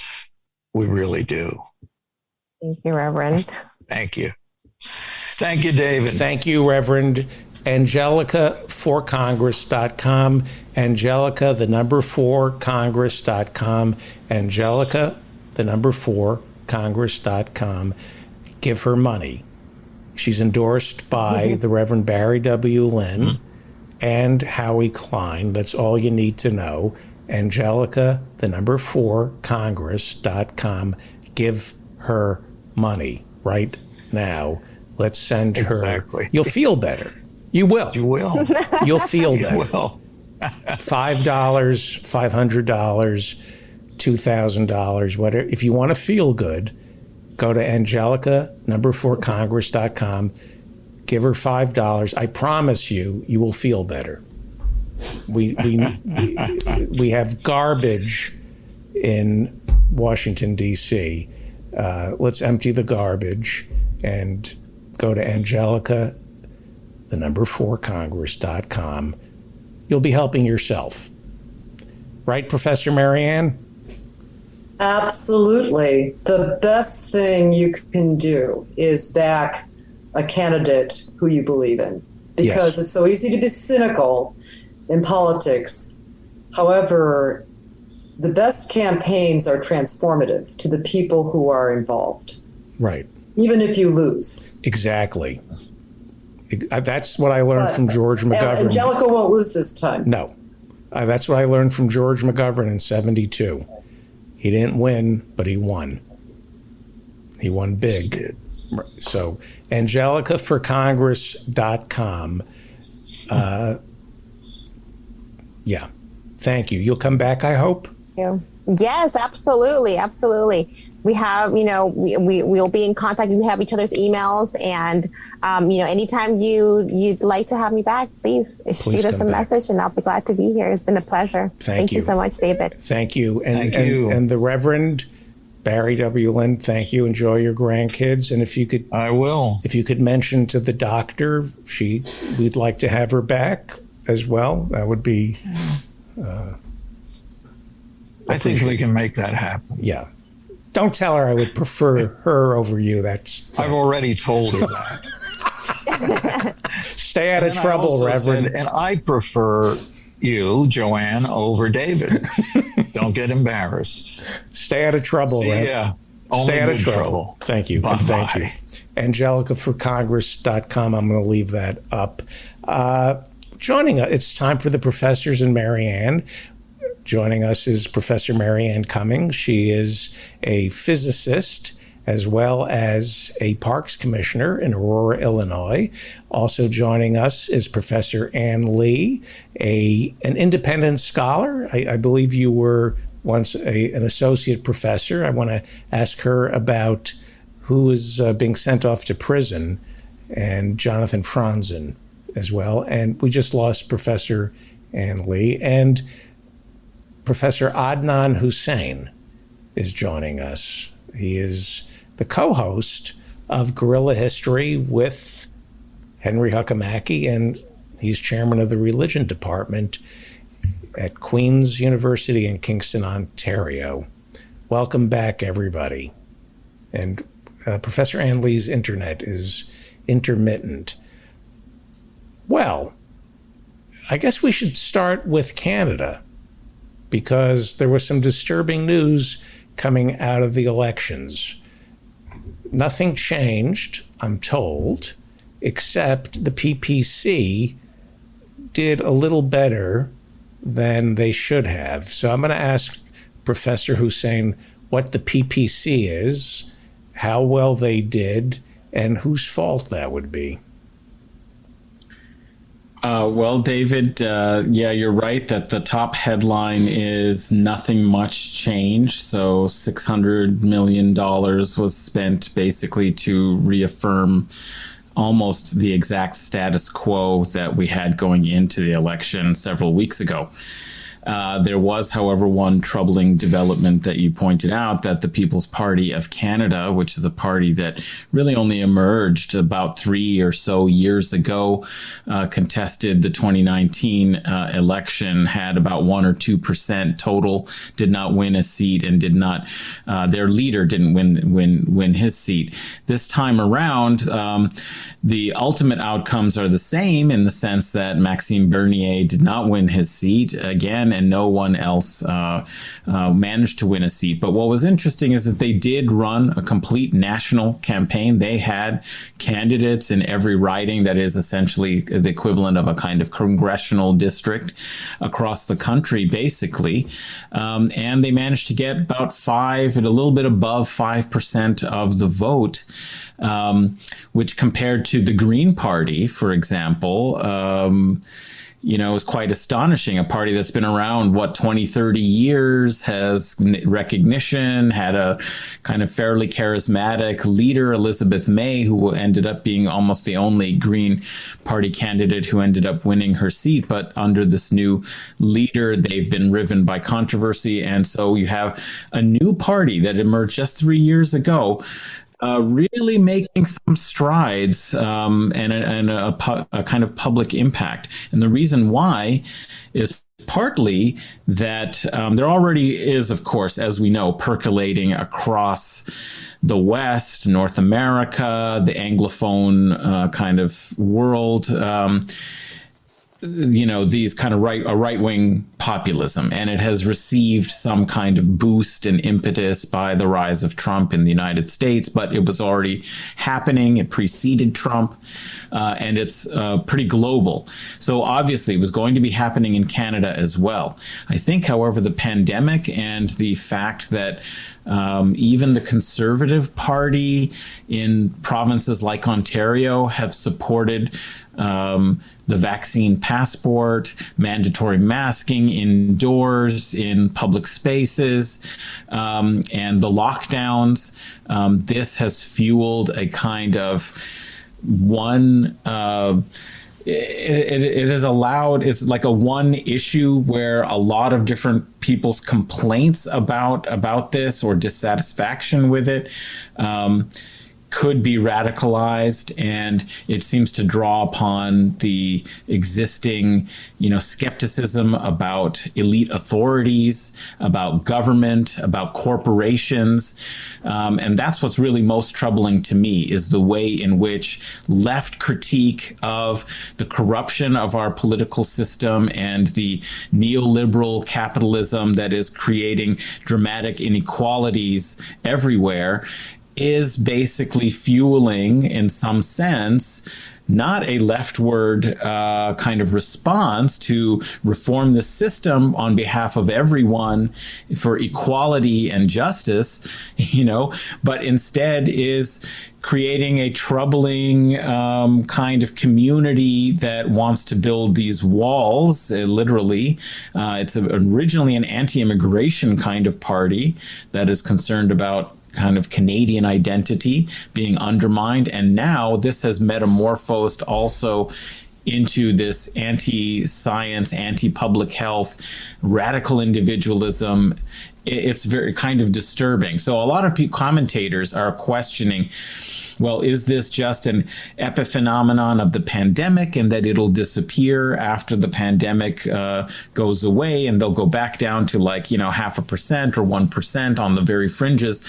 I don't think so. I think what happens is that people get sucked into a kind of radical anti-establishment kind of politics, and then they've drunk the Kool-Aid. And unless they had built this foundation on, universalist notions of equality and justice for all, it can go into this really vicious direction. I expect them to do better and better. It's interesting. There's Professor Anley. Hello. We had Paul Sabin, Professor Paul Sabin. I think he teaches at Yale.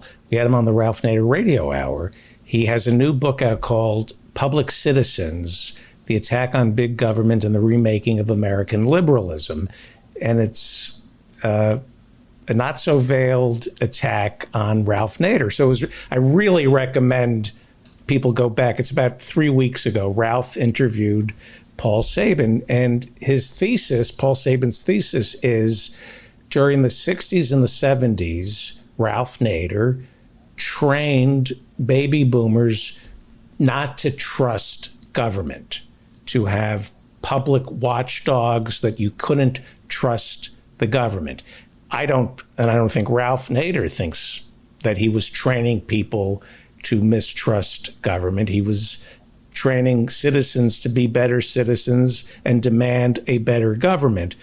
But what Paul Sabin is saying in the book is Reagan was able to fish in those waters and find people who concluded government isn't the solution, government is the problem, when in fact Ralph Nader was saying, no, you have to improve OSHA, you have to improve the EPA. But so it'd be interesting. Maybe I'll try to get him on the show. Yeah, that would be interesting. To talk with him. An interesting conversation for sure. Yeah. Professor Lee, your thoughts? Professor Cummings? Well, I wanted to ask it's important. Adnan. Go ahead. Okay. I wanted to ask go ahead. a couple. So did this party actually gain any seats in Parliament? Didn't win any seats. They're across the country, but they don't. It's first past the post. The only way to do it is not proportional. And in fact, actually, interestingly enough, Trudeau before the 2019 campaign promised that we would have proportional. He would put through proportional representation so that it's not just first past the post. You need just +1 over in your particular riding in order to win. Winner takes all, but that there would be some reform to, reflect the percentage of the population. Interestingly enough, the same liberals who, of course, broke those promises are now using the emergence of the PPC getting 5% as the reason why we really can't reform and make it more proportional, because then you'll just let in the PPC and they'll get seats. Right now, they're not getting seats. And thank goodness we have our first past the post undemocratic sort of system, which shows just the lack of confidence liberalism has in democracy. They don't believe in democracy anymore. Professor Lee? No, of course, because it's neoliberalism, and I imagine that those policies are about as popular as they are here, if you really will be honest. Because I was looking at the numbers, and let's see, 158 seats for the Liberal Party, 119 for the Conservative. Conservatives got more votes than the Liberals, so the Liberals have. It's like we have it's like we've got an electoral college of our own here. Did Trudeau really think he was going to actually get a much higher number? He did.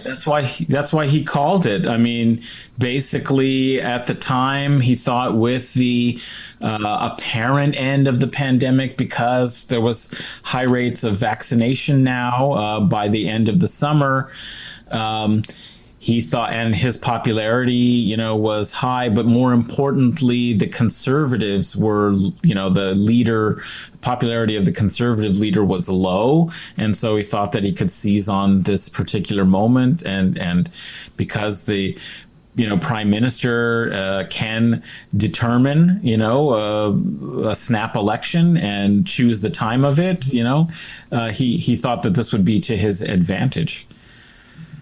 So, in fact, one commentator, Christo Aivalis, who's a really good commentator, I encourage people to find him on YouTube and also listen to Left Turn Canada. He also talks about U.S. affairs, and he finished his PhD in Canadian North American history here at Queen's University. On his podcast, he said basically it was an election in which everyone lost.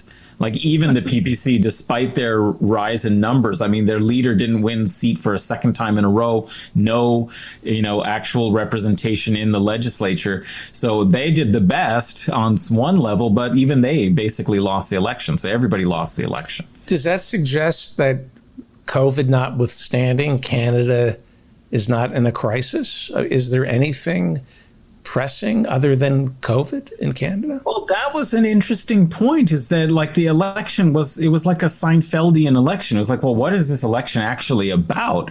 It's about nothing. Like nobody's putting forward a clear policy agenda. Now, of course, the New Democratic Party did have like very important, pharmacare, basically, we have Medicare, but it doesn't cover, prescription drugs. We don't have coverage of dental. We don't have vision care. These are all things that have to be arranged under private health insurance plans through your employer and so on. And so his idea was to try and expand the coverage for prescription drugs. There's been a proposal for many, many years that he was also championing, to have universal child care. So he had some, important policies that, you would say is kind of like the Bernie Sanders agenda. But he didn't communicate it that this is what this election has to be about. Like there was no narrative to this election other than Trudeau wants a majority. No one could explain exactly really why Trudeau wanted a majority. For what? To accomplish what? I mean, these were all absent questions, Well, what is the crisis other than COVID? What is? I know why. I'm sorry? Oh, go ahead. I mean, my guess, looking on the outside, is that if you have a clear majority, then you don't have to make deals with annoying parties like the New Democratic Party. Which, by the way, I mean, they're underrepresented, like big time. Oh, definitely underrepresented. Based on their raw votes that I saw. Yeah. So they just have to get a little more clever about gaming the system. Or is there a kind of gerrymandering that has gone on sort of traditionally that gives us these results? Or we have to say them, right? Because we're all Americans here. Right. Right. Exactly. Well, I mean, so that is exactly really the suspicion, is that it was really just about Trudeau's own power, and it was power to be able to make whatever minor in fact, actually, what it was is to be able to put through things like tax cuts, like he did the last time he had a majority, so this is the liberal alternative to the conservatives, is like to put through tax cuts. What they were forced to do, however, during the pandemic was essentially to have at least a temporary UBI kind of program. And that was because they really, the NDP, New Democratic Party, pushed for it. And, the Liberals basically, in order to pass any kind of relief, had to really take into account the more social democratic agenda of the New Democratic Party.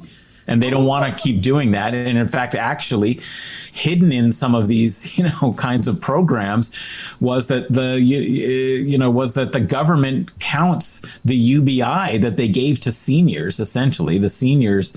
I was just hearing about this today because I know somebody who works in social services and works with seniors who are in desperate conditions because they received and accepted the UBI, the CERB, it was called, the UBI. It was counted as income, and they've had to pay taxes on it and been made ineligible for some of the programs they get for senior, assistance for the next year.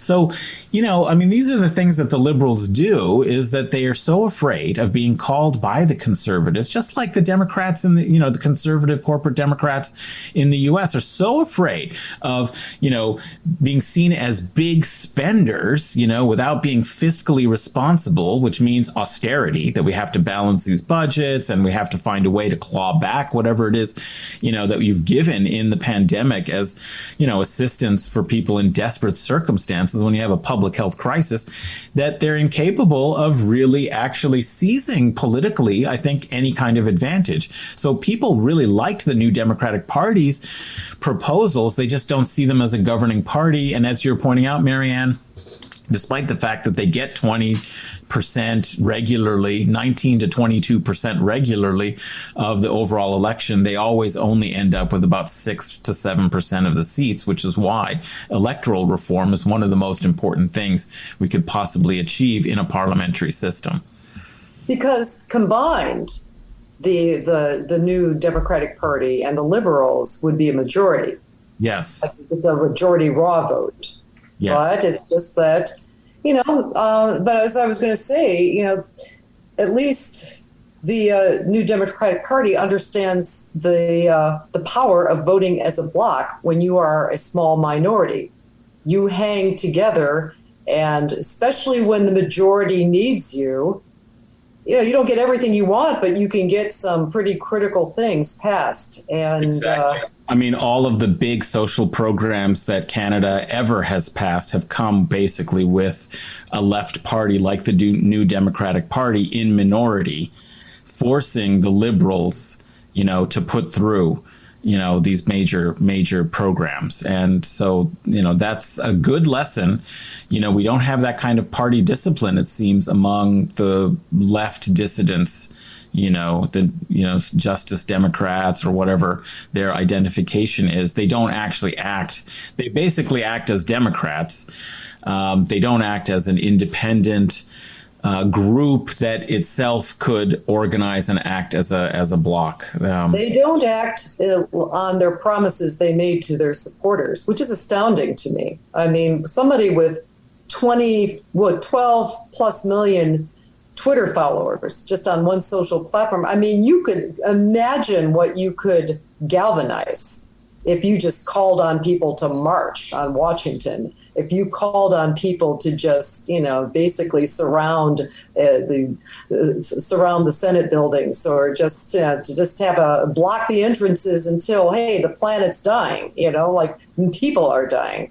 So back to your left insurrection fantasies, Marianne. Well, that's not insurrection. That's political action. Insurrection is like, let's go to our right-wing buddies and tap on their gun arsenal. But I mean, this is all like traditional. This is all traditional type of political action. But specifically, we've got 70% of the population behind most of our major policies, particularly if you correctly describe them. They should get it together and vote as a block, because I'm getting tired of this rolling kind of performative. Well, a few of them vote to block against the IDF funding, but enough votes so that Nancy Pelosi has her majority. But a few of them refrain on other issues, and it's just kind of rolling instead of all 8 to 10 to 15, maybe 15 most, but at least a solid 10 could just agree to start block on all of these things. That's it's frustrating, and it really does. They're wasting an opportunity. It's not people just whining, the usual whining against politicians. It's that this opportunity the window is fastly closing. It's a narrow, They're not going to have this kind of leverage and power, most likely next year. No, after the midterms, this moment is over. So, yeah. I mean, at least it also would make Washington politics more interesting. Like, I don't know what it would accomplish. We don't know. They could try it. They could leverage it. They may be able to get some things. Maybe there would be complete demonization of them and they'd be under incredible pressure. But it would be interesting. We would be engaged. We would say there's a chance to do something here. Let's support them. And, I for one would, really welcome that, because right now we just continue to have basically the same story every time that there's any kind of progressive bill on the agenda. It gets kind of killed in the same sort of ways. And, it's really uninteresting for the voting public. They don't feel engaged in this process. Their priorities are not, respected or acted upon. And, this is what causes the kind of apathy that we see. I mean, this Canadian election, for example, because it was essentially an election about nothing, called in the middle of the summer at the behest of the, sitting prime minister, just to extend a possible majority for the purpose of no real progressive agenda. I think it was a historic low in terms of voter participation. And, in the U.S., there was a lot of participation because the Trump phenomenon, it was polarizing and it brought out, the base. But I wonder if in the midterms we will see a massive dip in, because there's no presidential, election, and it's just this inside baseball kind of thing. Nobody sees what the stakes will be for them, or at least we're not making the case. They're not making the case that it's important by attempting to pass an agenda that would really galvanize people. So I suspect that we'll see a low turnout in the midterms a year from now. Well, let's turn to cancel culture, the third rail of academia. Professor Ann Lee, Jonathan Franzen, the novelist, wouldn't sign on to a petition that Harper's is spreading to put an end to cancel culture? Is that the controversy? I think Jonathan Chait was simply resurrecting an old dispute or quibble, and it seemed all too timed to be a sort of oblique attack on Franzen's on Franson because his new novel was out, and it's just I was just annoyed that it brought up something that was more vital last summer when we had. I mean, it just sort of popped up in Twitter today, and I thought, well, why is this all coming up again? And what are the reasons? And so it just made me kind of suspicious of why was Chait even bothering to trash Jonathan Franzen, except to resurrect the kinds of issues that came from bad examples. And the bad example that he picked was this one UCLA professor who decided to use the N-word in class and for some reason didn't warn his students. And so they were sort of annoyed that he did it. And then there was a disciplinary comment from the department, finally to the Department of Education, and nothing happened from all of this. And ultimately, it gave the guy who did this little thing, it gave him a better job at Pepperdine. So it's just all inside stuff going on. It was very strange.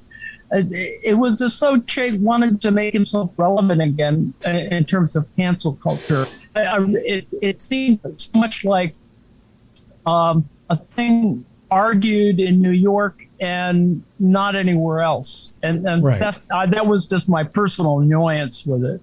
Right. I had a conversation on another show with MacArthur. I think his name is MacArthur, the publisher of Harper's, who seems to be concerned about the cancel culture. And I kind of agreed with Franzen. They all seem, at worst, misdemeanors. That these yes. jobs, they're all questionable. At worst, it's a matter of taste. Like, why would you, if you're a teacher or if you're the science editor of the New York Times on a teen tour with privileged youth, why would you play devil's advocate in a post irony 21st century? I'm not saying, unless I'm wrong, I'm not saying people getting canceled for the wrong reasons. Are you? No, it's just all meta. I mean, the guy to whom it happened at UCLA, once you look at the details, I mean, it was an ROTC guy. He was just finishing up his PhD at UCLA, and essentially it gave him a leverage to get his job at Pepperdine. Right. This little minor controversy. So it's like really weird. All these kinds of small-time problems and not major issues. But if you ask conservatives, what is why did you vote for Trump? It's the cancel culture. It's freedom of right. speech. It's my inability to say what I really want to say.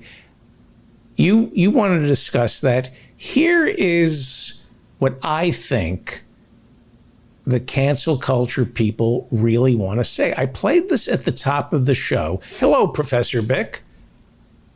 Hello, David. Can you hear me? Yes, we're having... I'm going to play you somebody who rails against the cancel culture. His name is Greg Kelly, who is the son of Raymond Kelly. Greg Kelly was kind of a big deal in New York City. He hosted the morning show here, and he's the son of the most successful police commissioner this country, New York City, has ever had. And he has a show on Newsmax. I don't like to play things from Fox or OWN or Newsmax, but it's the truth. This is what they're thinking, and it's telling. This is Greg Kelly. Now, we went looking for this white supremacy stuff that they're talking about, right? The violence and the danger that's posed. we actually did find some evidence from 1923. This is the last substantial turnout we could see or we could find of white supremacy. Look, it's a boogeyman. It's a false boogeyman. Now, we went looking for. Yeah. I don't want to have that conversation, right? I gave that conversation up 20 years ago. I want Medicare for all. I want to start locking up the crooks on Wall Street. I want prison reform. I don't want to talk about white supremacists. So I ignore that. But it's not an undercurrent anymore. It's out in the open. That's really what the people who bemoan the cancel culture are complaining about, that they can't be racist, that they can't publicly say white supremacy hasn't existed since the 30s or whatever year he pulled out of his brain or his ass. Well, the problem is that in this discourse, they also, once they start doing this, they also oversell the problem. So, for example, that poor principal who published pictures of his vacation with he's a black principal who has a white wife, and they're very telegenic, and they obviously love each other, but it pissed off a whole bunch of people, and now he's been not fired but suspended for doing what? From his job. That's the question. They accuse him of teaching critical race theory for some reason, and it's all just contrived. It's so bizarre. Now, what it did was force ahead. The real problem was because I thought, why are they so mad at this sort of you don't want to talk about race mixing or whatever, but then I went back and Texas only ended its miscegenation laws in 1967. So when you look at how recent the whole business about interracial marriage, it's not that old. It's still in Alabama's Constitution. They're rewriting Alabama's Constitution as we speak because that stuff is still in it. And there were excuses to keep. I was reading about this about a week ago. There was a movement 10 years ago to take that stuff out of the Constitution, and they somehow, I think the argument was, then you'll hurt public schools or something. They came up with some excuse to keep it in. Do we have to keep? I mean, anyway, it's mind-boggling that somebody would say that out in the open. Well, in the Texas case, they just contrived all these things, and obviously there were public meetings, and there were angry parents. Some guy, I think, brought a baseball bat or something. And it's just like it's just a circus. It's quite bizarre. Yeah. Well, Professor Marianne, what is on your mind? And then I'll ask Professor Bick and Professor Hussein. And I know it's getting late. What is on your mind tonight? Well, I just read something interesting about the situation down in Texas with the abortion law. And that's a very weird law because it turns out that a doctor who performs abortion did an op-ed and just said, hey, I violated the law, performed an abortion. And none of the big anti-abortion groups went after him. And the reason why they didn't is because at the moment you can't, the law empowers citizens to deal with somebody who is illegally performing abortion, not the government itself, which is the weirdest thing I've ever seen. However, if somebody tries to sue, if somebody on the anti-abortion right tries to sue doctors who are just providing health care to people, it opens themselves up legally for legal challenges. So I find that to be, so there's many who are just flouting this law. I mean, this law is so silly and so retrograde that I think in some sense it appears that many abortion providers are beginning to call their bluff because they're itching for a battle that'll just shut down this law and a whole bunch of other legal shenanigans that organizations like Operation Rescue have engaged in over the years. So I just found that to be interesting. I still don't understand.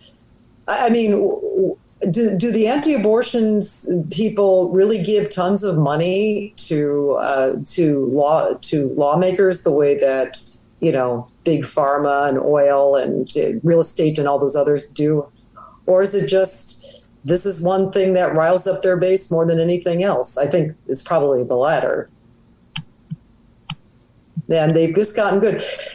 I haven't been watching many Ken Burns documentaries recently, but I did find the one he did a few years ago on prohibition,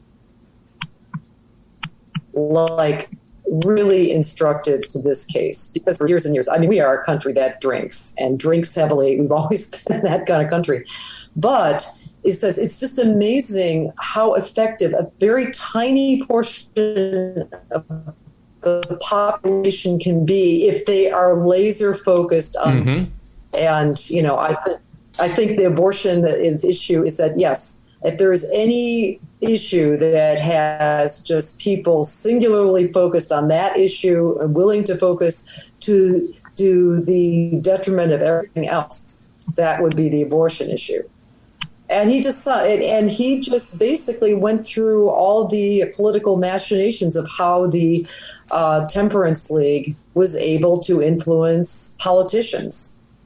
And there's also the same kind of thing that, of course, particularly the rich, didn't stop drinking during the 1920s. The rich always had great wine and champagne. It was just mostly the poor that would get busted for this, or small-time operators, and it basically allowed organized crime to flourish. But, you know, it's good. I like to see that people on the left, you know, start using a little bit of Machiavellian jujitsu to, you know, maybe bring these guys out. Well, it begs the question that I keep asking on this show is, what do you want? I mean, that you got to pick something and focus on it.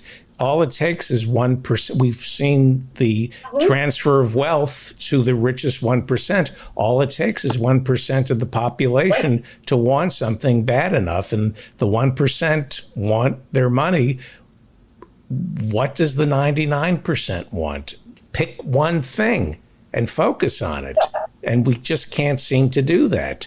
Like, I don't understand why we can't. I think that lefties get really caught up in process a lot when they are just reluctant to exercise raw power, to exercise leverage. I mean, I think partly because you know, people who are on the left are rarely in a position of exercising raw power, of actually having leverage in a situation.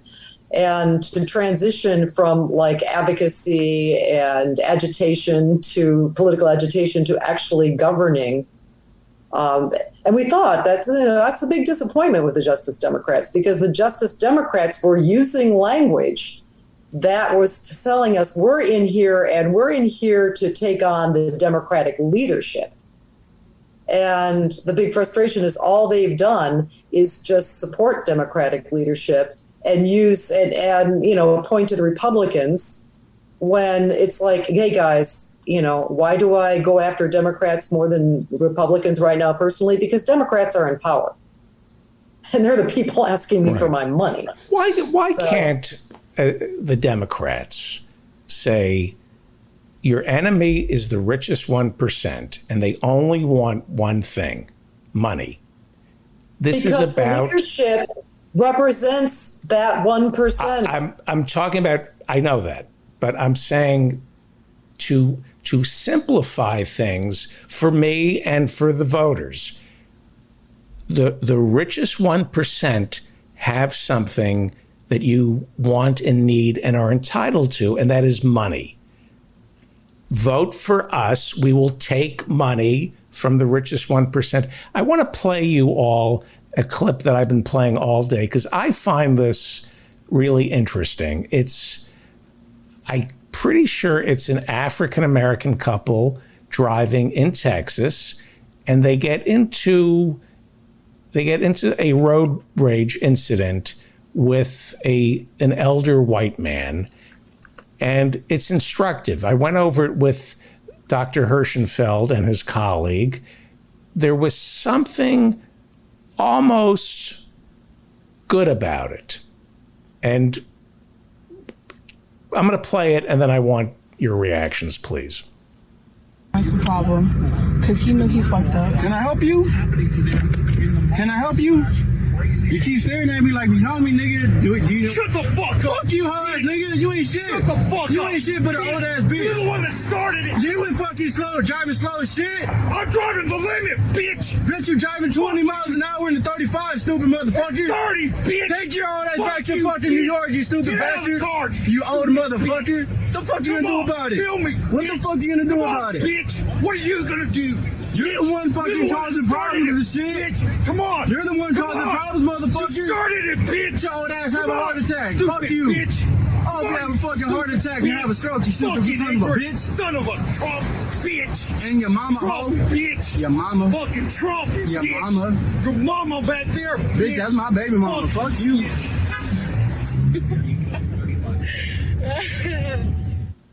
All right. The more I watch, can you hear me? I don't know if you can hear me. I can hear you. Okay. I keep watching that over and over, and I find something hopeful about that. Because they obeyed the Marquis de Queensberry rules of road rage. I'm going to assume, I like to believe that the couple filming that was African American because he called the white guy the N-word. So I can't imagine. Anyway, it didn't devolve into race. It was polite. The white guy accused him of being a Trump bitch. So he was subconsciously conveying to the African American, I think you're a Trump supporting lowlife. I think there's common ground to be found there among those people. And I think, Professor Lee? No, I think it was a draw. That's all. It turned into the absurd after about the first 30 minutes. I'd like to agree with you, David, and point out the very positive aspects of that conversation. I hope you can hear me because Yes. I'm on my phone. Yes. Okay. No weapons were produced. So no knives, no one pulled out firearm. No one got out of their car. There were no fisticuffs. There was just a verbal exchange. And I think we can be happy, particularly given that this is America and most people are armed. Now, it was Texas. What does it tell you that it was Texas? Wow. Okay. Yes.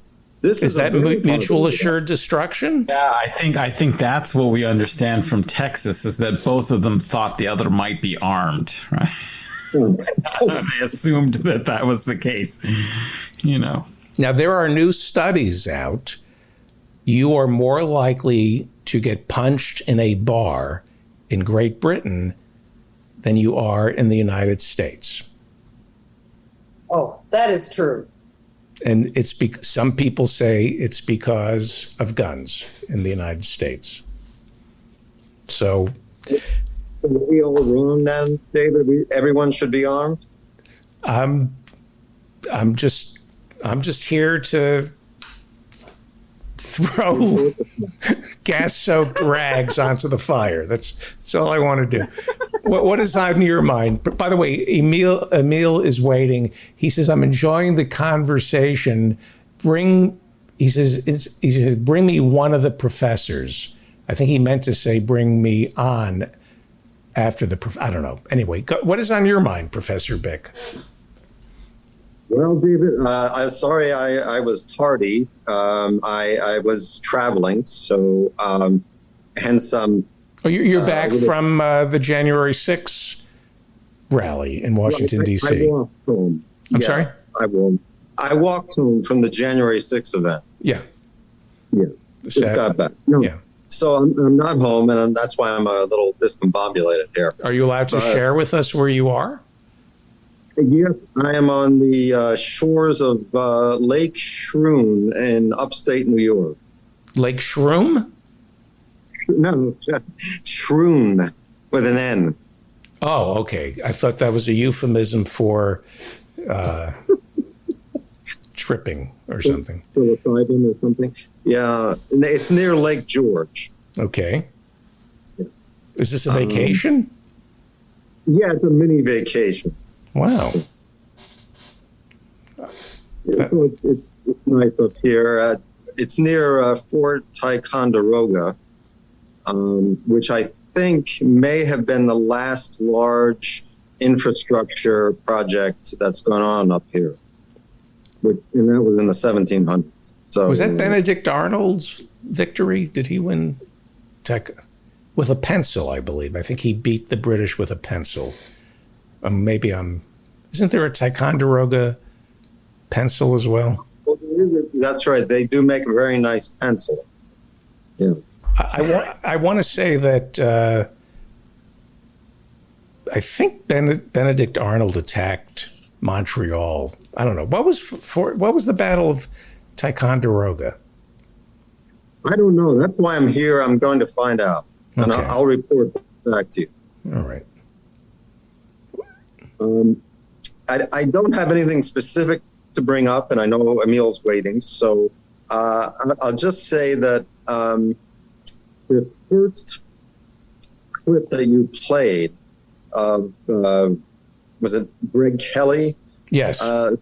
Saying that there's no such thing as white supremacy in the United States today.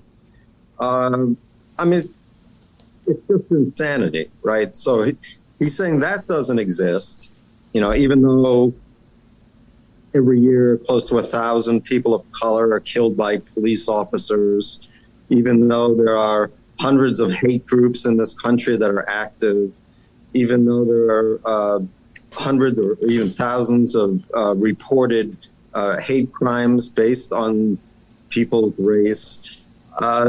It's just ludicrous on its face. But and then for them to talk about something like critical race theory, which has been a theory of jurisprudence since the 1960s,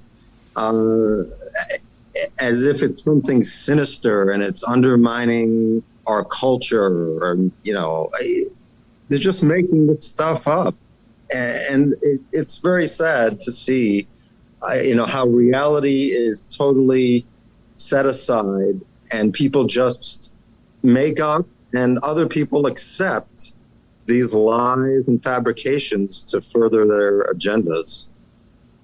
Well said. Well, before everybody goes, I've always wondered how the environmental movement tamed the Adirondacks. And I've been looking for a book.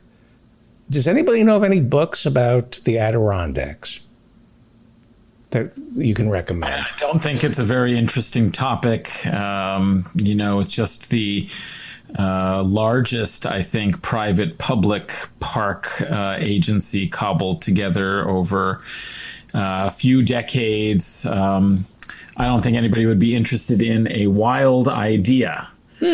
how the environmental movement tamed the Adirondacks. That's unbelievable that you would have Brad Edmondson's book, A Wild Idea, How the Environmental Movement Tamed the Adirondacks. Is he a friend of yours?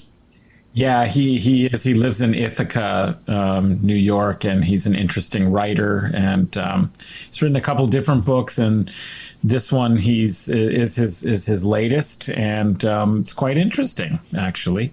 And I think the Adirondacks are a really wonderful place to be. Lake Placid, Shroon, Lake George. It's a wonderful part of the country, and it's is it near Fort Ticonderoga by any chance?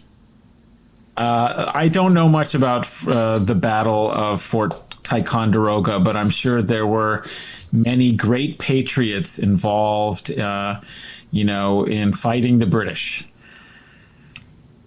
Yeah. Except that probably half of the people of the region supported the British and ended up, a good portion of them ended up leaving across the other side of the St. Lawrence and coming to where I am, which is known as Loyalist. There's along the northern shore of Lake Ontario, eastern Lake Ontario, it's known as the Loyalist Parkway, and every other business is named Loyalist Electric or Loyalist. Really? Yeah, it's like very much a part of the local identity of the people who definitely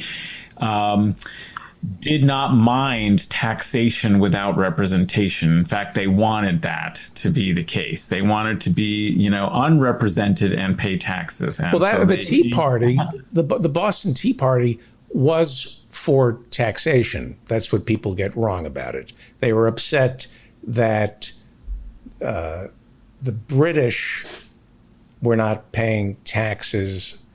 They wanted to sell Dutch tea, right? Yeah. And Dutch tea was taxed, but British tea wasn't. And they were calling for British tea to be taxed at the same rate as Dutch tea. So they were calling for more taxation, not less. Equitable taxation is what they're how things have changed in America. Yeah. All right. Well, invite Brad Edmondson. Yeah. Okay, I will do that. He's a fun guy. I will do that. Okay. Sounds like a good idea for a Monday 8:30 session. Very good. Well, thank you, Professor Marianne. Thank you, Professor Ann Lee. Thank you, Professor Bick. Thank you, Professor Adnan Hussein. I know that there's Guerrilla History with Henry, which everybody should subscribe to, and the Mudgeless podcast. Does anybody want to promote anything? I will share one nugget of information with you, and that was that King George was very good to his men.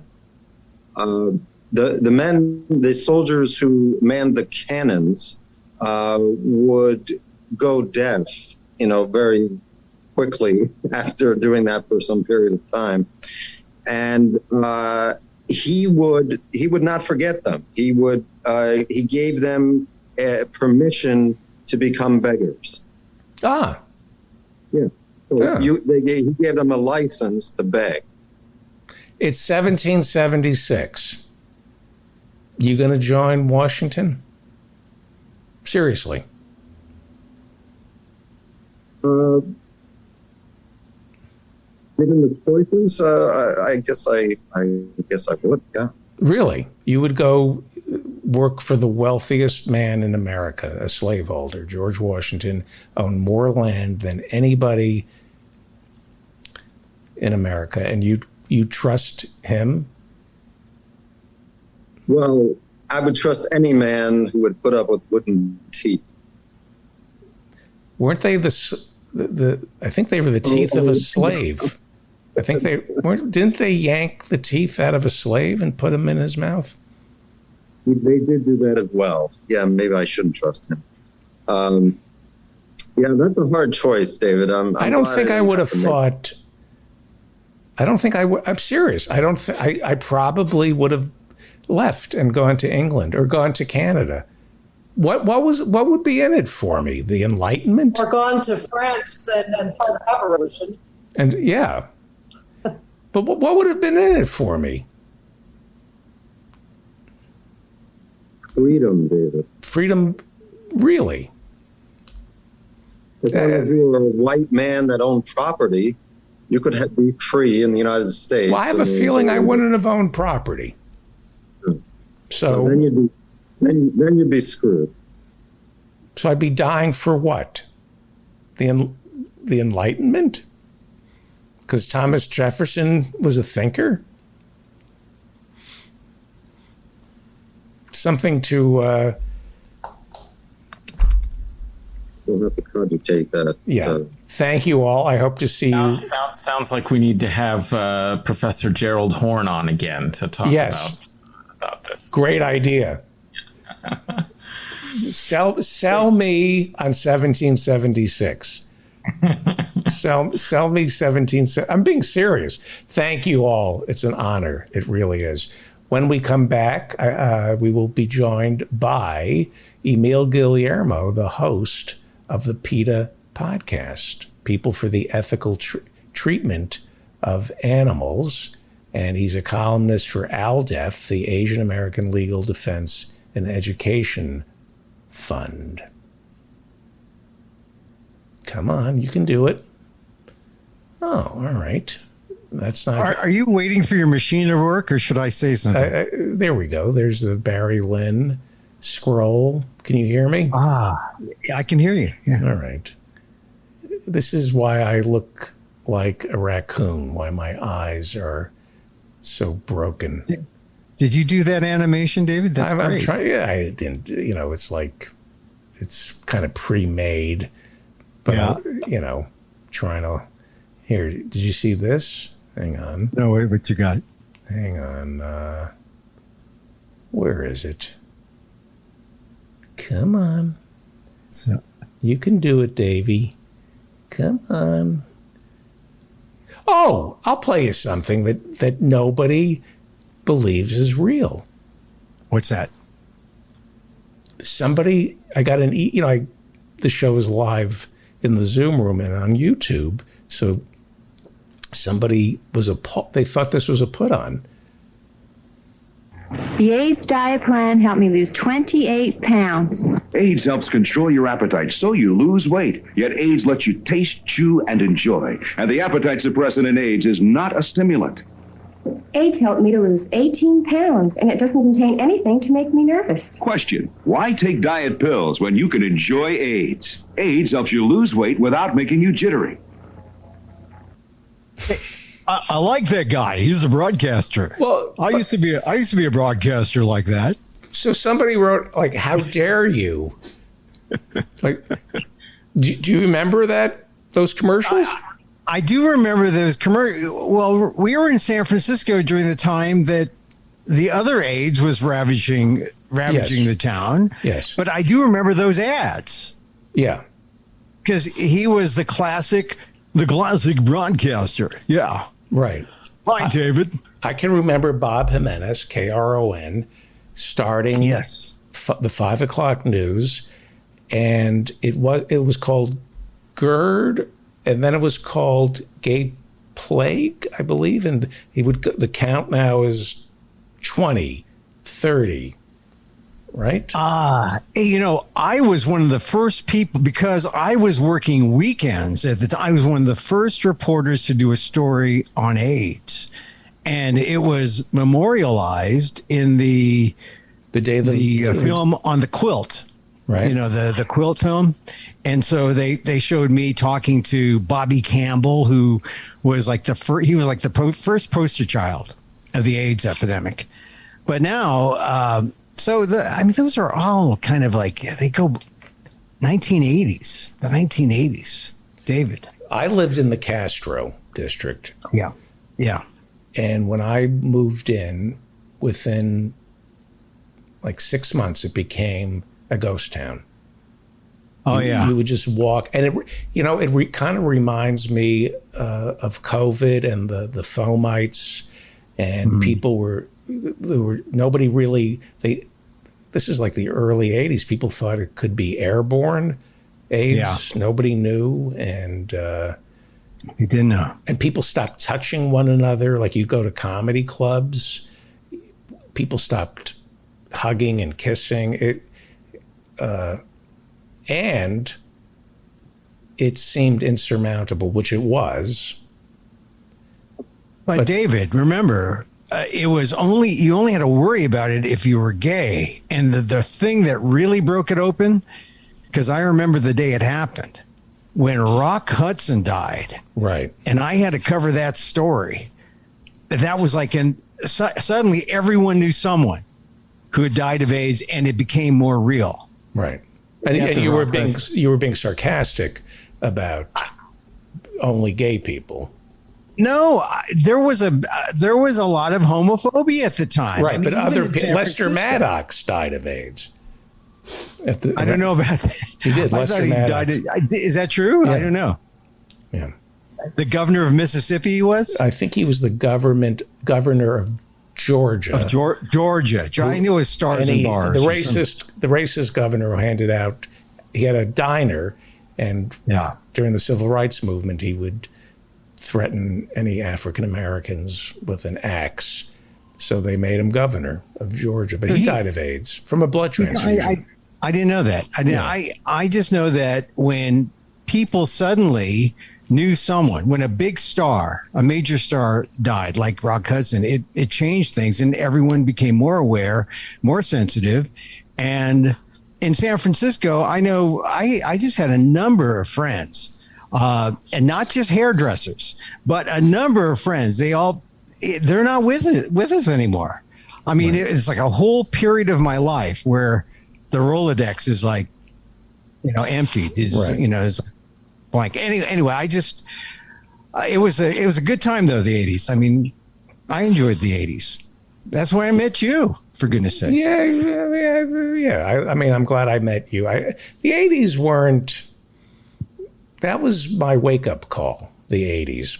Where I realized disco wasn't enough of a wake-up call? I realized I was living in a different country than I thought. Yeah. That the 80s, where I looked around and I thought, everything I thought about America is incorrect. I left New York. I moved to San Francisco. I thought San Francisco would be like even more New York-y in terms of its liberal, leftist bent, and it was far from it. It really was much more conservative. And the machine politics of the day. But look, in the 80s, I was, a short time out of college, and one of the reasons why I came late today. And David, this is always a source of conversation with us. You always want to argue with me at this point. I like to talk about Harvard, but not to show off. I want to talk about it because I have this love-hate relationship with it. And I was at an alumni gathering, not a regular alumni gathering with people like, with regular white folks, rich white folks, and faux Harvard alums. They're not happy people. It's a very depressing. I was invited. A Simpsons writer took me to a Harvard thing, and they're not happy people. No, they're not. Because I think that's the point. They get into Harvard and they're entitled. They never live up to what they were promised, and they show up and they're torn. When they get together, they want to be networking with successful people, but other Harvard people, they want to confirm that Harvard produces only the best. But if somebody there really is the best, then they're reminded that they didn't live up to their potential, that guarantee. So they're torn. They want successful people to be at these parties, but then if they're successful, they're reminded that they're failures. So it's a very unhappy place to be. Of course. Take me to your next Harvard. Take me to your next Harvard event. Well, look, here's the thing. I enjoy seeing people from Harvard being miserable. They are miserable just naturally. And I need to mention this now because this was not a regular alumni type of event. It was the first Unity alumni gathering featuring Hispanics, Blacks, Asians, Native Americans. This is the anti-Harvard. And I'm telling you, there were like people from something like, so I wrote it down, something like 83 countries, 47 states. I'm going to be in a story slam telling a Filipino story about Filipinos at Harvard in the 70s, which I'm sure no one really cares about. They didn't realize what a Filipino was in the 70s, but I'm telling it because here's the thing about my story. I realize you go to Harvard, you get a degree, you graduate with more than a degree, you graduate with a wound. And then you spend the next 40 years of your life trying to figure out, you don't wallow in self-pity, you wallow in self-discovery, trying to figure out what the heck was that 4 years. And essentially, this gathering was pretty interesting. The opening night, my storytelling thing is tomorrow. But tonight, it featured a guy who started the Blacklist in Hollywood, a guy named Franklin Leonard, and also Celeste Ng. Whoa, hang on. The guy who started the Blacklist was there? No, well, the Blacklist being a list of black projects, black screenwriting projects. Oh, I thought you were talking about the guy who Louis Nizer sued. Yeah, not the Dalton Trumbo, that kind of thing. That was a supermarket. The guy's name was Johnson. He owned a supermarket, and he was sued by Louis Nizer. Turned out not to have any money. It was fascinating because the discussion was, and these guys are a lot younger than me, right? I'm like the horse, graduating in the 70s. I'm like the horse who had to be stuck in the barn, and only a few people, got out and were able to do the Hollywood thing. You got to realize when I graduated, the hottest comedian was Freddie Prinze, right? The hottest brown comedian who then offed himself, right? When he got Chico and the Man. And I remember being in the Lampoon Castle with Jim Downey, right? The legendary Jim Downey from Saturday Night Live, the writer-producer. Yes. And I asked him, Jim, what are you going to do with your life now? He said, I was going to make television. He says, I'm making television. And he did. He went off to do that. I couldn't say that. I couldn't say, I'm going to make television. I had to say, well, I'll figure out what they let Filipinos do. Right. And so we both gave the same funny speech at graduation, but he goes off to SNL fame. And I'm here with the David Feldman crowd, talking on your show, but which is not a bad thing. But you had a more nourishing life. You're a successful journalist. You did serious work. He squandered. I mean, he's considered the greatest television sketch writer on SNL, but it's still television. It's not journalism. I know. I know. And, the only thing that Downey and I, the one Downey story I have is that we argued about which disco tape to play at the Lampoon party. We never talked comedy. We never talked humor. He just preferred the Rolling Stones, and I preferred Donna Summer. Right. That was our conflict. But anyway, look, this was a great conversation at this alumni thing. People of color, Unity people of color, because here were younger folks in their 40s and 30s trying to figure out, how are we going to change this? How are we going to get diversity? How are we going to get equity? The main takeaway was they said, if you are a person of color, if you're a person of color and try to get in, there is no room to fail. You got one shot. Essentially, they were just confirming tokenism, right? You get one shot unless, and I put something in chat. I said, look, unless you make money for the capitalist entertainment system, you're not going anywhere. And I was saying that, look, this is a week to have this because this is the week where Melvin Van Peebles died, the great independent, Sweetback's Badass song, 1971. He didn't care about Hollywood. He was into black exploitation or blaxploitation. But the thing is, I think if you're a person of color still, to this day, you got to be outside the system. You got to be an outlaw. But here are these Harvard folks who are trying to figure out, how do I get in? How do I use this newfound privilege I have? And it was kind of amazing to hear these people talk. And Celeste Deng, who's a novelist, she talked to another novelist who said, I think we'll have it made not when Shang-Chi is the #1 movie in all of the world, but when an Asian American can be a character in some movie or television thing and be a total, loser. And not be the opposite of the Asian American stereotype, which, I don't totally agree, but they're trying to say, where can you have that kind of honesty and authenticity and trust? Because, my objection to what she said about that is that you look at the Asian American community, you'll find a lot of losers, Southeast Asians, a lot of people in poverty. It's not all people who are Andrew Yang model minorities. So anyway, it was an interesting thing, the unity people of color. Good. Yeah. And I know that, see, look, you want to say, look, Harvard, they're elitists, but I'll tell you something, David. Harvard has been trying to.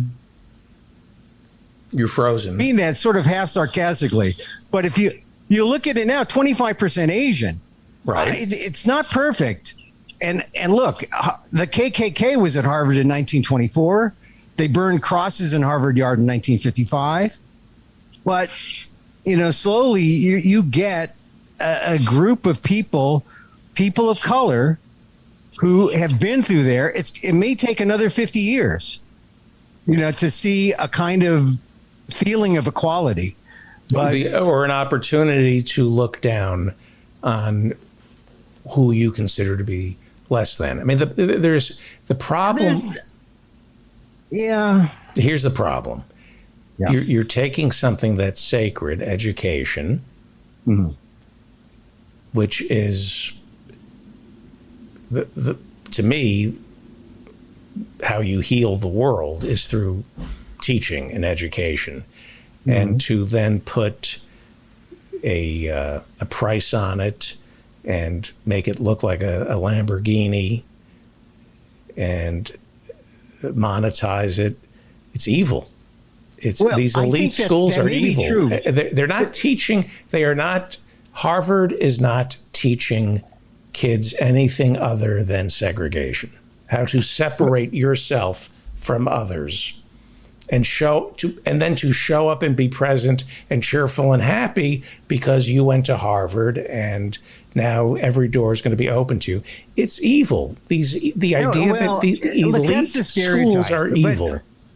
That's a stereotype. I'm here to say that, like my father was a fry cook. My father was an immigrant who was shunted because of anti-miscegenation laws. I know that came up earlier with the professor's talk.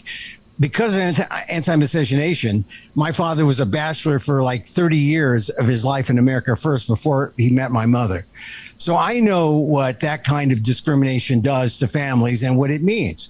When I was given a chance to go to Harvard, I took it. But that's dehumanizing. The idea that to go to Harvard? Yes, it's dehumanizing. Any elite school is dehumanizing. It separates you from others and says you're special or you won the lottery ticket. But David, I was given it. It causes a lot of pain and segregation.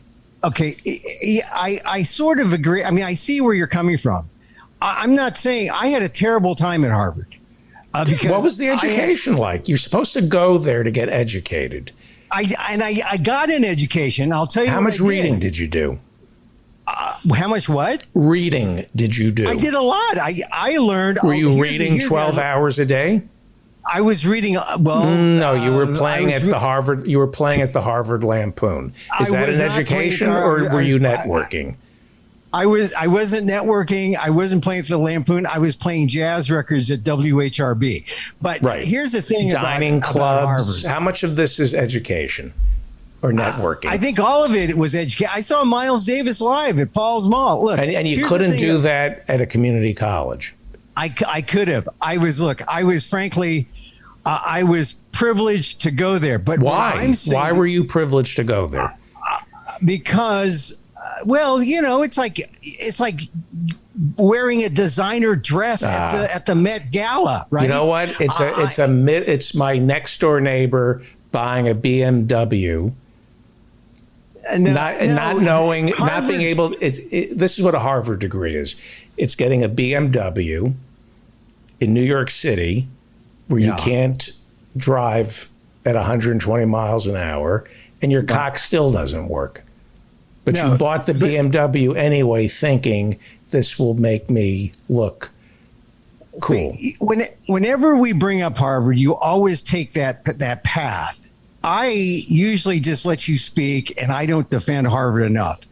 I like to mention it a lot because white people, when they go to Harvard, generally a lot of them say they like to humble brag if they mention it all because they don't want to seem like they're bragging. When I'm a brown person, yes, I mention it because most people assume that I went to the other place. And that's why I think. And I think it's dehumanizing. It's not dehumanizing. What it is, it's like me bringing a stepladder with me, and when someone looks at me and they assume that I went to Stanislaus State, I say no, I went to Harvard, and they just like fall over on their sword. I'm saying, look, I go down the street with Jeffrey Epstein. He wears a Harvard T-shirt, and they think he went to Harvard. I walk down the street with my Harvard T-shirt, and they think that I got a discount at the Coop. That's racism in America. Right. And I'm glad that I had the opportunity to at least participate on a fry cook's son. Yes. To participate at a high level at a place like Harvard. Well, but I have scars. I have scars to show the alumni club. And my story I tell tomorrow, or I tell Friday night, there's 2,000 people going to be at that story slam by Zoom. So anyway, David, look. Let me play you what Harvard. This is okay. I understand what you're saying. I do. Yeah. But I think there's a sickness in this country. And Harvard, some people, but look, elite private schools are making their students really sick. They're really sick. How about this, though, David? Don't you think that people of color, from low incomes, who have been underrepresented, should have a chance if they can manage, if they show that they have the acumen, that they should have a chance to also go to Harvard and then do their life. I'm glad I went to Harvard, but I also understand that it comes with some psychological baggage that it took me decades to try to figure out. Read what Clarence Thomas said about Yale.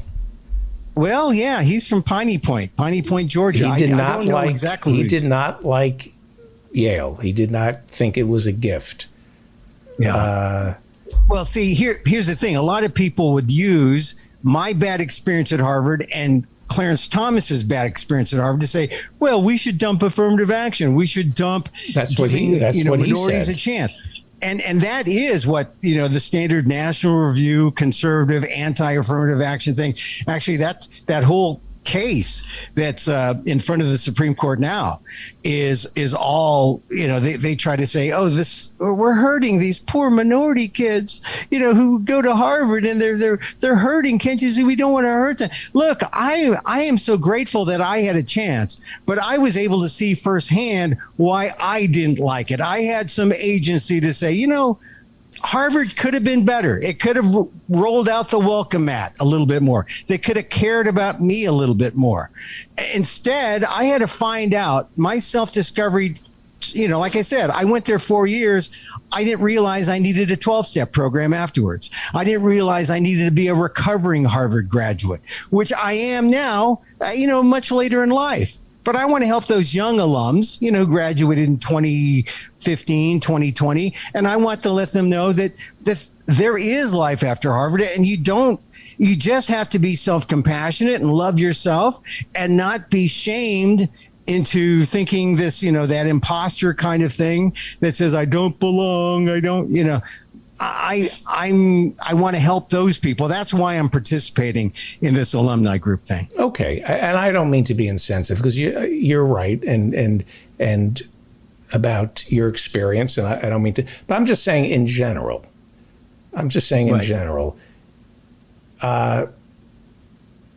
In general, people should have great education. Free. It shouldn't be there elitist. should be, excuse me for 1 second. Yeah. The problem is not just Harvard. The problem is nobody can afford to go to college. I agree. That's the first thing. And the idea that you go off to college, some people can't go off to college. Some people have to stay home and be with their family because they're in a single mom, single dad. They can't leave and go away for 4 years, not just because of money, but because of family ties.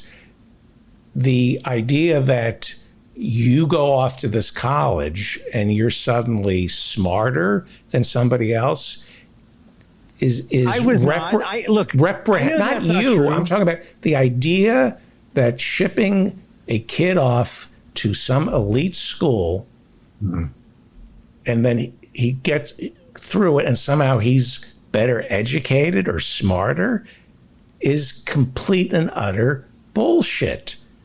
Well, look, I don't disagree with you.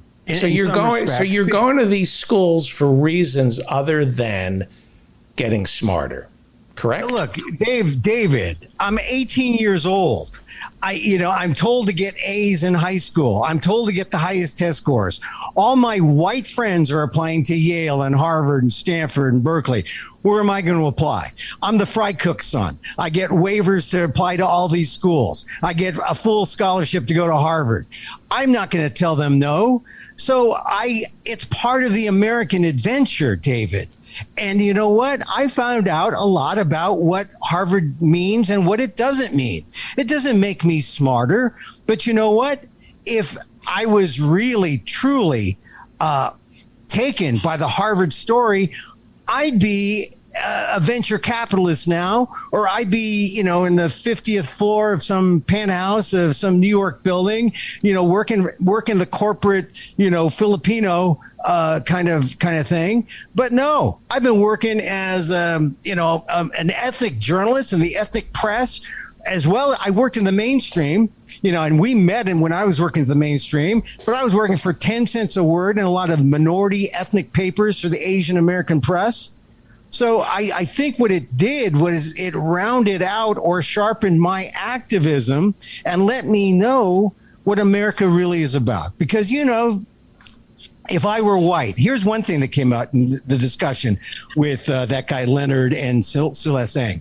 What if any of the white people, what if they, would they ever cop to the fact that they had white privilege? Or what if they were a different color? Would things be different?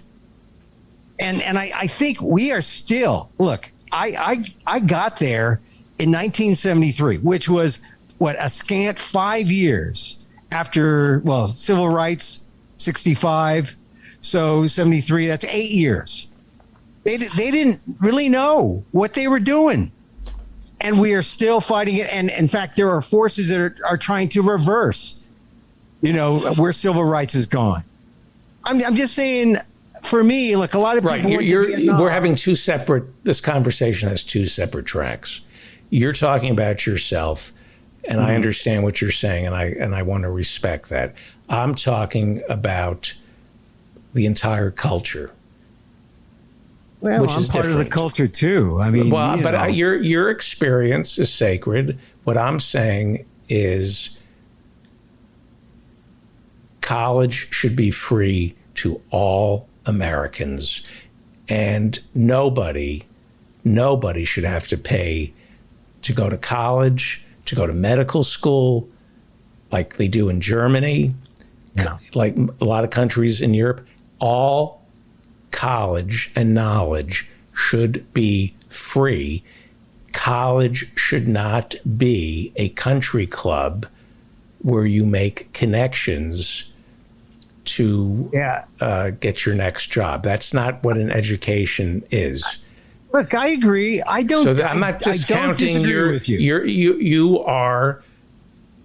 Harvard is baked into your psyche. I totally get that, and you're part. It's the American story. I get that. What I'm saying is, they're trying to change. They're trying to change this idea that Harvard is all white. I mean, we have. This is the first time. But you can't. If you're the source of the problem, you can't fix it. Harvard is the source of the problem. As are Princeton, Yale, Columbia, Smith, any school that uses the term elite private school. If you use the term elite, get the fuck out of my country with your elite private school. Get the fuck out of America with elite private schools. I just want to say that. Right? Would you at least agree with me that the idea of an elite private school is the height of insensitivity and it's un-American? I'm not talking about your personal experience. I'm not talking about my experience. I'm talking that Harvard's trying to change that. It can't change. That's like asking ExxonMobil to solve climate change. I'm not saying Harvard's perfect. Like I said, I saw what they're trying to, like in my day, when I graduated, we wore little armbands to divest from South Africa, right? Now they're trying to get the fossil fuel money out. I'm just saying Harvard's trying. It's not perfect, but their student body is 25% Asian. But that's not the first. You're. I mean, I could go round and round in circles. You're not 25. So what it's doing is it's saying we're bringing 25% of our population is Asian. We're training Asian kids to go out and segregate themselves from the rest of the population. Not necessarily. It's providing an education for a more diverse crowd than you say. But it's not going to be more diverse. It's going to create people who think they're entitled to something because they won something. Not any more entitled than someone who graduates from UC Berkeley or someone who graduates from Columbia like you. I'm just saying that they're trying to get the diversity thing right. The fact that they're having this alumni gathering of color for the first time ever is I think it's a big deal. But how can you have a room? Okay, let me ask you a question. You have a room filled with 100 Harvard graduates, right? Mm-hmm. And it's diverse. It's the rainbow, right? Mm-hmm. But they're all Harvard graduates. I don't see diversity. I see a problem. So you see so you just don't. Well, look. I see Harvard. This is what I see. If you put me in a room with 100 millionaires, and it's a rainbow of 100 millionaires, I don't see diversity. I see 100 assholes. Look, I don't dispute that either. I mean, so if you say to me, but what, 5% of these 100 millionaires are pick your. Well, not everyone who goes to Harvard's a millionaire. I'm far from a millionaire. I'm saying that, but there's diversity within. They graduate with a sense of intellectual entitlement that separates them from others, and that's a sin. That's a sin. Sin. I think, look, there are some people who believe that, but for the most part, I think a lot of people from Harvard, if they're honest, they go through a kind of, they get humbled. I mean, certainly, look, I'm not a millionaire. I didn't go shoot up straight to the top. I met you on the way down, when I was at Crumb. But it's a sin to think you're better educated and smarter than other people, and that you should get and that you should get in the fast lane. That's sinful. it is sinful if you feel like you're privileged. I don't think I feel I'm privileged. I feel like I'm not talking about you. I know, but I'm talking about the people who went to Harvard. They don't all think as you that they are privileged and they deserve to be in the fast lane, or they deserve more than everyone else. In fact, I think in some respects, when you cut across race and class, Harvard is doing more to get more people in from more diverse backgrounds from a race and class perspective. They're not doing as well, say, on and Exxon is doing more. Exxon, because of the amount of money it has, is doing more to fund solar wind farms. So Exxon's better than Harvard on that score? No, just because you're doing more, it means you have, and you're bad, you have more money to do more on stuff that makes it look like you're good, but you're bad. It's bad. I just think, David, that it's an opportunity to have gone there. I wish it could have been better. For me, it was I think. Let me. You know what? Let me tell you something. Yeah. You ever go to the teaching company? The what company? The teaching company. The great courses that they have. It's lectures. Oh yeah. Right. I subscribe to. I think it's like $20 a month, and you have access to these professors who teach classes online, or MOOCs. You ever do a MOOC? Yes. I mean, I know about them. Yeah. Look, hang on for 1 second. Hang on for one second. Anybody who's ever taken a MOOC, anybody who's ever taken, out of the library, you can take the great courses out of the library, and you can be exposed to professors from all over the world. And one of the things you learn by doing that is there are great professors everywhere. Yes, I know that. So if there are great professors everywhere, and there are, and there should be, what is an elite private school other than the e-ticket, the fast lane to a 1% lifestyle, or to segregate you from others? It's evil. You're talking about it's evil. You're talking about knowledge. It's evil to segregate people and make them look smarter than they actually are. Go take the great courses online. Go to a MOOC. See where all the great professors are. They're not at Harvard. They're everywhere. I agree with you. Look, so then why do we need elite universities that segregate people? Well, this is why the elite universities are going through these changes. They should be destroyed. They should be destroyed. Well, I mean, Harvard's an institution. They're changing. They should be broken up. Our Justice Department should break up their endowment. What are they doing with $40 billion just sitting there? 39 billion. 39 billion. It should be broken up the same way we should be breaking up Google and Amazon. They should break up. Harvard should be, with $40 billion, they should take $1 billion. They should be in 40 separate states with their endowment.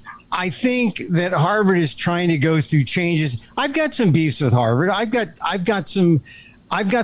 My story about going to Harvard is that's where I found out about my father. I was able to learn Asian American history. I'm not talking about you. I know, but I'm saying that this is what Harvard could do. They don't have ethnic studies, for example. You can get ethnic studies at San Francisco State. You can get ethnic studies at UC Berkeley, at UC Davis. You can't get it at Harvard. I had to take courses in what they called Afro-American studies because that was the closest thing when I was there in the 70s. So I'm just saying there are things that Harvard could do better. I'm not disagreeing with Emil, you're one of my oldest friends. I love you. You're one of the smartest people I know. You're one of the best journalists I've ever met. When you come on this show, if I ask you a question about anything, I get solid reporting. It's an honor to consider you a friend and colleague or whatever. All right, let me have it. Come on. But this conversation is on two separate tracks. You keep bringing it back. I understand what you're saying, but you and I belong on the ice floe. We're at an age now where you have to look forward and think about what's coming next, not how this. In other words, yes, your experience was sacred. I get that. It was part of the American dream, and I would never disrespect that. And it is a great accomplishment. I understand that.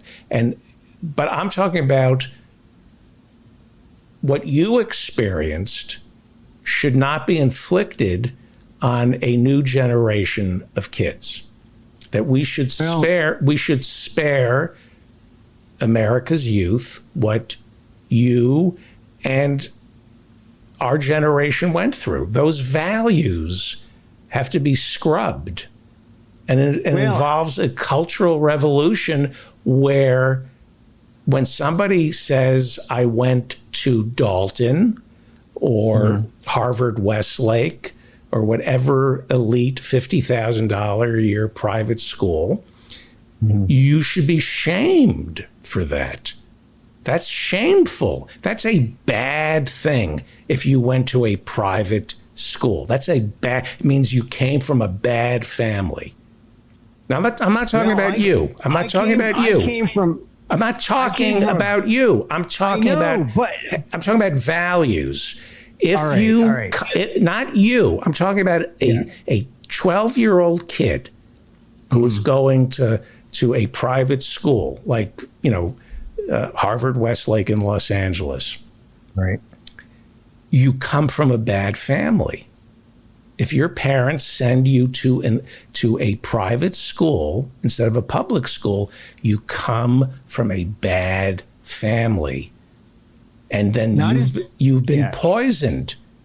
You've been poisoned because they've taught you at an early age to segregate yourself from others based on money, socioeconomic status, and worst of all, your degree, your education.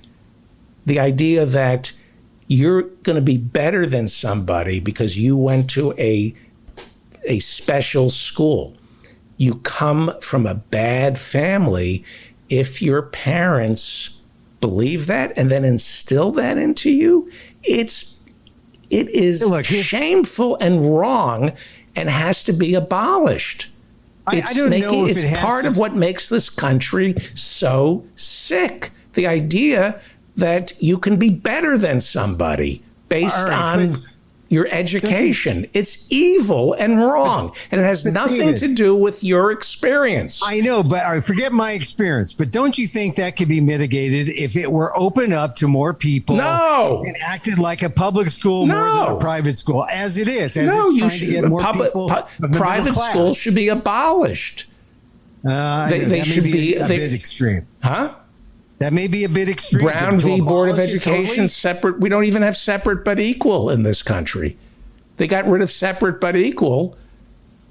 We don't even have separate but equal if you look at the schools in this country. It's been described as an apartheid. If you look at our education system, it's an apartheid state. Yeah. I just think that there are ways to deal with the Harvard issue of destroy it. Destroy all private institutions. Education should be equal and available to everybody. You're talking to a guy who went to public school. I mean, all my life, except for that Harvard place, which is trying to be more public. And I had my scars. I've got my beef with it. And I don't, there are things about it I don't like. But I'm saying, David, it was that if it changes, it transforms. You keep bringing it back to, I'm trying to forget yourself. I'm forgetting myself. I'm thinking about all those young kids I saw who graduated within the last 5 to 10 years, and they're pursuing education. They don't all go to Harvard Law after Harvard College or Harvard Business School. They're all over the country, all over the world. I'm just saying it's an experience that's there.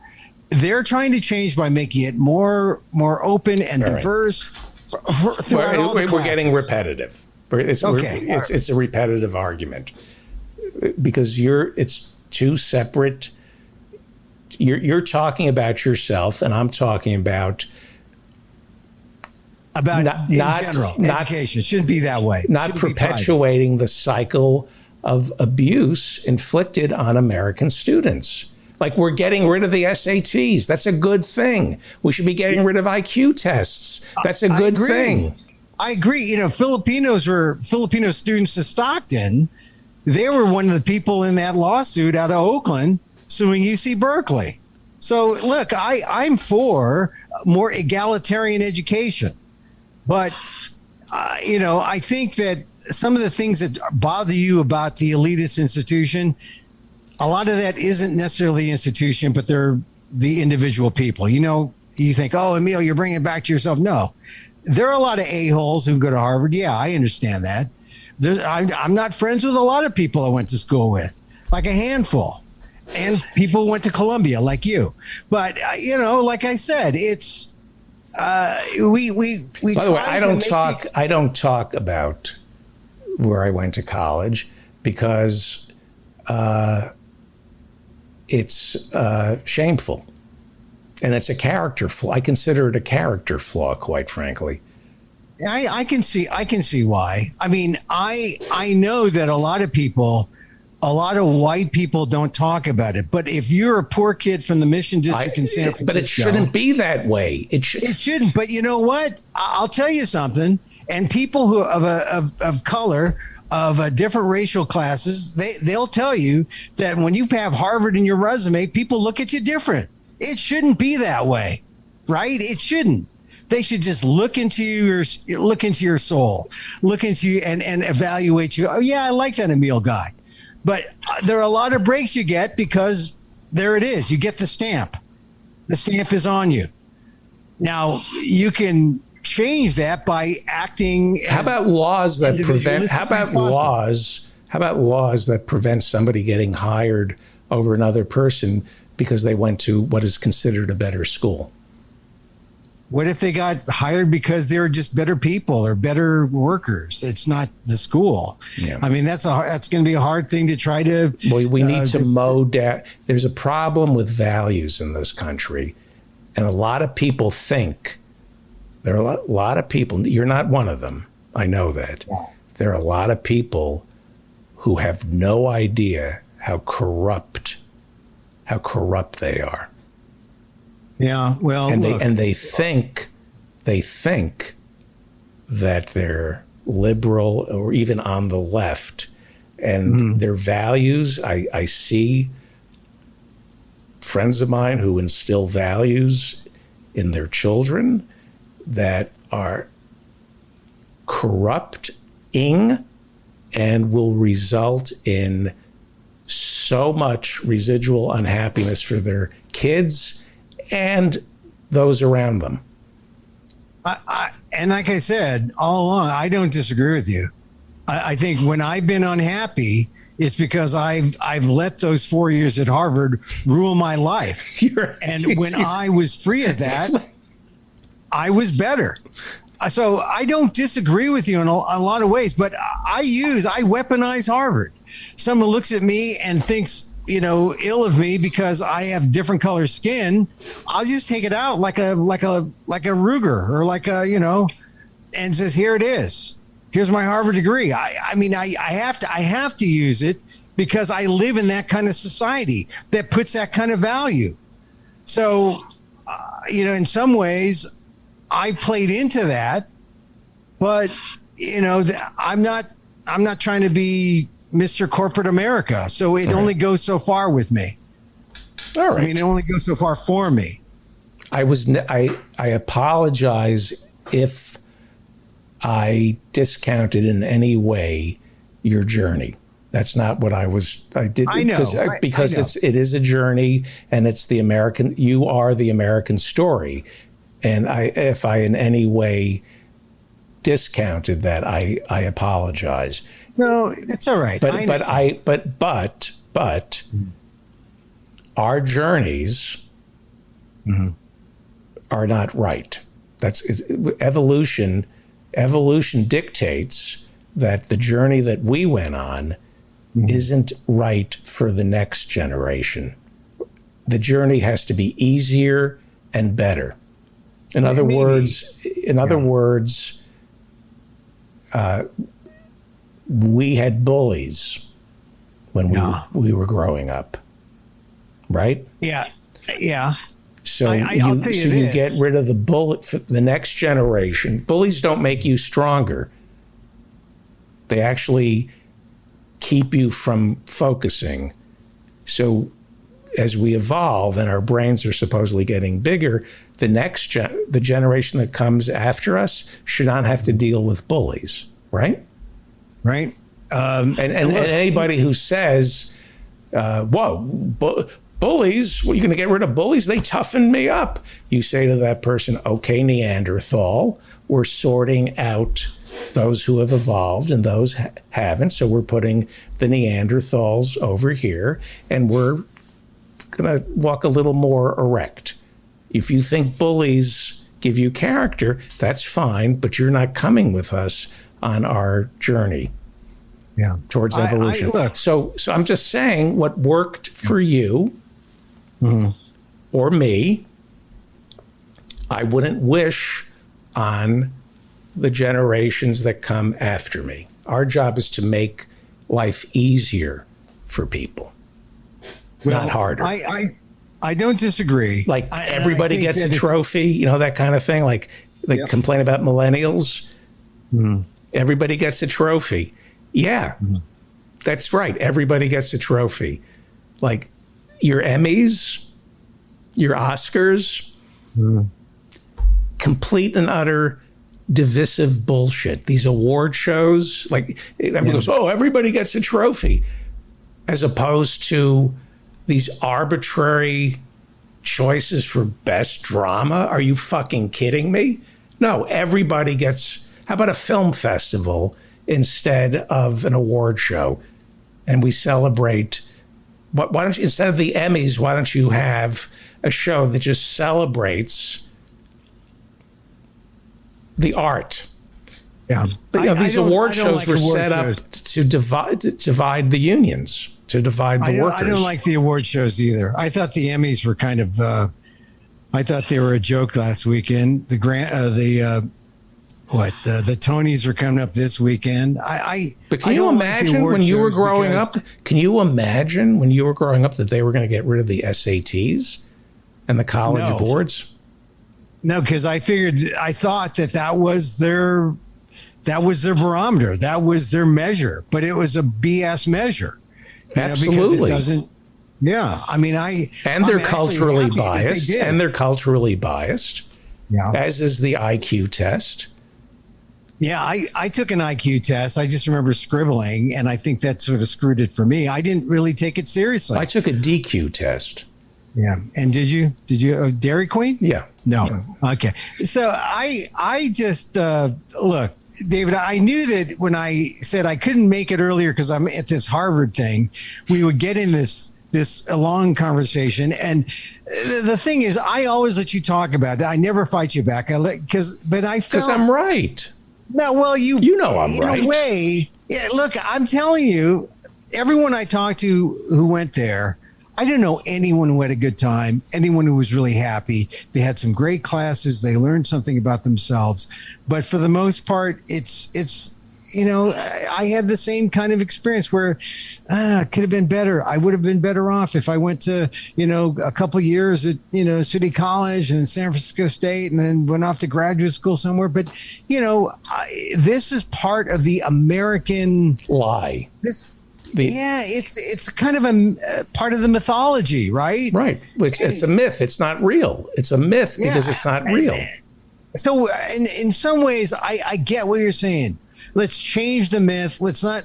But it's harder to get in there now than it was when I was applying. It was like 10% get in when I was applying. Now it's like 3 or 4 or 5%. So the education must be that much better then, right? No, the education. Well, if it's harder to get into, if everybody's trying to get in there, you must be getting one hell of an education. If everybody wants to go there, wow. It's like elite. the hot party ticket, unfortunately, right? It's what? It's like some kind of hot party ticket that everyone wants to go to, right? And that's how you educate people. That's how you churn out the brilliant minds of our generation. Right? I will say this. There were some good classes that I took there. Like I said, the one that taught me essentially Asian American history. But a negative at Harvard is there is no Asian American studies there. Right. And what is the purpose of it? What is the purpose of a college? The purpose of a college, it should be community, right? And education and community. Don't you think? Education, community. If you like people, a community. Should there be a football team? Well, right now, the highest paid professors, I guess you call a football coach a professor, they're the highest paid teachers. Should there be should a college have a football team? If you have to choose between the chemistry department and the football team.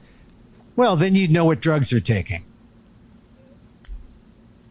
If you have to choose, okay, but if you have to choose between a good chemistry department or a good football team? Yeah, what do you go with? Come on, look. What is the biggest marketing tool for colleges now? It's College Football Saturday. Wait a second. So I'm hiring. Hang on for 1 second. And don't bring up where you went to school, okay? You and I were running a business, right? Yeah. Okay. Yeah. And now Tommy Tuberville calls me in Alabama, and he says, I want you to hire this guy. Yeah. Is he a member of the Alumni Association? Yeah. He went to wherever Tommy Tuberville coached. Alabama. Yeah. Alabama. So, because why? I'm supposed to hire this guy because he played football for Tommy Tuberville, and he's going to be smart and he's going to be a hard worker because Alabama had a great year. That guy, he never gave you less than 100% on wind sprints. Never What am I supposed to extrapolate? You went to a college that was in the top 10. Yeah. Football. Oh, okay. Your football team was great. I'll hire you. Really? You need some kind of basis for making a judgment, David. Come on. Give Tommy Tuberville a break.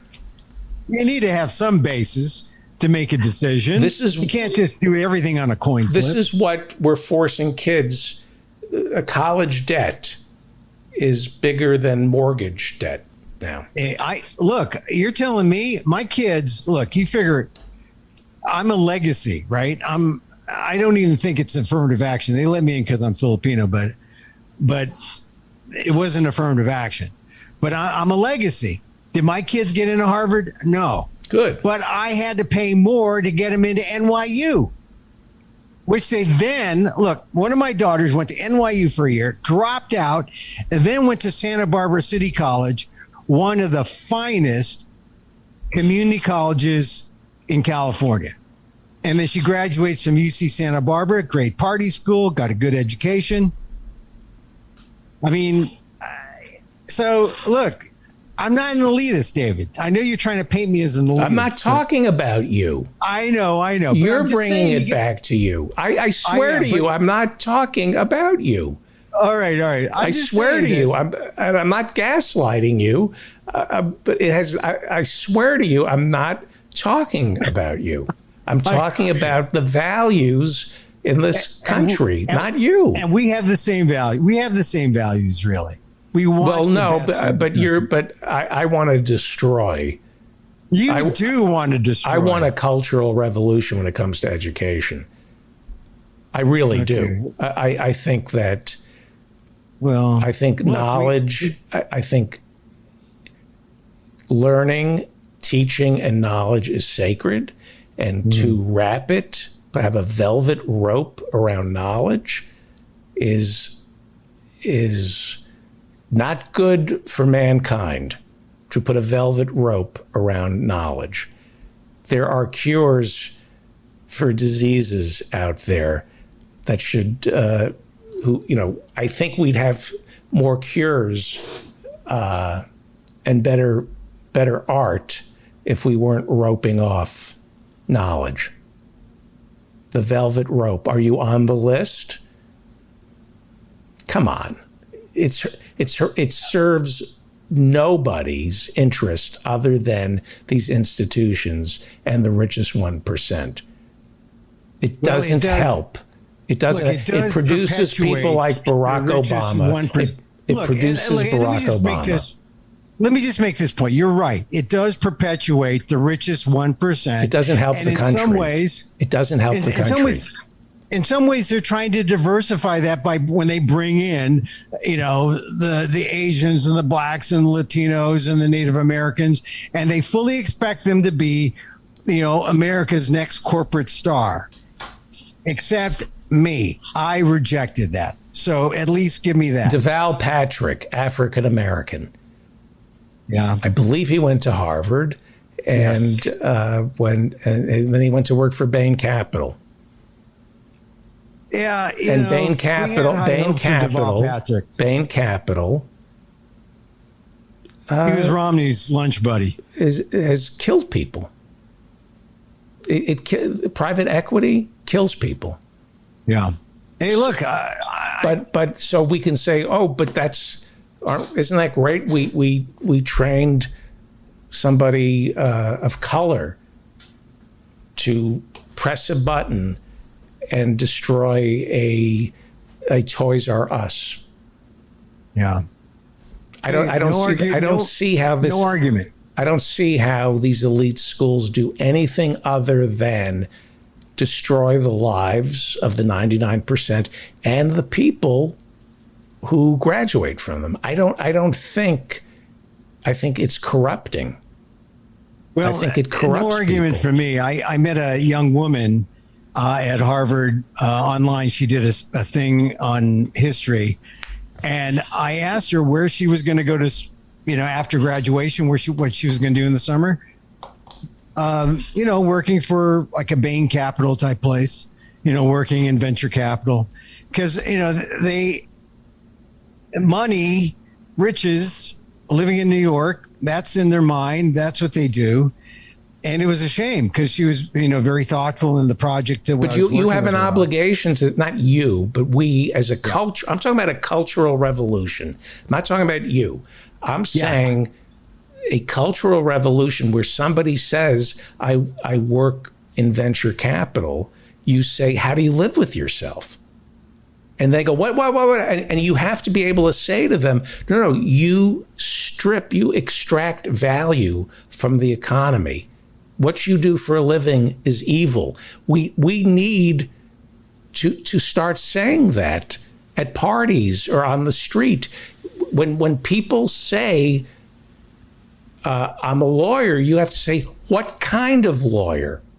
Yeah. And if they say corporate lawyer, you say, you must be very miserable.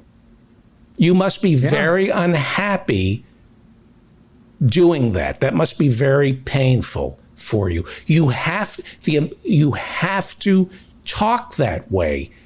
Culturally, you have to tell the truth to these people, because the truth is, if you're a corporate lawyer, you are miserable. And if you're happy as a corporate lawyer, then you're a sociopath. And you need to say that to these people.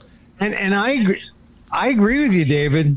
And look at the path that we took, right? I mean, I said, I'm miserable and a sociopath. Oh, that's good. That's like when I meet friends who became lawyers, right? Yep. And the ones who aren't public defenders, who are corporate lawyers, for years, I coddled them. They go, I had a novel in me, and I wish I was doing stand-up, and I did it, and instead I took a job as a corporate lawyer. And now, in my dotage, I say, you didn't have a novel in you. You're a bad person. You're bad. What do you mean? I'm unhappy. You're unhappy because you're bad. And what you do is bad for your soul and bad for the country. You're a corporate, you're defending oil companies. You're bad. David, and we need look, to tell that to these people. You're a stockbroker. You're a fraud. It's a suffering of the world. This is why I'm so glad I discovered my mindfulness practice within the last 2 years, because it has saved me not from being either ashamed or guilty for the choices I've made, but for being me. Like I mean, here's the thing that I got really sick of as an unsuccessful stand-up comic. Yeah. Spending half my life having to justify. And I just, at some point, I looked around, and when people ask me, what do you do for a living? I go, what do you do for a living? Like, what's your fucking business what I do for a living? What do you do for a living? It's like I hear you're a comedian. Have you been on? And I just turn the tables. Go, what do you do? Oh, it's not interesting what I do. And I go, really? Well, it's not interesting what I do. Tell me what you're reading. Comic books. The point, I think the point I'm making, here's the point I'm making. I will say this. I was heartened to see all the alums there. Stop talking about Harvard. I'm not talking about Harvard. But I was noticing an anti-corporate kind of thing. They were trying to spread the love. They were trying to do more for society. Although when they were talking about showbiz, something I said something in chat saying, look, you want diversity, it's always going to boil down to how the showbiz people are going to say, how much money can I make off you, or how much money can you make from me? It's not going to be on authentic story. It's not going to be on, the story that, we must tell or we have to tell, because that kind of story is not going to go Hollywood. And that was a little too real for the people in this. So I know I'm on the fringe of even this group, so I'm just telling you, David, we're all like, on our path, on our journey, trying to be good people.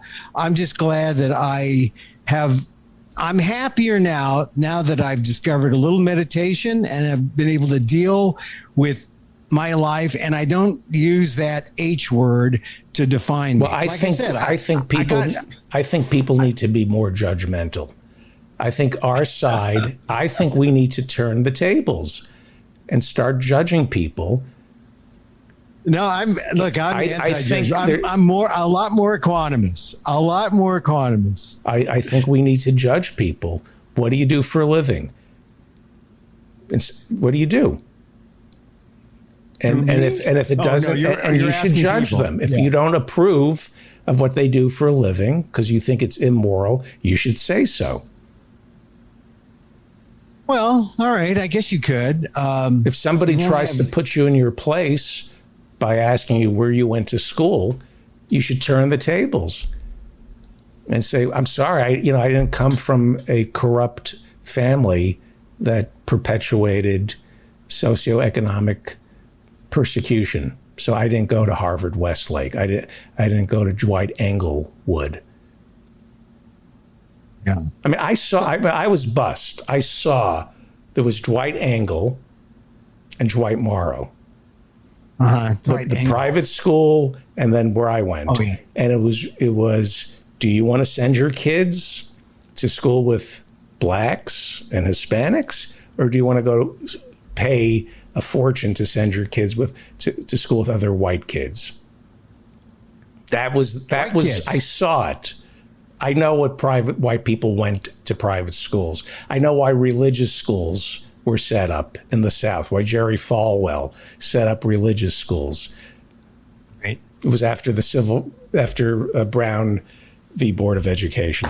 Listen, we need a cultural revolution. All right, People David, need to look, march through the streets. You put it together. You pass out when you're ready to pass out the uniforms and the hats. I'll be there with you. Dunce caps. Yeah, and the little, the blue smocks, whatever they are. I'll be there with you. I just look. We agree. Education should be something that we don't do it right here in this country. No, and that's why we're a nation of idiots. Yeah, that's painful. I mean, that is painful. The current system isn't working. We have an entire country that lacks critical thinking. Yeah, this country cannot think critically. They can criticize, but they can't think critically. You cannot, like earlier, you can't even discuss abolishing ICE because forget low information voters. We have low information candidates and politicians. You can't even, it's unbelievable how stupid the people at the top are. And they think they're smart. Let me play you Bill Gates, Harvard dropout. He was on with Judy Woodruff. He didn't graduate from Harvard. He dropped out. He's in my class. Okay. He's in my class. This idiot, and he dropped is. Out, I graduated. First of all, Bill Gates is evil. We have, he has spent billions branding himself, but Bill Gates is evil. Microsoft was as evil, if not more evil, than Facebook was. In the crib, in the early years of Microsoft, it was predatory capitalism. They destroyed their competition. The Justice Department was going to break them up at one point. This is not an original think. Bill Gates is not an original thinker. He's a predator.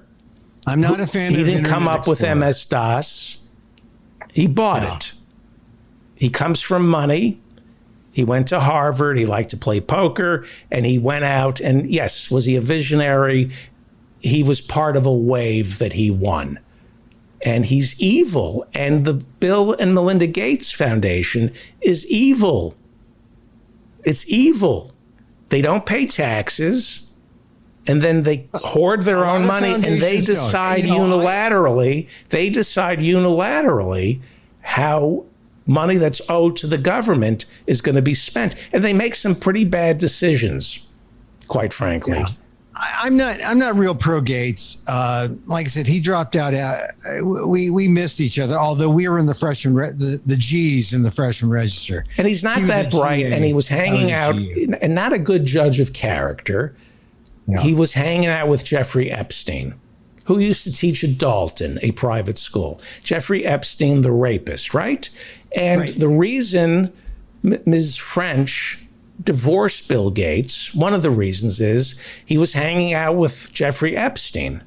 Right. Who didn't go to Harvard but wore Harvard t-shirts. So, and you go to Jeffrey Epstein's, you go there once, and you should know, if you're Bill Gates, you should know Jeffrey Epstein is a child molester, a rapist. If you're so smart, you're Bill Gates, you should know immediately to stay away from Jeffrey Epstein. You're probably relying on the Alan Dershowitz defense or something. Right, but you meet somebody like Jeffrey Epstein, and if he says something like, would you like a massage from this fetus? You go, not only do I not want a fetus to massage my feet, I don't think this is somebody I should be around. I don't think this is a good idea. Well, it turns out Bill Gates was a bad judge of character. And it turns out, we found out from the divorce, is that he would look around the women at Microsoft and say, you and you. And he would He would bed them. So he was a predator. He was a predatory capitalist, and he was a predator when it came to women, employees, and that's why he had multiple dinners at Jeffrey Epstein's. I can assure you that if I met Jeffrey Epstein once, I would know to stay away from him. I was never invited to any of those parties, David. I can assure you that if you met Jeffrey Epstein, you would know immediately that this guy was bad news. Even if he tried to charm you, you would be able to see that this guy was the devil, right? Well, should we speak ill of the dead now? Well, this is what Bill Gates gave an interview with Judy Woodruff on PBS NewsHour, and he was asked, did he learn anything from the Jeffrey Epstein, from being named as someone who was in Jeffrey Epstein's black book? I think Bill Gates may have been on the Lolita Express. I think. We're not sure. We know that Bill Clinton was on the Lolita Express. Bill Gates, I know. He wasn't my friend, David. Okay, here's what Bill Gates. This is what Bill Gates said. And, I've said I regretted having those dinners, and there's absolutely nothing new on that. Is there a lesson for you, for anyone else looking at this? Well, he's dead, so in general, you always have to be careful. Well, he's dead, so I got away with it. That's the lesson. But in general, you have to be careful. He's dead.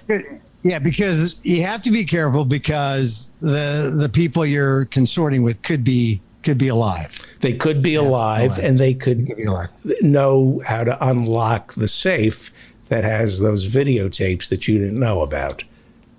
Yeah. Here's the thing about Gates. It's, he's got that sweater thing. I guess it's a Mr. Rogers had a cardigan. Gates has the crew neck. And I don't know. I just on the haberdashery, I would have known that would have been the telltale sign. So, some people, it's the Harvard degree. Some people, it's the haberdashery. And that, for Gates, it was the sweater. Right. Emil Guillermo is the host of the PETA podcast, People for the Ethical Treatment of Animals. Hey, can I plug the PETA podcast? Well, we're talking about birds this week. Don't own one. They're bad news. You buy a bird, and you have a cat or a dog, and it's a companion for like maybe 10, 15, 15 years. A bird is forever. You get a bird, you're going to have to think about getting Medicare for your bird. How long do birds live? They live forever. And you got to go pairs, because birds only do three things. They forage, they fly, and they mate. That's all they do. The three things. And they're in the cage. Yeah, you might as well call them prisons. So birds, bad news as animal companions. And so listen to the PETA podcast. I talked to our bird expert, and we talk, birds, when they're having a bad time, they're like teenage girls. They start cutting. Although they peck on their breast feathers. Mm-hmm. Seriously, it's bad news. Anyway, and it's all because someone thought it would be a good idea to bring a budgie home. Don't bring a budgie home. Don't bring a parakeet, toucan, three-can. No. Okay. That's the word to the wise. You're not thinking about getting a bird, are you, Dave? No, I'm thinking of getting a cat. Cats are okay. Now, if you get a bird and a cat, that could be. Then you get a Tweety Pie Sylvester situation, and that's no good. That's no good. Anyway, the PETA podcast. Oh, also, hey, next week, the official book launch of this Bigotry on Broadway. Did you write that essay? Bigotry on Broadway. It's an anthology edited by Ishmael Reed, and I have an essay on South Pacific. Really? Where I talk about, because Ishmael Reed got onto this thing about Hamilton, saying that Hamilton and, he wrote The Haunting of Lin-Manuel Miranda. saying that Miranda got it wrong in terms of Hamilton. So he said, well, if this is going on Broadway with Hamilton, what else is going on with Broadway that's wrong? And so Flower Drum Song, Rodgers and Hammerstein's South Pacific. I wrote about South Pacific in here. All right, so it's called Bigotry on Broadway, which also is the same name of Larry the Cable Guy's one-man show that was also on Broadway. So, what, South Pacific or Bigotry on Broadway? Oh, David. So, and then you have a problem with South Pacific? South Pacific. What is it? The song that everyone thinks is anti-racist, You Have to Be Carefully Taught, is really kind of... You have to be taught to hate, right? Yeah, it's not... I mean, the thing is, it's dated, of course. South Pacific is dated from the 50s to now. But I don't think, and as good as the songs are in South Pacific, I don't think anyone is going to be humming You Have to Be Carefully Taught at the next, BLM march. And I remember going to a PTA meeting when my kids were very young, and the principal said hatred can only be taught at home.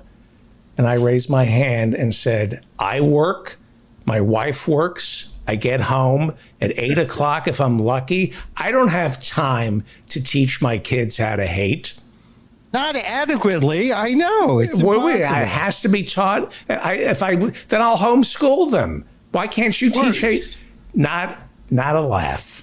Nothing. You could hire. How about the Mexican housekeeper? I didn't get a laugh at the PTA meeting. Nobody thought that was funny.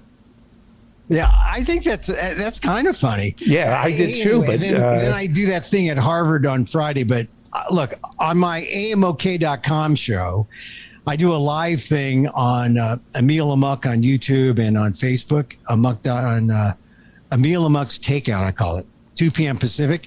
I'll play a tape of my Harvard thing on my show. With Harvard.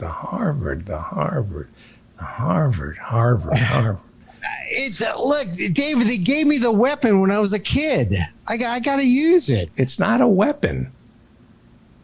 It's not a weapon?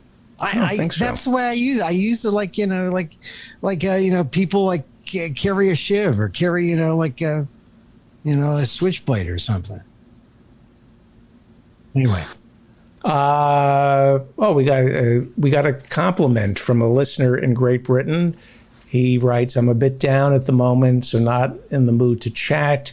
I just want to tell you that this conversation is a godsend. That's really? Yeah.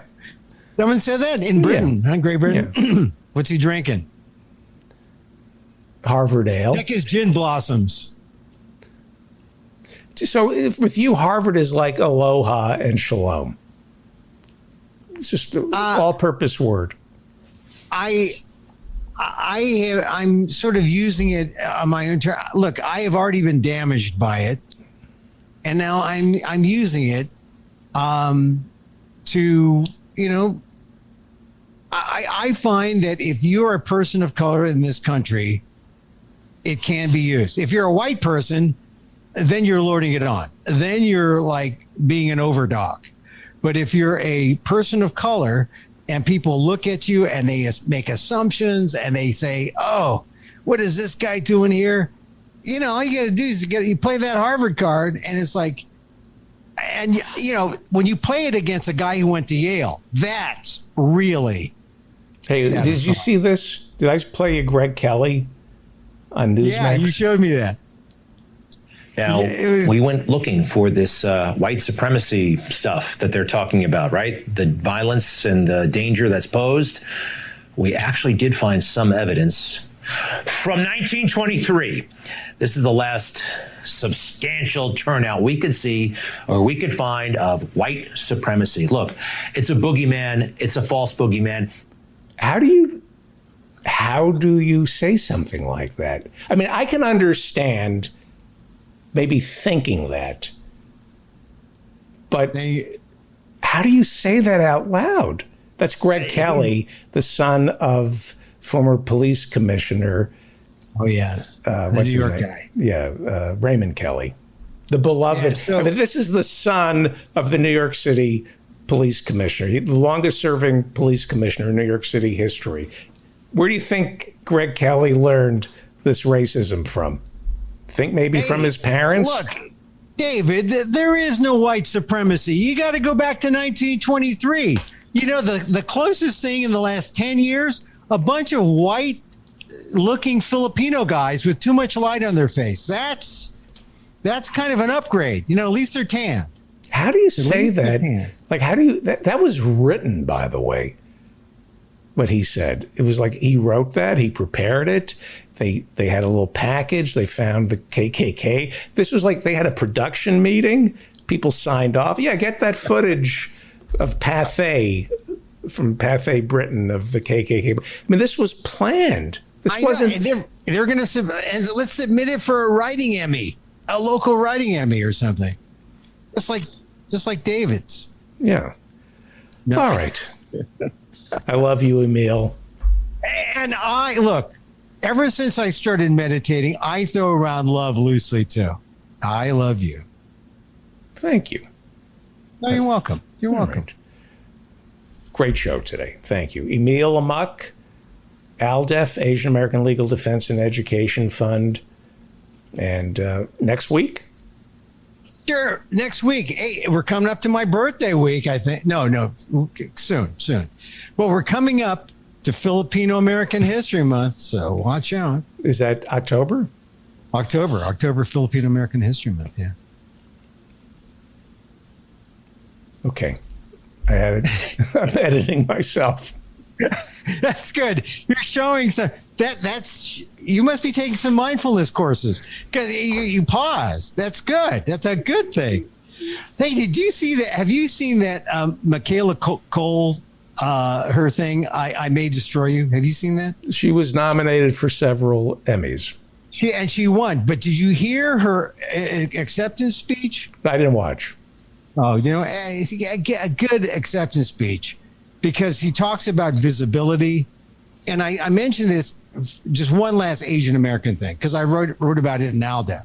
Because even though Shang-Chi is like the #1 movie and it's #1 box office, they're making money off Asians, why is it that I don't feel any different? We're visible. Why don't I feel like it counts or it matters?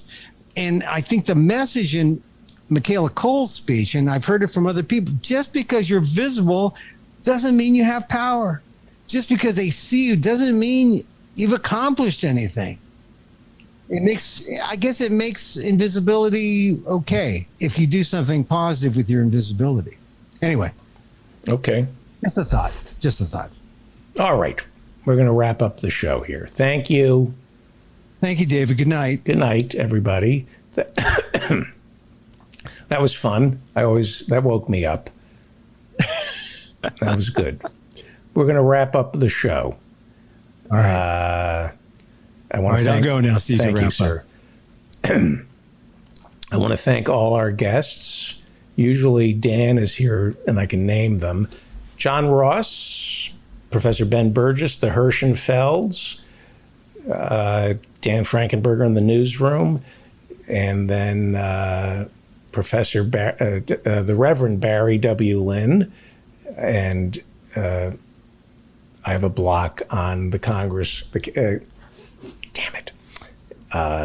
professors in Marianne, Professor Bick, Professor Lee, Professor Marianne, Professor Hussein, and then Emil Guillermo.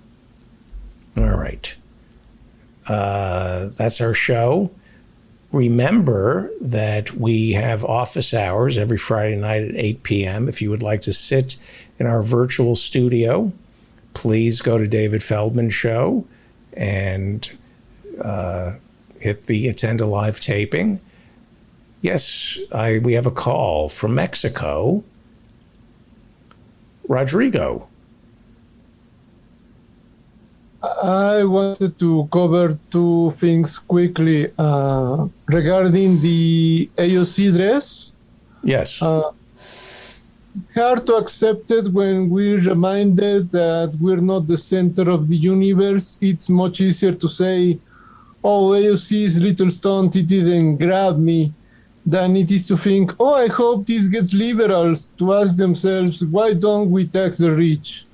What we want is not a performative gesture radical enough to preach to the choir. What we want is to have millions of people going to sleep thinking, what a bitch, she wants to tax the rich. Why don't we tax the rich? And if we're lucky, hundreds of thousands will do their own research, and a few thousand of them will discover that, one, the biggest economic and prosperity expansion in history happened between 1946 and 1963, when the richest people in the United States were paying 94% marginal tax rate. And two, that when poor people make an innocent mistake in their tax forms, they get audited. When Jeff Bezos' tax accountant submits his forms, they say to the IRS, you owe Mr. Bezos $1 billion. And the scary IRS replies, yes, Daddy Bezos. Yes. So in order to reach those people, we have to get them interested with small, timid, if you like, gestures, not with the kind of big, scary slogan that gets conservatives and liberals triggered. So you're saying tax the rich is not a. You're saying that AOC was right for doing. On purpose. I'm sorry? It's not radical on purpose, because it's not a gesture for us, for the radicals. Right. So, but you're okay with her wearing that dress, right?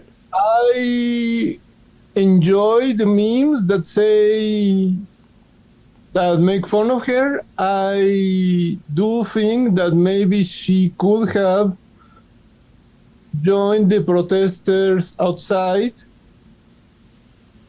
but we want millions of people asking themselves, why don't we tax the rich? We want Saul asking himself, why don't we tax the rich? Saul. You're talking about our Saul? Our Saul, yes. From office hours? Yes. Okay. And so, I have some listeners who may not who may not know Saul. Okay.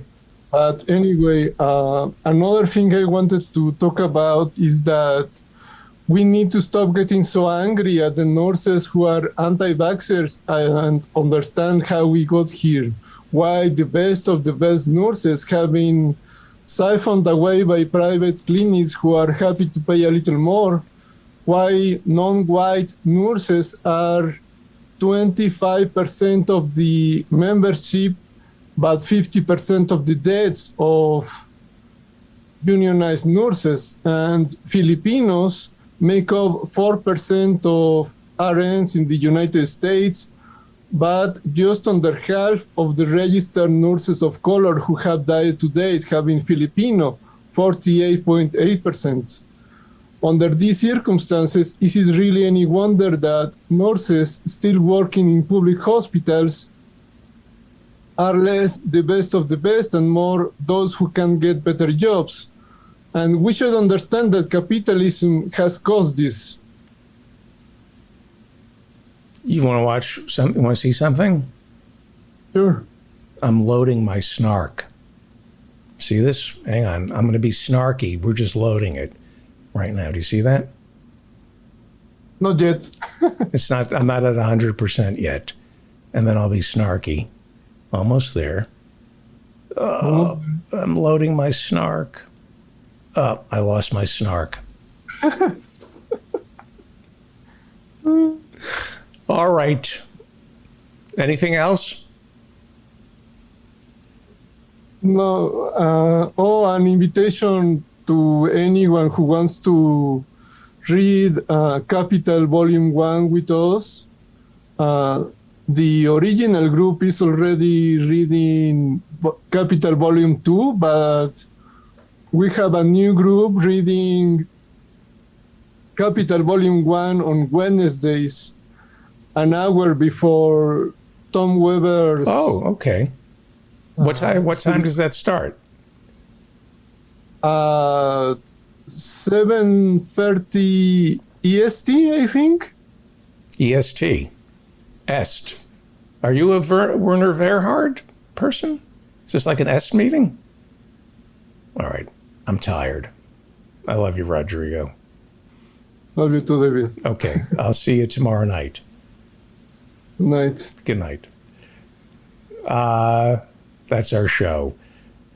Remember to sign up for office hours. Go to my website, sign up for my newsletter. I'm David Feldman. Remember to stay strong and... Dead babies! I mean, I lie. I lie. Hang on. I can't find my... Hang on. Where is it? I was going to say stay strong and protect the weak, but I can't find my closer. Well, we'll do this instead. Nope, can't find it. All right. So we'll end on this. Our friend from Walmart.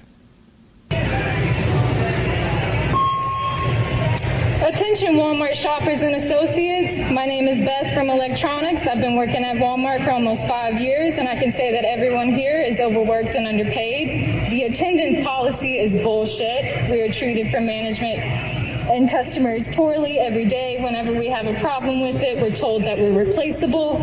I'm tired of the constant gaslighting. This company treats their elderly associates like shit. To Jared, our store manager, you're a pervert. Greta and Kathy, shame on y'all for treating your associates the way you do. I hope you don't speak to your families the way you speak to us. Shout out to Cominique, Patty, Chardell, and so many more. Walmart doesn't deserve y'all. Fuck management and fuck this job. I quit.